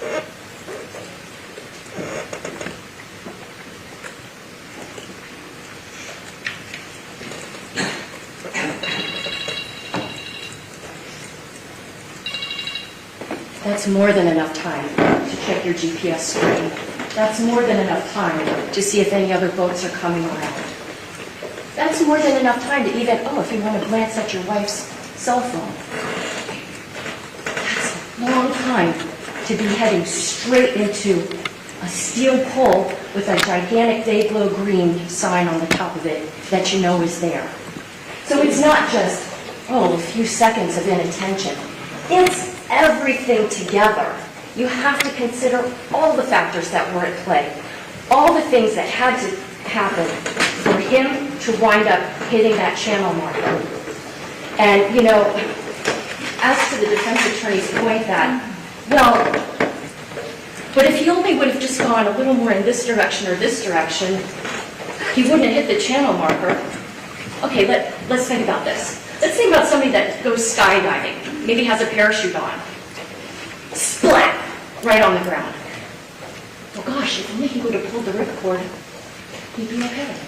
But that's the kind of argument that you're giving.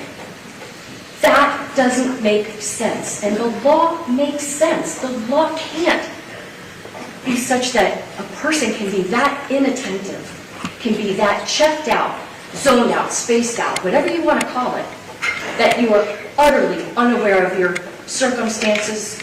You are not taking into account the safety of your own passengers. The law can't abide by that. It's not about labeling anybody a criminal or a bad guy or a good guy. It's about evaluating the conduct and applying the law. And along those lines, I just want to say that to give you an idea of just how much all of these different factors really count in a case like this, I have this rope.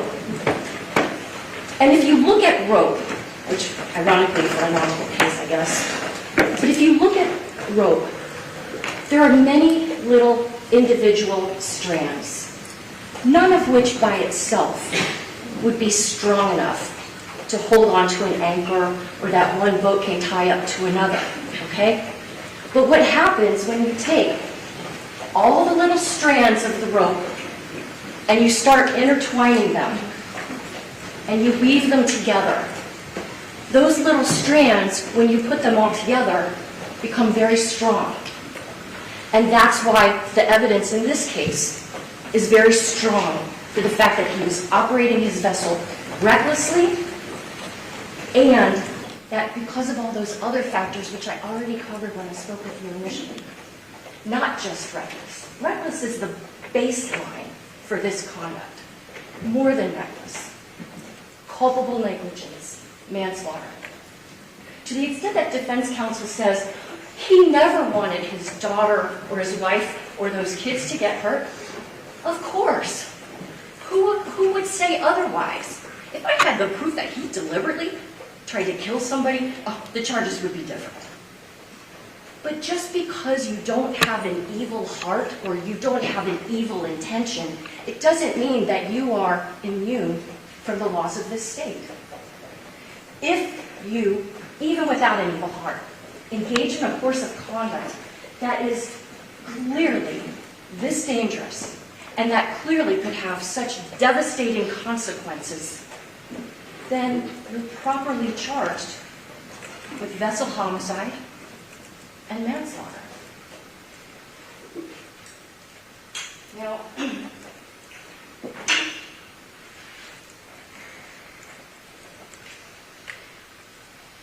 I had a feeling that we were going to hear from the defense things like, there's no requirement to wear life jackets.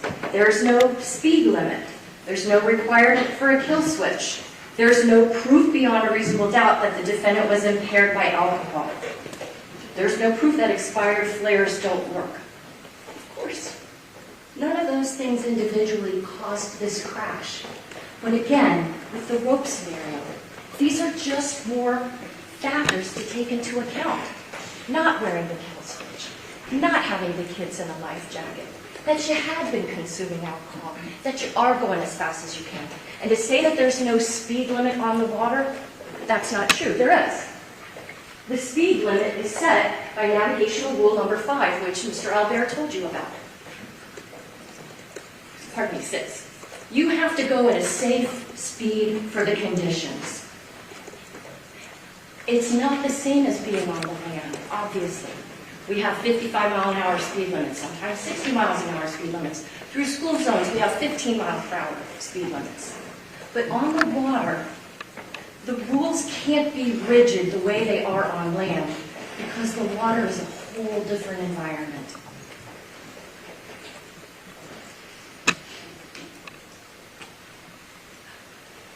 This was a flagrant foul, if we're talking NBA.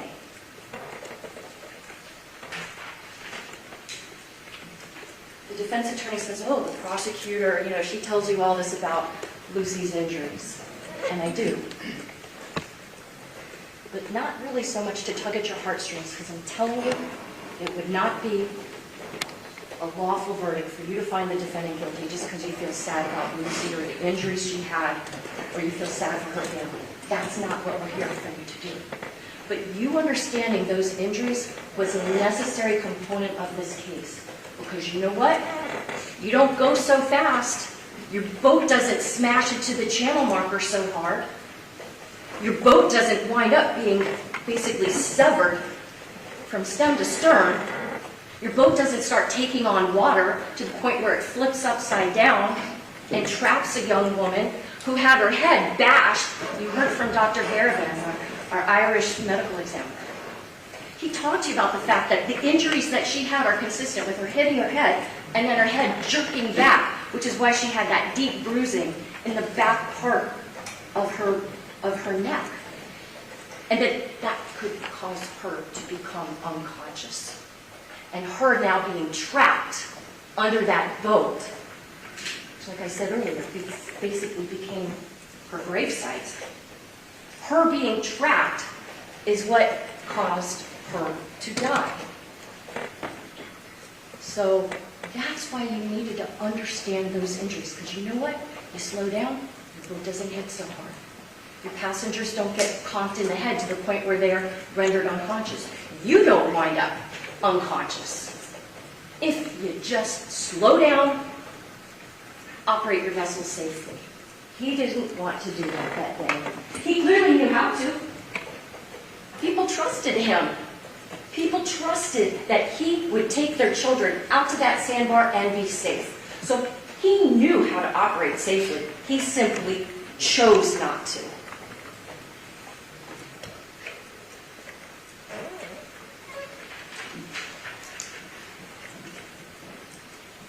The defense attorney talked about alcohol. Oh, everybody was drinking. Okay, well, first off, just because everybody's doing it, A, doesn't make it right. And B, the only people who testified from the boat about whether or not the defendant looked impaired were themselves drinking alcohol. We had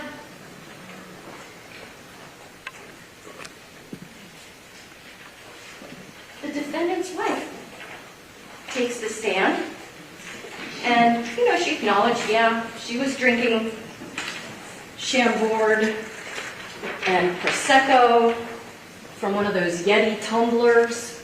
She says, yes, I was drinking. But what was kind of funny is that in court, she said 1 or 2 drinks. But in her interrogatory, if you remember when I read that to you, and you'll be able to look at it for yourself, in her interrogatory, she said she had 2 drinks. How come she all of a sudden now, oh, I only had 1 or 2?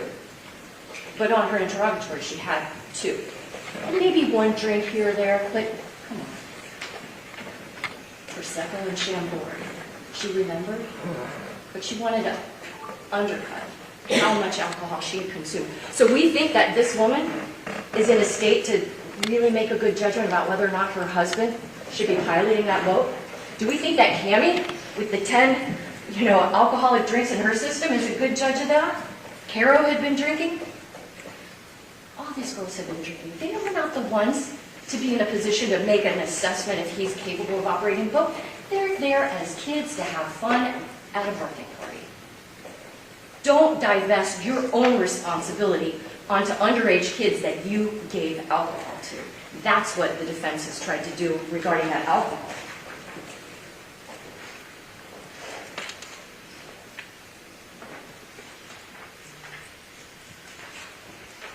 It's not a DUI case, but the alcohol can't be ignored.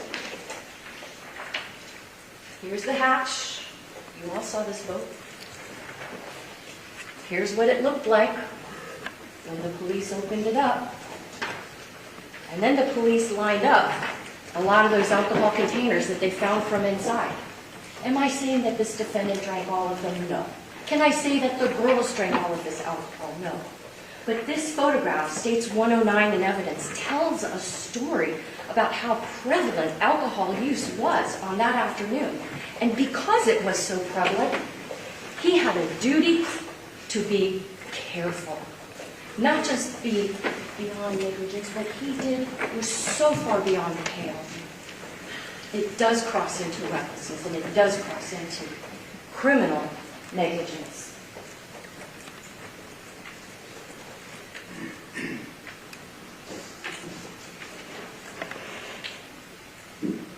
At least if the defendant was maybe buzzed or impaired by alcohol, at least there would be some explanation for why he crashed into that channel marker that's so clearly visible.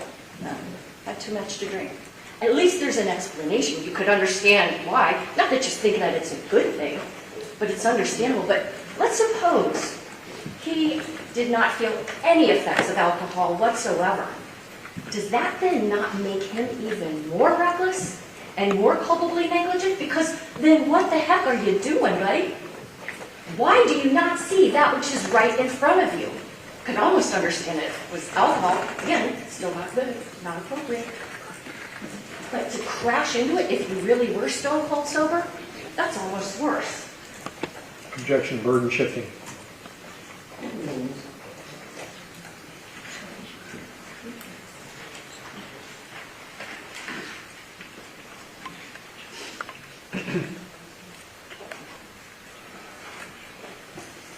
The navigational rules are the warning to all voters. Violating navigational rules all by themselves will not land you in a case like this. But when you violate so many navigational rules, you're on the wrong side of the channel, you're going too fast. Nobody says that you have to have somebody serving as a lookout, but man, if you don't have anybody serving as a lookout, you'd better be looking out yourself. And he didn't do that. That's like so fundamental. The navigational rules of taking steps to avoid the risk of a collision. Him traveling on that wrong side of the channel marker 15, clearly visible to him. He didn't even abide by that rule. And then, of course, the rule number 8, avoid a collision. He had plenty of time to avoid that collision. He didn't.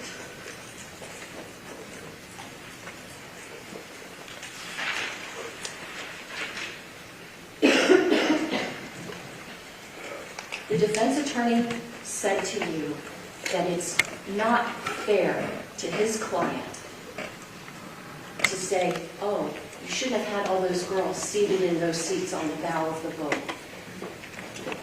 You know what wasn't fair? It wasn't fair to Lucy and those other girls to operate that boat that fast with that many girls there. Sure, they could sit there, but if you've got that many kids sitting up at the front of your boat, slow down. Don't tell me that it's not fair to him. It wasn't fair to any of those girls, all of whose lives he endangered.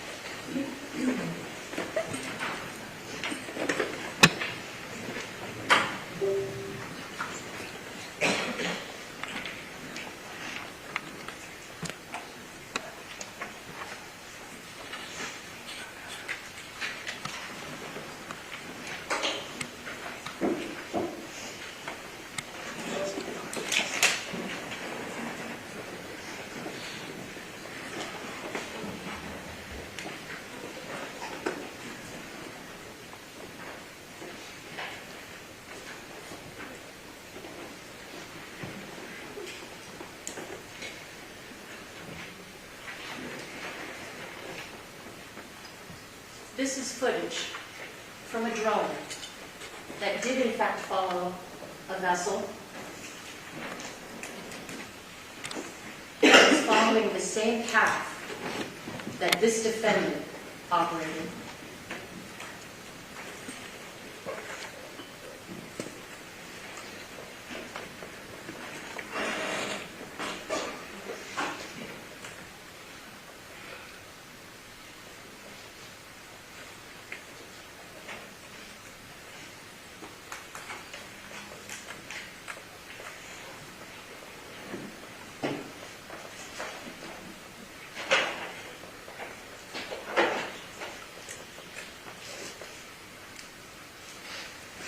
Here you can see channel marker 14.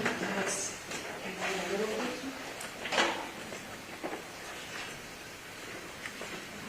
Channel marker 14, channel marker 15.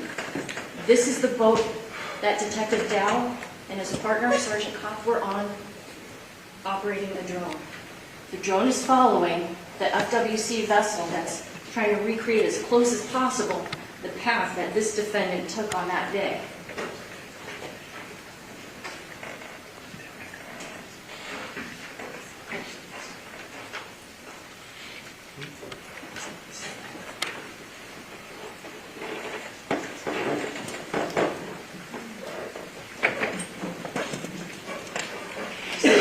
Closer and closer to number 15. Closer and closer. And it's only because Lieutenant Thompson is a damn good pilot of a vessel that he did not collide with that channel marker. And so to the point where the defense attorney said, oh, if somebody was on a drone and watching Mr. Pino operating his vessel, would they want to stop him and say, what are you doing? Yes. Of course they would, because they'd say, what are you doing? Why are you heading right to that channel marker? The drone tells you.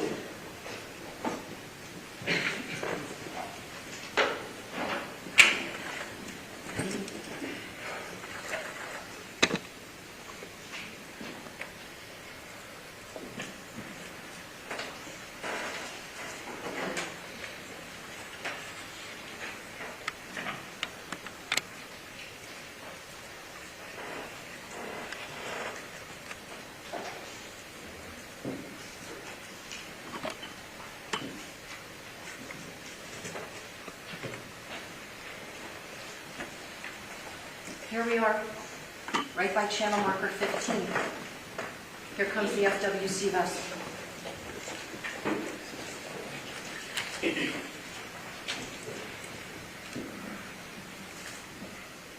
Look at that course.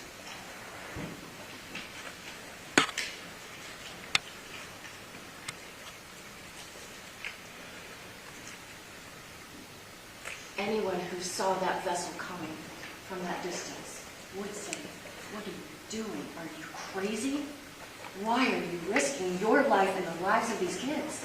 How can you do that?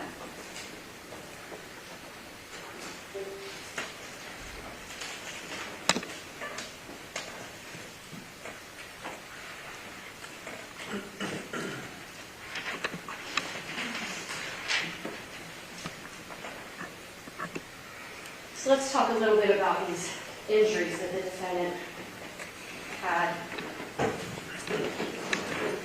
It's funny how he's just fine to crawl up onto David Rodriguez's boat, but he's so damaged that FWC, oh wait, no, FWC didn't life flight him away. They didn't take him in a helicopter away. They had fast boats that could get him to the mainland. They had the means to take him if he was seriously injured, like they did for other passengers. Not him. He was treated. You have body-worn camera footage from Lieutenant Thompson on the Elliott Key Harbor. You'll see that he's got his head bandaged. Yeah, his head's glued. And yeah, you got to seal the wound. Stitches don't make a lot of sense for heads, so they use staples. But he needed staples, whether it's 3, 7, but the only medical care that he told Dr. Barrett that he had was therapy and some psych meds. And I don't take anything away from somebody seeking mental health care if they've been through a difficult scenario. But that is not the same as somebody that has a head injury so bad that somehow it causes them to create false memories without the intent to deceive.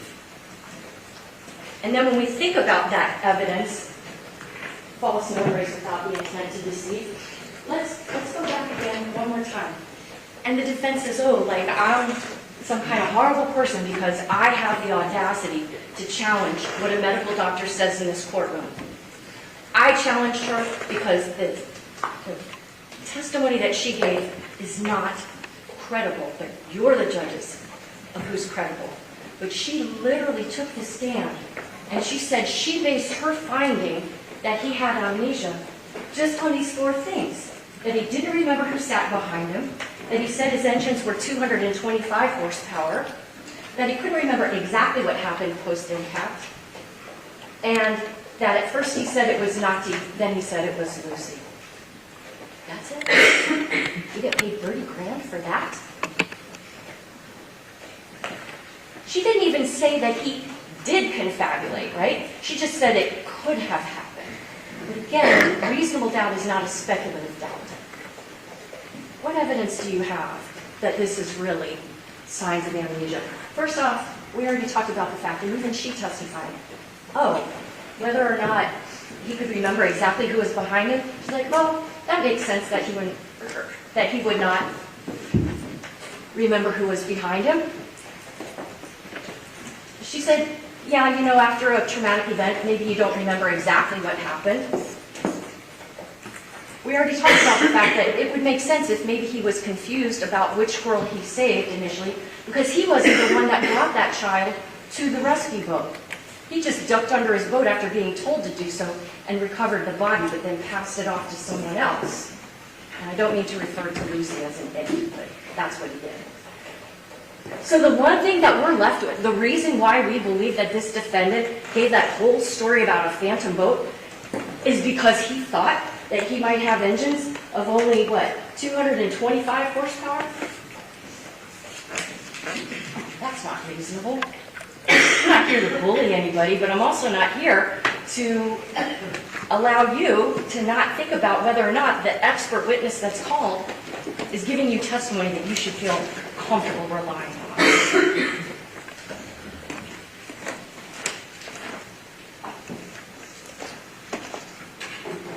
The witnesses that I brought to you, trust me, I'm not going over all of them, but I think it's worth kind of looking at in totality. Look at the officers who were called. Bobby Bruto, Sergeant Delgado, Ben Dow, the drone operator, Detective John Dalton, who's both been a Marine Patrol officer and a vehicular homicide or traffic homicide investigator. You heard from Lieutenant Morris and Lieutenant Thompson. Did any single one of them get caught up in some kind of sense that what they were saying to you, they didn't know what they were talking about? That they had some ulterior motive behind doing this? How about the passengers? Cammie, Caro, Claudia, Natalia. They all come here and say, we were there for a good time. We've known the Pinos for a long time. We felt like we were safe, but, geez, most of these girls are sitting facing backwards. They have no position to know whether or not George Pino is operating his boat safely. What about the Good Samaritans that you heard from? Hillary Candela, who knows everybody involved, called Conti Point's dad to say, hey, I'm out here on the water. I think there's been an accident. Hamlet Rodriguez, who takes Lucy's body and gets it to the Good Samaritan vessel. David Rodriguez, maybe a little bit of a character, because, I don't know a lot of people who come across a man that's stranded with his boat and take time to photograph it, but he did, okay. I thought it was interesting that the defense showed you that 6-second video that he had of the defendant, but I was like, oh, you got a picture of him too? Well, come on down here. Let's show that picture to the jurors, and I think that when we zoomed in, you could see the defendant not saving anybody, just hanging onto his boat. You heard from a couple of doctors. Dr. Garivin, the medical examiner, and you heard from Dr. Barrett. I'll let you judge who's credible. We heard from some lawyers, Brent Reitman, who was one of the attorneys that represented the Puig family in their lawsuit. Didn't ask him a whole lot, just wanted to make sure you understood what interrogatories were. The defense, I called Mr. Manslaughter just to confirm, yes, this is a normal part of the discovery process in a civil case. That was it. I just had him read the interrogatories. But, you know, when the defense called him back, he starts talking about how Mr. Pino wanted to make everybody whole and all this other stuff. Who cares, right? But it did become relevant that he did try to limit his liability once he makes a statement like that. It did become relevant that he tried to get counts of the lawsuit dismissed. He made it relevant, not me. All I wanted was the interrogatories to come in. But at least he did admit that in answering an interrogatory, it's perfectly fine to say, I don't know. I didn't see the crash. Did Cecilia Pino do that? Nope. Talk about Mr. Albert. You know, knows his stuff down cold. Not impeached with a single thing. His expertise in GPS data extraction, interpretation, unchallenged. That GPS data that you got is irrefuted. You talk about Andy Fernandez taking the stand at the beginning of this trial and as the very last witness, who despite having lost his firstborn child, kept it together and answered questions. Can you imagine cross-examining that man and like trying to get a oops, gotcha? Because, oh, you weren't planning on going there? Well, don't you remember that client sent a text to you about meeting up at the sandbar a week before? Yeah, and at that time I thought maybe I would. But on that day, I was tired from playing golf and I didn't really need to go all the way out to the sandbar and then come all the way back because I had my plans to go to the football game with my dad. That's the gotcha of the father who lost his 17-year-old child because of the actions of a man that had been his friend?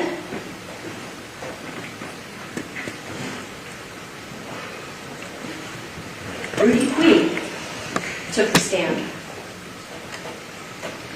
You know, the injuries to his daughter are not really the issue here, but to the extent that something was made by Mr. Mescalado, the defendant's former lawyer, about, oh, the Puigs didn't settle, you deserve to know at least that she's not the same now as she was before this crash.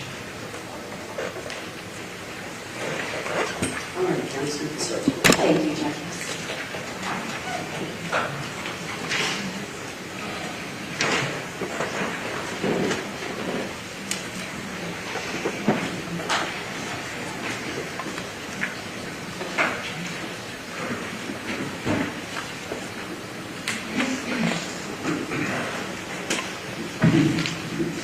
Last 2 points I want to make. The defense in this case had no burden of proof. The burden of proof fell solely on Mr. Borst and me. Throughout this trial, we've presented you with what I would submit are very compelling witnesses. We've presented you scientific facts, data that would substantiate a guilty verdict for both vessel homicide, for being reckless, as well as for manslaughter. And so when you go back to the jury room, I'm going to suggest, but it's totally up to you, that you may wish to first look at count 2 of the information, vessel homicide, and that you can make a finding that because the defendant was reckless, even if nobody else was on his boat but his wife, just the direction of travel put him on a collision course, that the verdict would certainly be guilty. But then I would suggest, that it's your call to make, that you then consider all these other factors that were at play on that day. These factors didn't have to be there for a vessel homicide conviction, but because they are there, I'm also asking you to return a verdict of guilty as to the manslaughter charge. Because he did do an intentional act by deciding how fast to go and what direction to travel, and that caused Lucy's death. And because the way that he operated that vessel was culpably negligent. And the very last thing I want to say to you is not me speaking to you, it's you watching what happened in this case.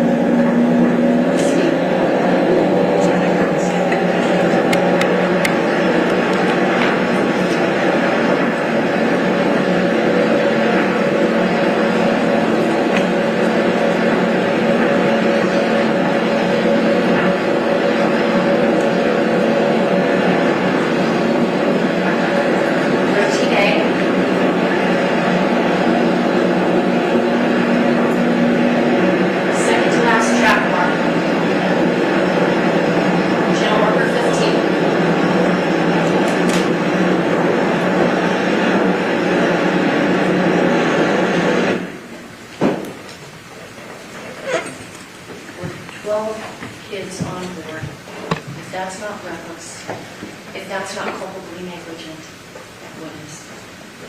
Thank you for your time and attention to this traveling together.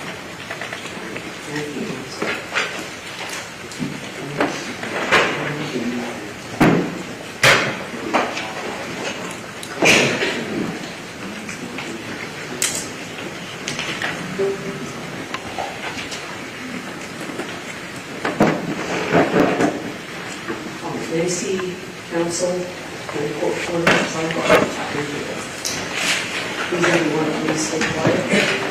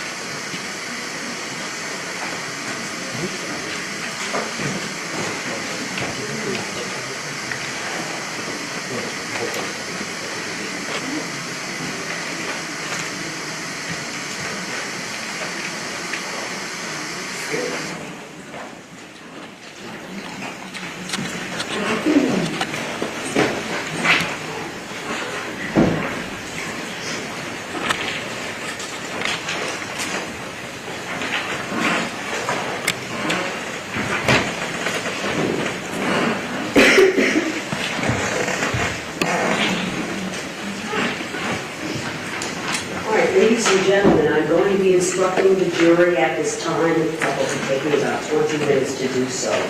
I would ask if you do not want to sit in the courtroom to listen to me instructing the jury, certainly don't have to, but I'm going to ask you please to avoid going in and out of the courtroom so that there's no distractions for the jurors, okay? So if you need to take a break, this will be the time to get up and take a break.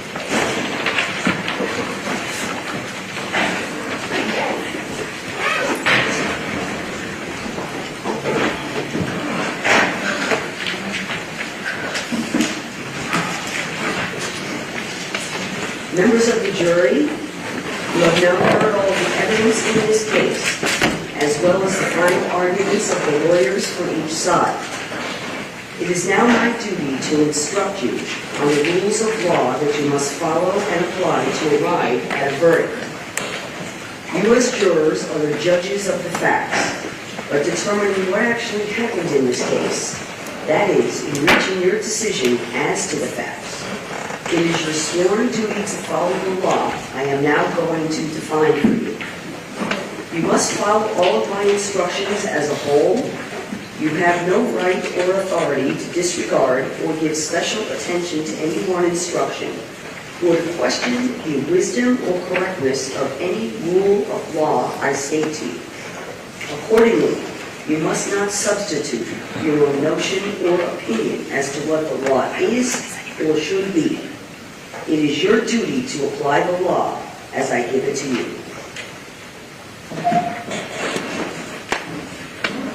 Ladies and gentlemen, you will have a written copy of the instructions to take and to use in the jury room with you during your deliberations.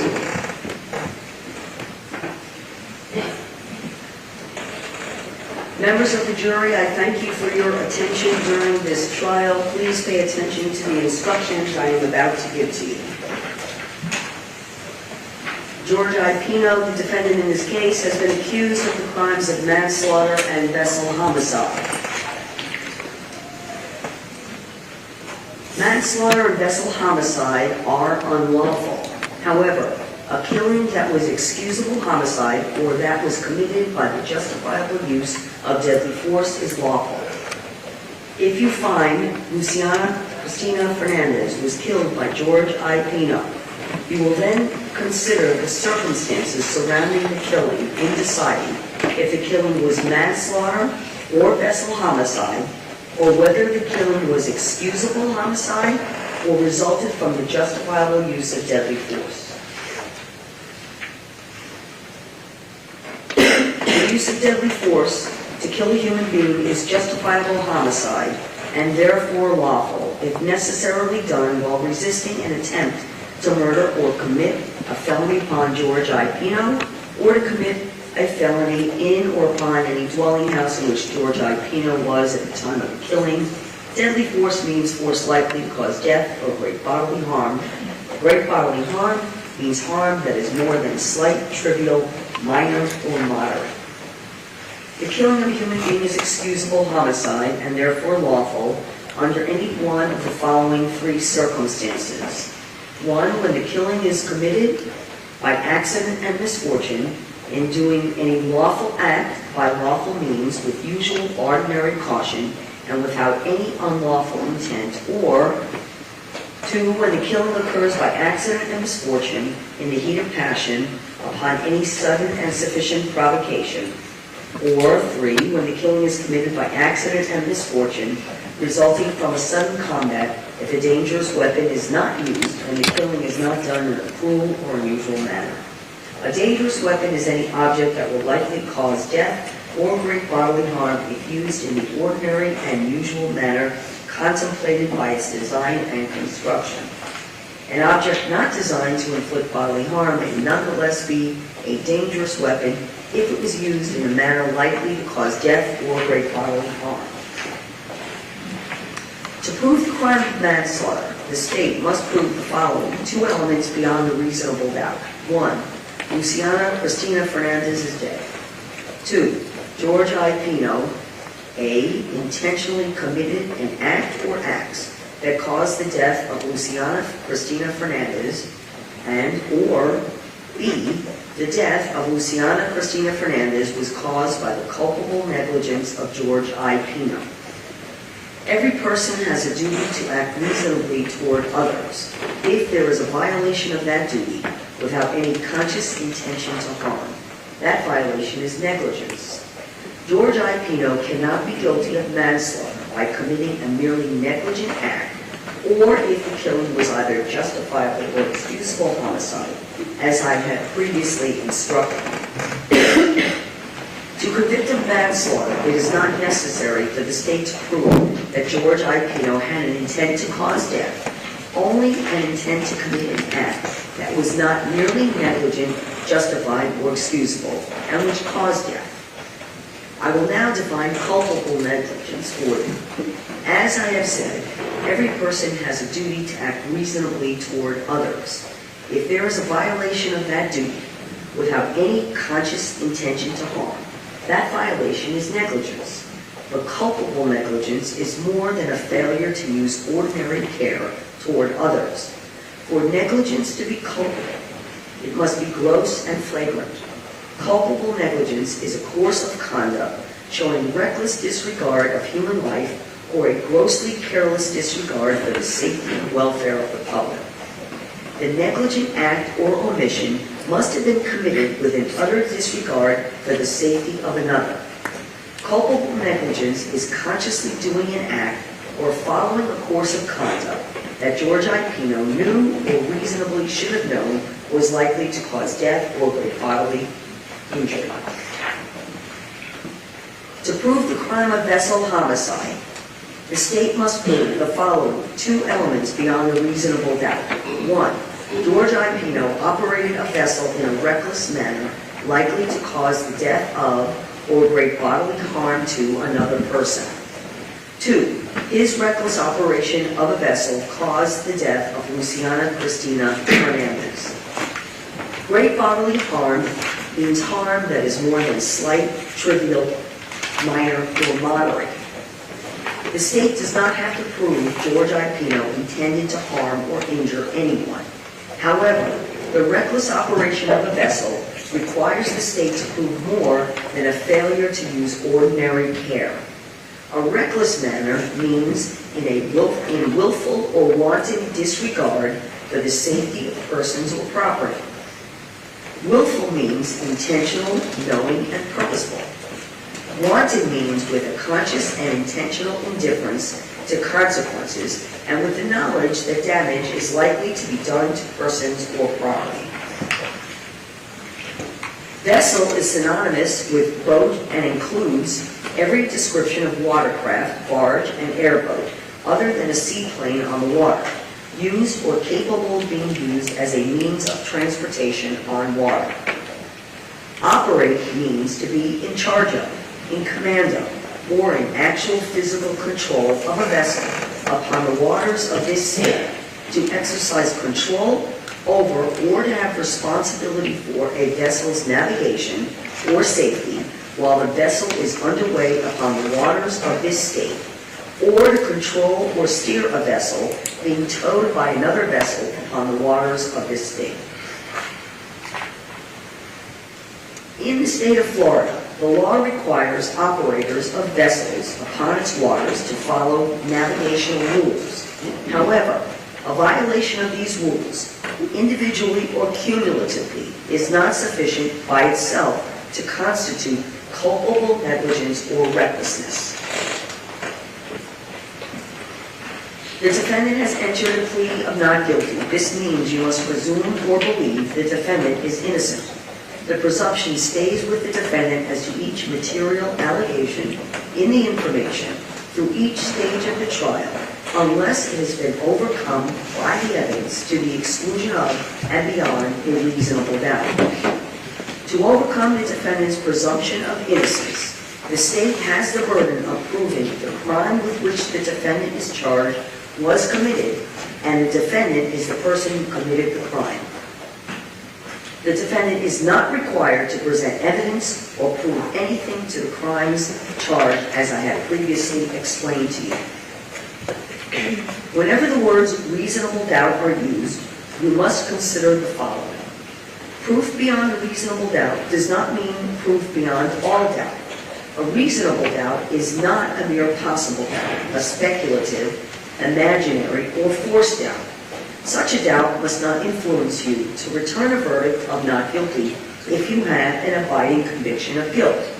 On the other hand, if, after carefully considering, comparing, and weighing all the evidence, there is not an abiding conviction of guilt, or if having a conviction, it is one which is not stable, but one which wavers and vacillates, then the charge is not proved beyond every reasonable doubt, and you must find the defendant not guilty because the doubt is reasonable. It is to the evidence introduced in this trial and to it alone that you are to look for that proof. A reasonable doubt as to the guilt of the defendant may arise from the evidence, conflict in the evidence, or the lack of evidence. If you have a reasonable doubt, you should find the defendant not guilty. If you have no reasonable doubt, you should find the defendant guilty. It is up to you to decide what evidence is reliable. You should use your common sense in deciding which is the best evidence and which evidence should not be relied upon in considering your verdict. You may find some of the evidence not reliable or less reliable than other evidence. You should consider how the witnesses acted as well as what they said. Some things you should consider are: 1. Did the witness seem to have an opportunity to see and know the things about which the witness testified? 2. Did the witness seem to have an accurate memory? 3. Was the witness honest and straightforward in answering the attorney's questions? 4. Did the witness have some interest in how the case should be decided? 5. Does the witness's testimony agree with the other testimony and other evidence in the case? 6. Has the witness been offered or received any money, preferred treatment, or other benefit in order to get the witness to testify? 7. Did the witness at some other time make a statement that is inconsistent with the testimony he or she gave in court? Whether the state has met its burden of proof does not depend upon the number of witnesses it has called or upon the number of exhibits it has offered, but instead upon the nature and quality of the evidence presented. The fact that a witness is employed in law enforcement does not mean that his or her testimony deserves more or less consideration than that of any other witness. Expert witnesses are like other witnesses, with one exception. The law permits an expert witness to give his or her opinion. However, an expert's opinion is reliable only when given on a subject about which you believe him or her to be an expert. Like other witnesses, you may believe or disbelieve all or any part of an expert's testimony. It is entirely proper for a lawyer to talk to a witness about what testimony the witness would give if called to the courtroom. The witness should not be discredited by talking to a lawyer about his or her testimony. You may rely upon your own conclusion about the credibility of any witness. A juror may believe or disbelieve all or any part of the evidence or the testimony of any witness. During the trial, you viewed and listened to certain audio and video recordings. Some of these audio and video recordings have been edited to eliminate irrelevant portions that would not aid to your understanding of the case. The fact that the recordings were edited should not concern you in any way and must not impact the way you view and or listen to and consider this evidence. When lawyers agree that certain facts are true, that is called a stipulation of fact. You must accept stipulated facts as having been proven. However, the significance of these facts, as with all facts, is for you to decide. The Constitution requires the state to prove its accusations against the defendant, George Pino. It is not necessary for the defendant to disprove anything, nor is the defendant required to prove his innocence. It is up to the state to prove the defendant's guilt by evidence. The defendant exercised a fundamental right by choosing not to be a witness in this case. You must not view this as an admission of guilt or be influenced in any way by his decision. No juror should ever be concerned that the defendant did or did not take the witness stand to give testimony in the case.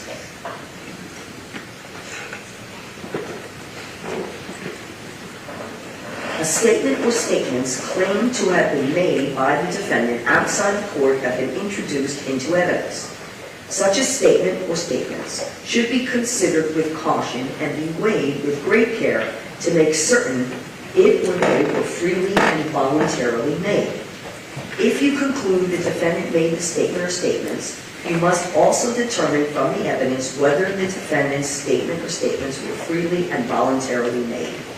In making this determination, you should consider the circumstances, including but not limited to: 1, whether when the defendant made the statement or statements, he had been threatened to get him to make the statement or statements, and 2, whether anyone had promised him anything to get him to make the statement or statements.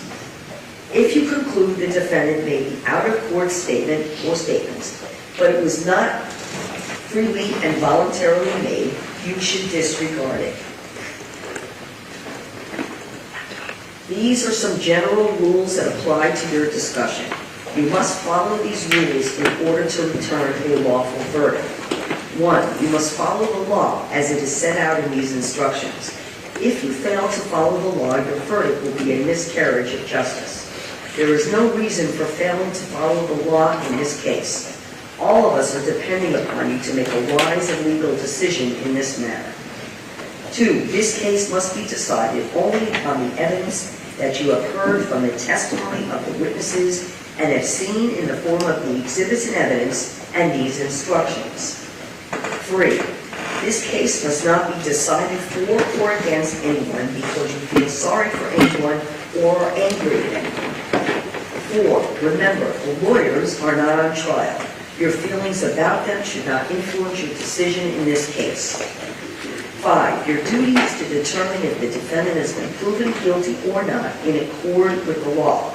It is the judge's job to determine a proper sentence if the defendant is found guilty. 6, whatever verdict you render must be unanimous. That is, each juror must agree to the same verdict. 7, your verdict should not be influenced by feelings of prejudice, bias, or sympathy.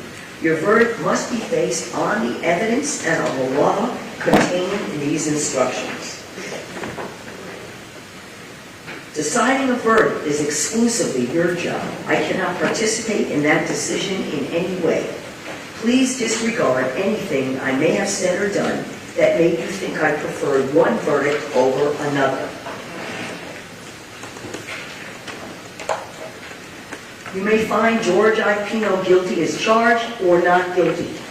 The verdict must be unanimous. That is, all of you must agree to the same verdict. Only one verdict may be returned as to each crime charged. The verdict must be in writing, and for your convenience, the necessary verdict forms have been prepared for you. They are as follows. You will also have the verdict forms with you in the jury room to use to document your verdict. First, verdict form in the Circuit Court of the 11th Judicial Circuit in and for Miami-Dade County, Florida, State of Florida versus George Pino. Verdict: we, the jury, find, you can't probably see it from there, but we, the jury, find as follows: as to count 1 of the information, manslaughter of Luciana Cristina Fernandez, the defendant is, and the first line, guilty as charged in the information. The second line, not guilty. You check only one. So say we all on this blank day of blank 2026. The foreperson is to sign and date and also print their name and date on the verdict form. Second verdict form.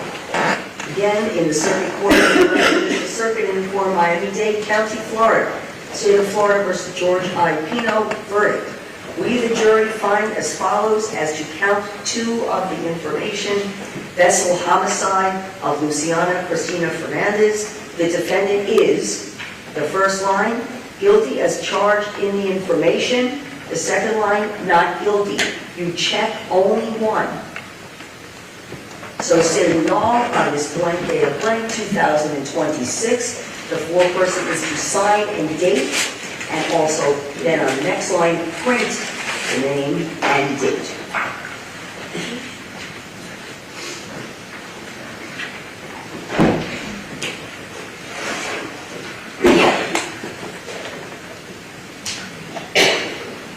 A separate crime is charged in each count of the information, and although they have been tried together, each crime and the evidence applicable to it must be considered separately, and a separate verdict returned as to each.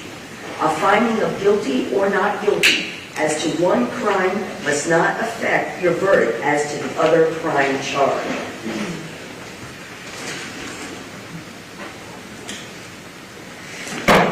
In just a few moments, you're going to be led into the jury room by a court specialist. The first thing you should do is choose a foreperson who will preside over your deliberations. The foreperson should see to it that your discussions are carried on in an organized way and that everyone has a fair chance to be heard. It is also the foreperson's job to sign and date the verdict form when all of you have agreed on a verdict, and to bring the verdict form back to the courtroom when you return. Any notes you have taken during the trial may be taken to the jury room for use during your discussions. Your notes are simply an aid to your own memory, and neither your notes nor those of any other jurors are binding or conclusive. Your notes are not a substitute for your own memory or that of other jurors. During deliberations, jurors must communicate about the case only with one another, and only when all jurors are present in the jury room. If a juror goes to the restroom, the deliberation should stop until the juror returns. You are not to communicate with any person outside the jury about this case. Until you have reached a verdict, you must not talk about this case in person or through the telephone, writing, or electronic communication such as an email or any other means. Do not contact anyone to assist you during deliberations. These communications rules apply until I discharge you at the end of the case. If you become aware of any violation of these instructions or any other instruction I have given in this case, you must tell me by giving a note to the court specialist. Many of you have cell phones, tablets, laptops, or other electronic devices here in the courtroom. The rules do not allow you to bring your phones or any of those types of devices into the jury room. Kindly leave those devices on your seats. Actually, Renee is going to collect those from you, and he will keep those and guard those for you while you deliberate. If you need to communicate with me, send a note through the ballot, court specialist. If you have voted, do not disclose the actual vote in the note. If you have a question, I will talk with the attorneys before I answer, so it may take some time.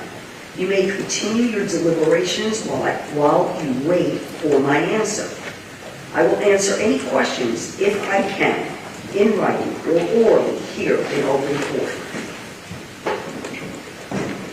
During the trial, items were received into evidence as exhibits. You may examine whatever exhibits you think will help you in your deliberations. These exhibits will be sent into the jury room with you when you begin to deliberate. You will have a laptop to use to view digital evidence. You will also have a device to use with the computer to be able to view the other digital evidence introduced during the trial. In closing, let me remind you that it is important that you follow the law spelled out in these instructions in deciding your verdict. There are no other laws that apply to this case. Even if you do not like the laws that must be applied, you must use them. For more than 2 centuries, actually coming to 250 years, we have lived by the Constitution and the law. No juror has the right to violate rules we all share. Are there any objections to the manner in which the instructions are read to the jury? Judge, yes, can we approach? Sure.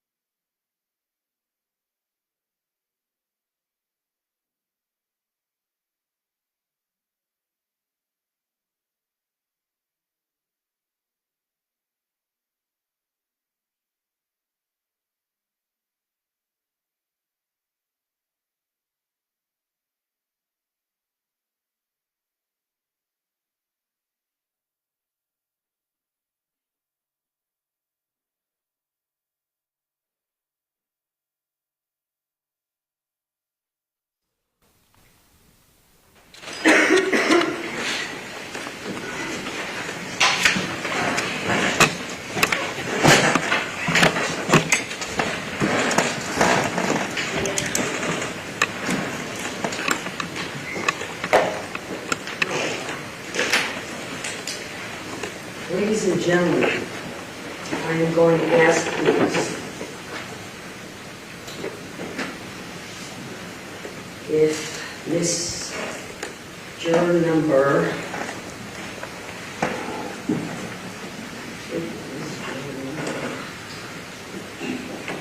29, initials MD, please stay in the courtroom. Juror number 35, initials AM, please stay in the courtroom. Juror number 48, initials CL, please stay in the courtroom. And juror number 63, initials NL, please stay in the courtroom. The rest of you, please take your notepads and please enter into the jury room to begin your deliberations. All rise.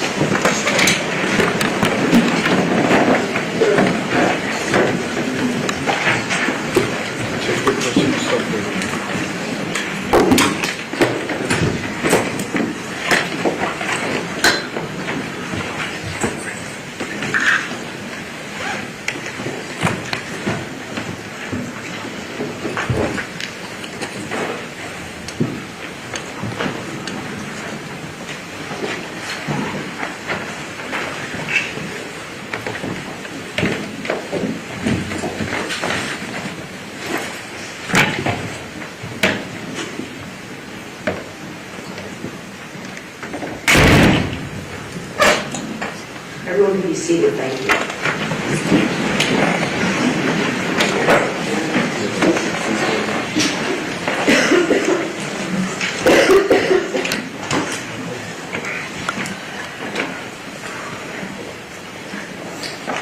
Well, ladies and gentlemen, you might feel extremely disappointed at this time that I will advise you that you have been selected as alternate jurors in this case. The disappointment may come from the fact that 4 of you have sacrificed over 3 weeks, I don't know how many days, but various number of days, to serve as jurors in this case. The sacrifices really were extraordinary. This was not a 1 or 2 day trial. We engaged in an extensively long jury selection process. And then the trial proceedings, again, over the last few weeks. It took so much for each and every one of you to place this, your service on a jury in this community, as your priority. It was forced upon you, really. You didn't volunteer for this work. It says so much about each and every one of you as citizens in our community and in our country as to how you value your responsibilities and this branch of government. If we don't have citizens like yourselves to make these sacrifices, it'd be chaos. This branch of government must remain strong and does remain strong because of citizens like yourselves.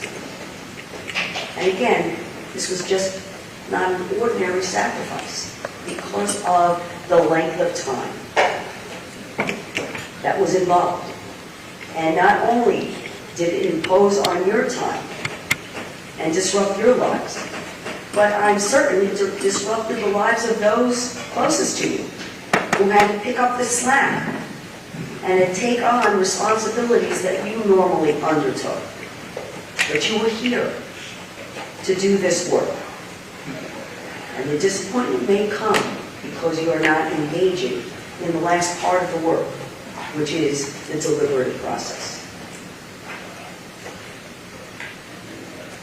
It's really just a token of appreciation, what I have for each one of you.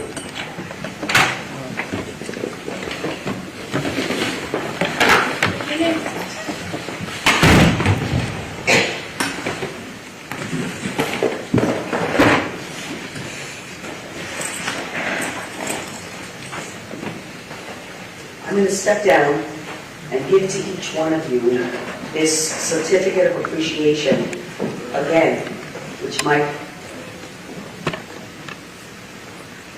feel a little insulting because of the sacrifices that you've made to do the work.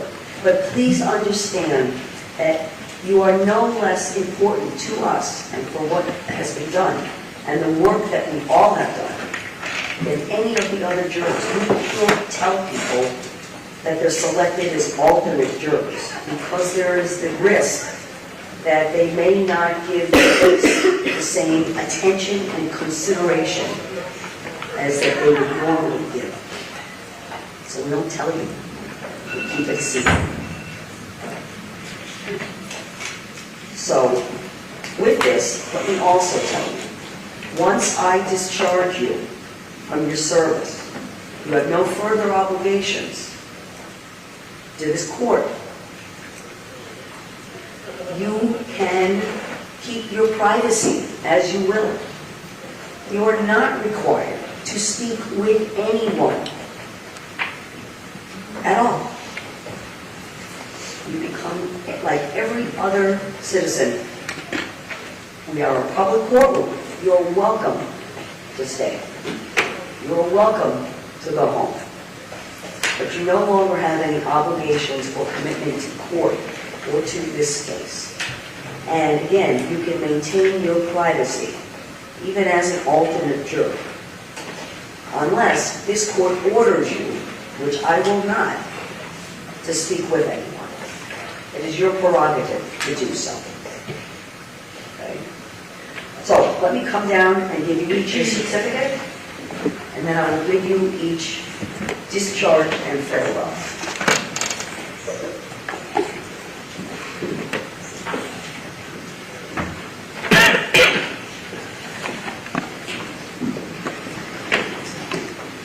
Miss M.D. Thank you very much. You're welcome. Miss A.M.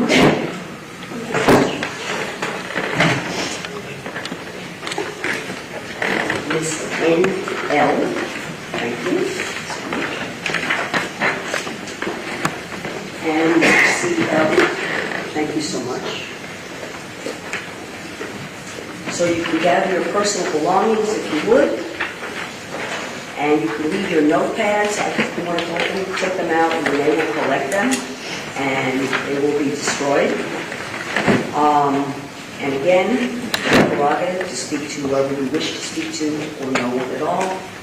And again, I want to thank you on behalf of myself, on behalf of all the parties, for the extraordinary work that you have done. We are proud of you. We are proud of you as citizens in this community for the sacrifices that you have made. And thank you. You are now discharged.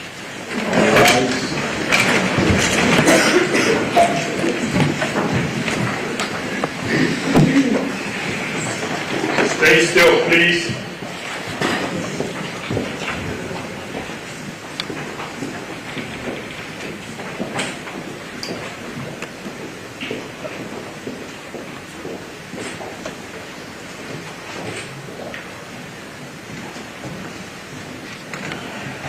You can all be seated, and let me give you some further instruction with regard to jury deliberation. This courtroom is cleared and locked. No one is permitted in this courtroom other than, if necessary, court staff, but certainly just the court specialists, my bad. So, this includes the attorneys as well. But before the attorneys leave, you need to look at and go through all of the evidence to make sure that what is to go back to the jury is separated from what is not to go back to the jury. So I'm going to let all the lawyers start to gather to do that work. As for everyone else again, if there is a question, we will notify the attorney. If there is a verdict, we will notify the attorneys. In addition, we don't disrupt the jury in their deliberations, and we will work to a reasonable time. We're not going to work into the wee hours of the night. Just to let you all know that. It's not my intention to do that. The jurors don't know, we don't help. So we're just going to let them work. And again, everyone, the courtroom is cleared completely. We don't allow anyone in the courtroom during the deliberations. Renee may wind up locking the door even. So you should take your personal items and belongings with you. And I think we'll probably work until somewhere close to 8 o'clock and see where we are at that point. If the jury has not reached a verdict at that point, I'll explain the process to you all now. We will reconvene. I will instruct the jury that they're going home. They're not sequestered. And they return the next day. We don't meet. They are brought right into the jury room to continue with the deliberations. The parties do not gather at all. So this courtroom will remain locked. If we do have to come back tomorrow, we will remain locked. Will not be open for anyone other than Renee and the jurors to continue in their work. Okay, so just to give you a preview, and we don't know, but that's kind of our plan for today. Thank you very much, ladies and gentlemen.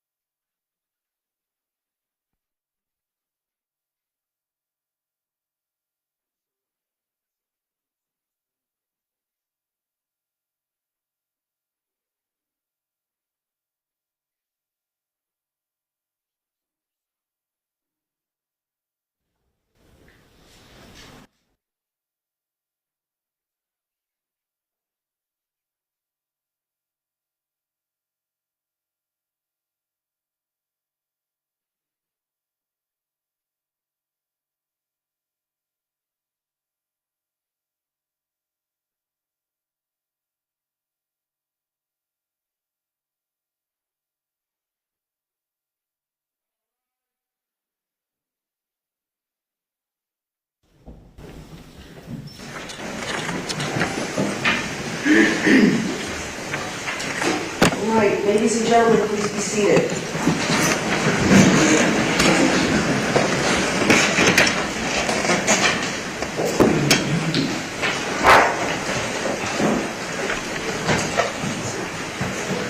Ladies and gentlemen, the jury has reached a verdict. I want to commend everyone for the way you all have conducted yourselves so appropriately and respectfully in this courtroom. And I've respected that this is a court of law, and I'm going to ask you all to please, while this is going to be very difficult moments, to please dig down deep inside and please continue to maintain the composure to the best of your ability and to continue to honor and respect our justice system and this court. Thank you very much, everyone. I'm going to receive the verdict now. Thank you.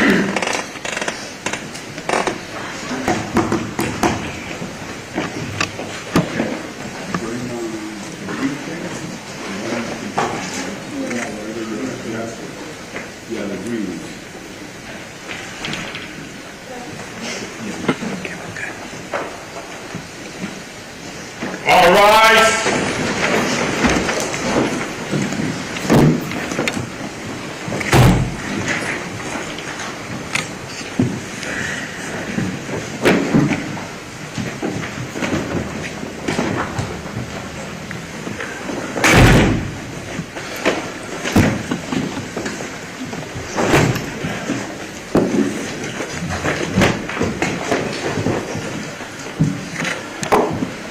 Everyone, please be seated. Thank you.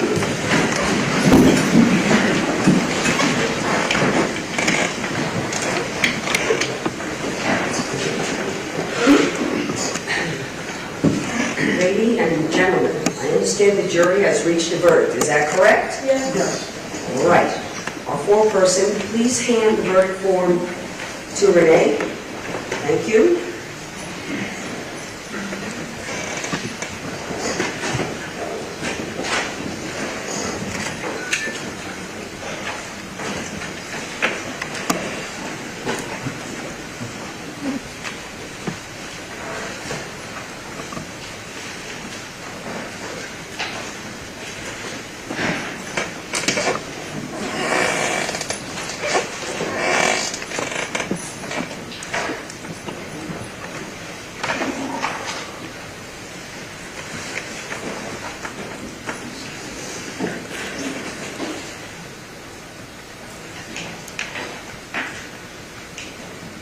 Madam Clerk, please publish the verdict. In the Circuit Court of the 11th Judicial Circuit in Miami-Dade County, Florida, State of Florida versus George Pino, case number F24-22896, Judge Marisa Fernandez.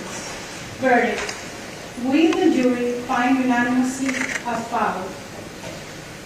As to count one of the information, manslaughter of Lucy Fernandez, the defendant is not guilty. So say we all on this 22nd day of June 2026, signed by the foreperson, CF.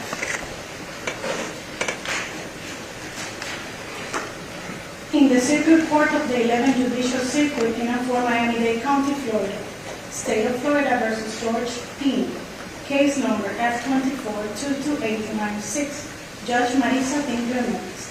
Verdict: we, the jury, find as follows.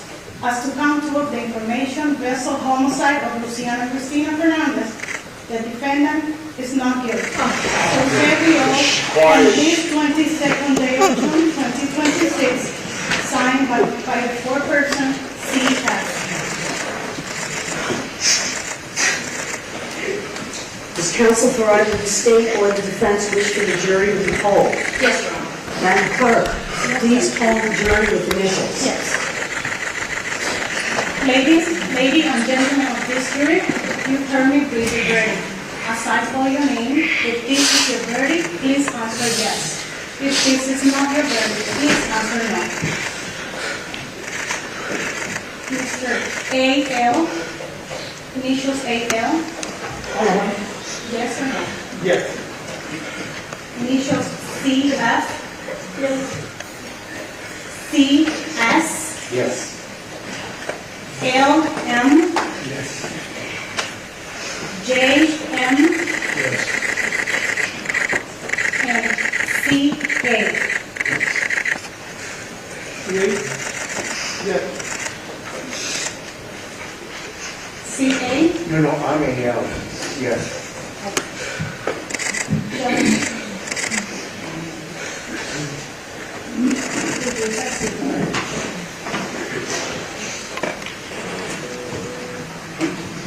Ladies and gentlemen, I want to thank you for your time and consideration of this case.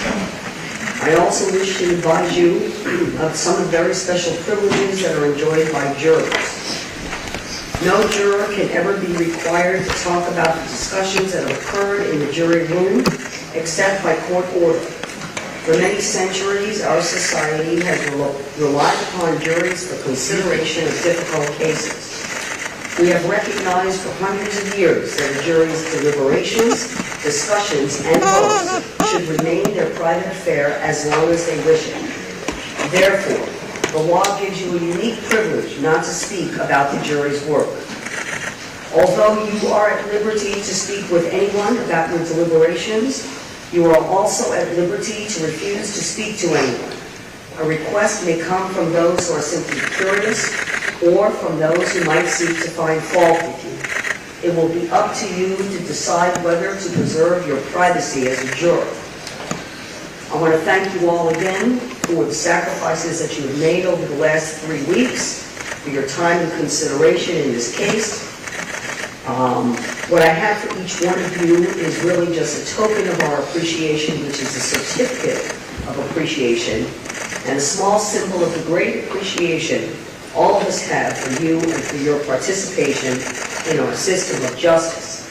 What I'm going to ask you to do is, as I discharge you, you will go with Renee, and Renee will take you out, and he will provide you with your juror certificate. All right? I'm going to ask everyone, please, in the courtroom to please remain in the courtroom for a few moments and allow the juries to exit. Thank you. All right.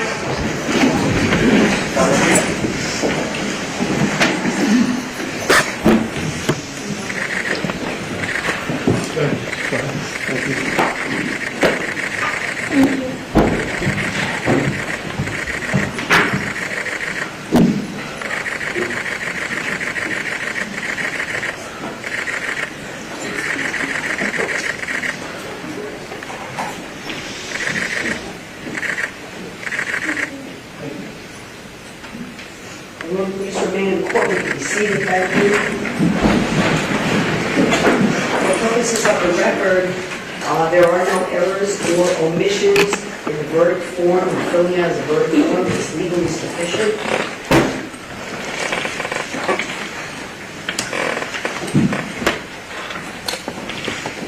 Mr. Pino, the jury has found you not guilty as to both counts of the information in this case. Are there any other matters involving Mr. Pino Not for the state. for this court to address? Not for the state. Anything else? All right, there are no holds in Mr. Pino, is that correct? Correct. All right, ladies and gentlemen, again, if we would give the jury a few moments, please, to exit exiting the courtroom and the courthouse. And I want to thank everyone again for your respect for this court. We'll take a moment now, and I have no further matters for me to address, and at this time, we are in recess. Thank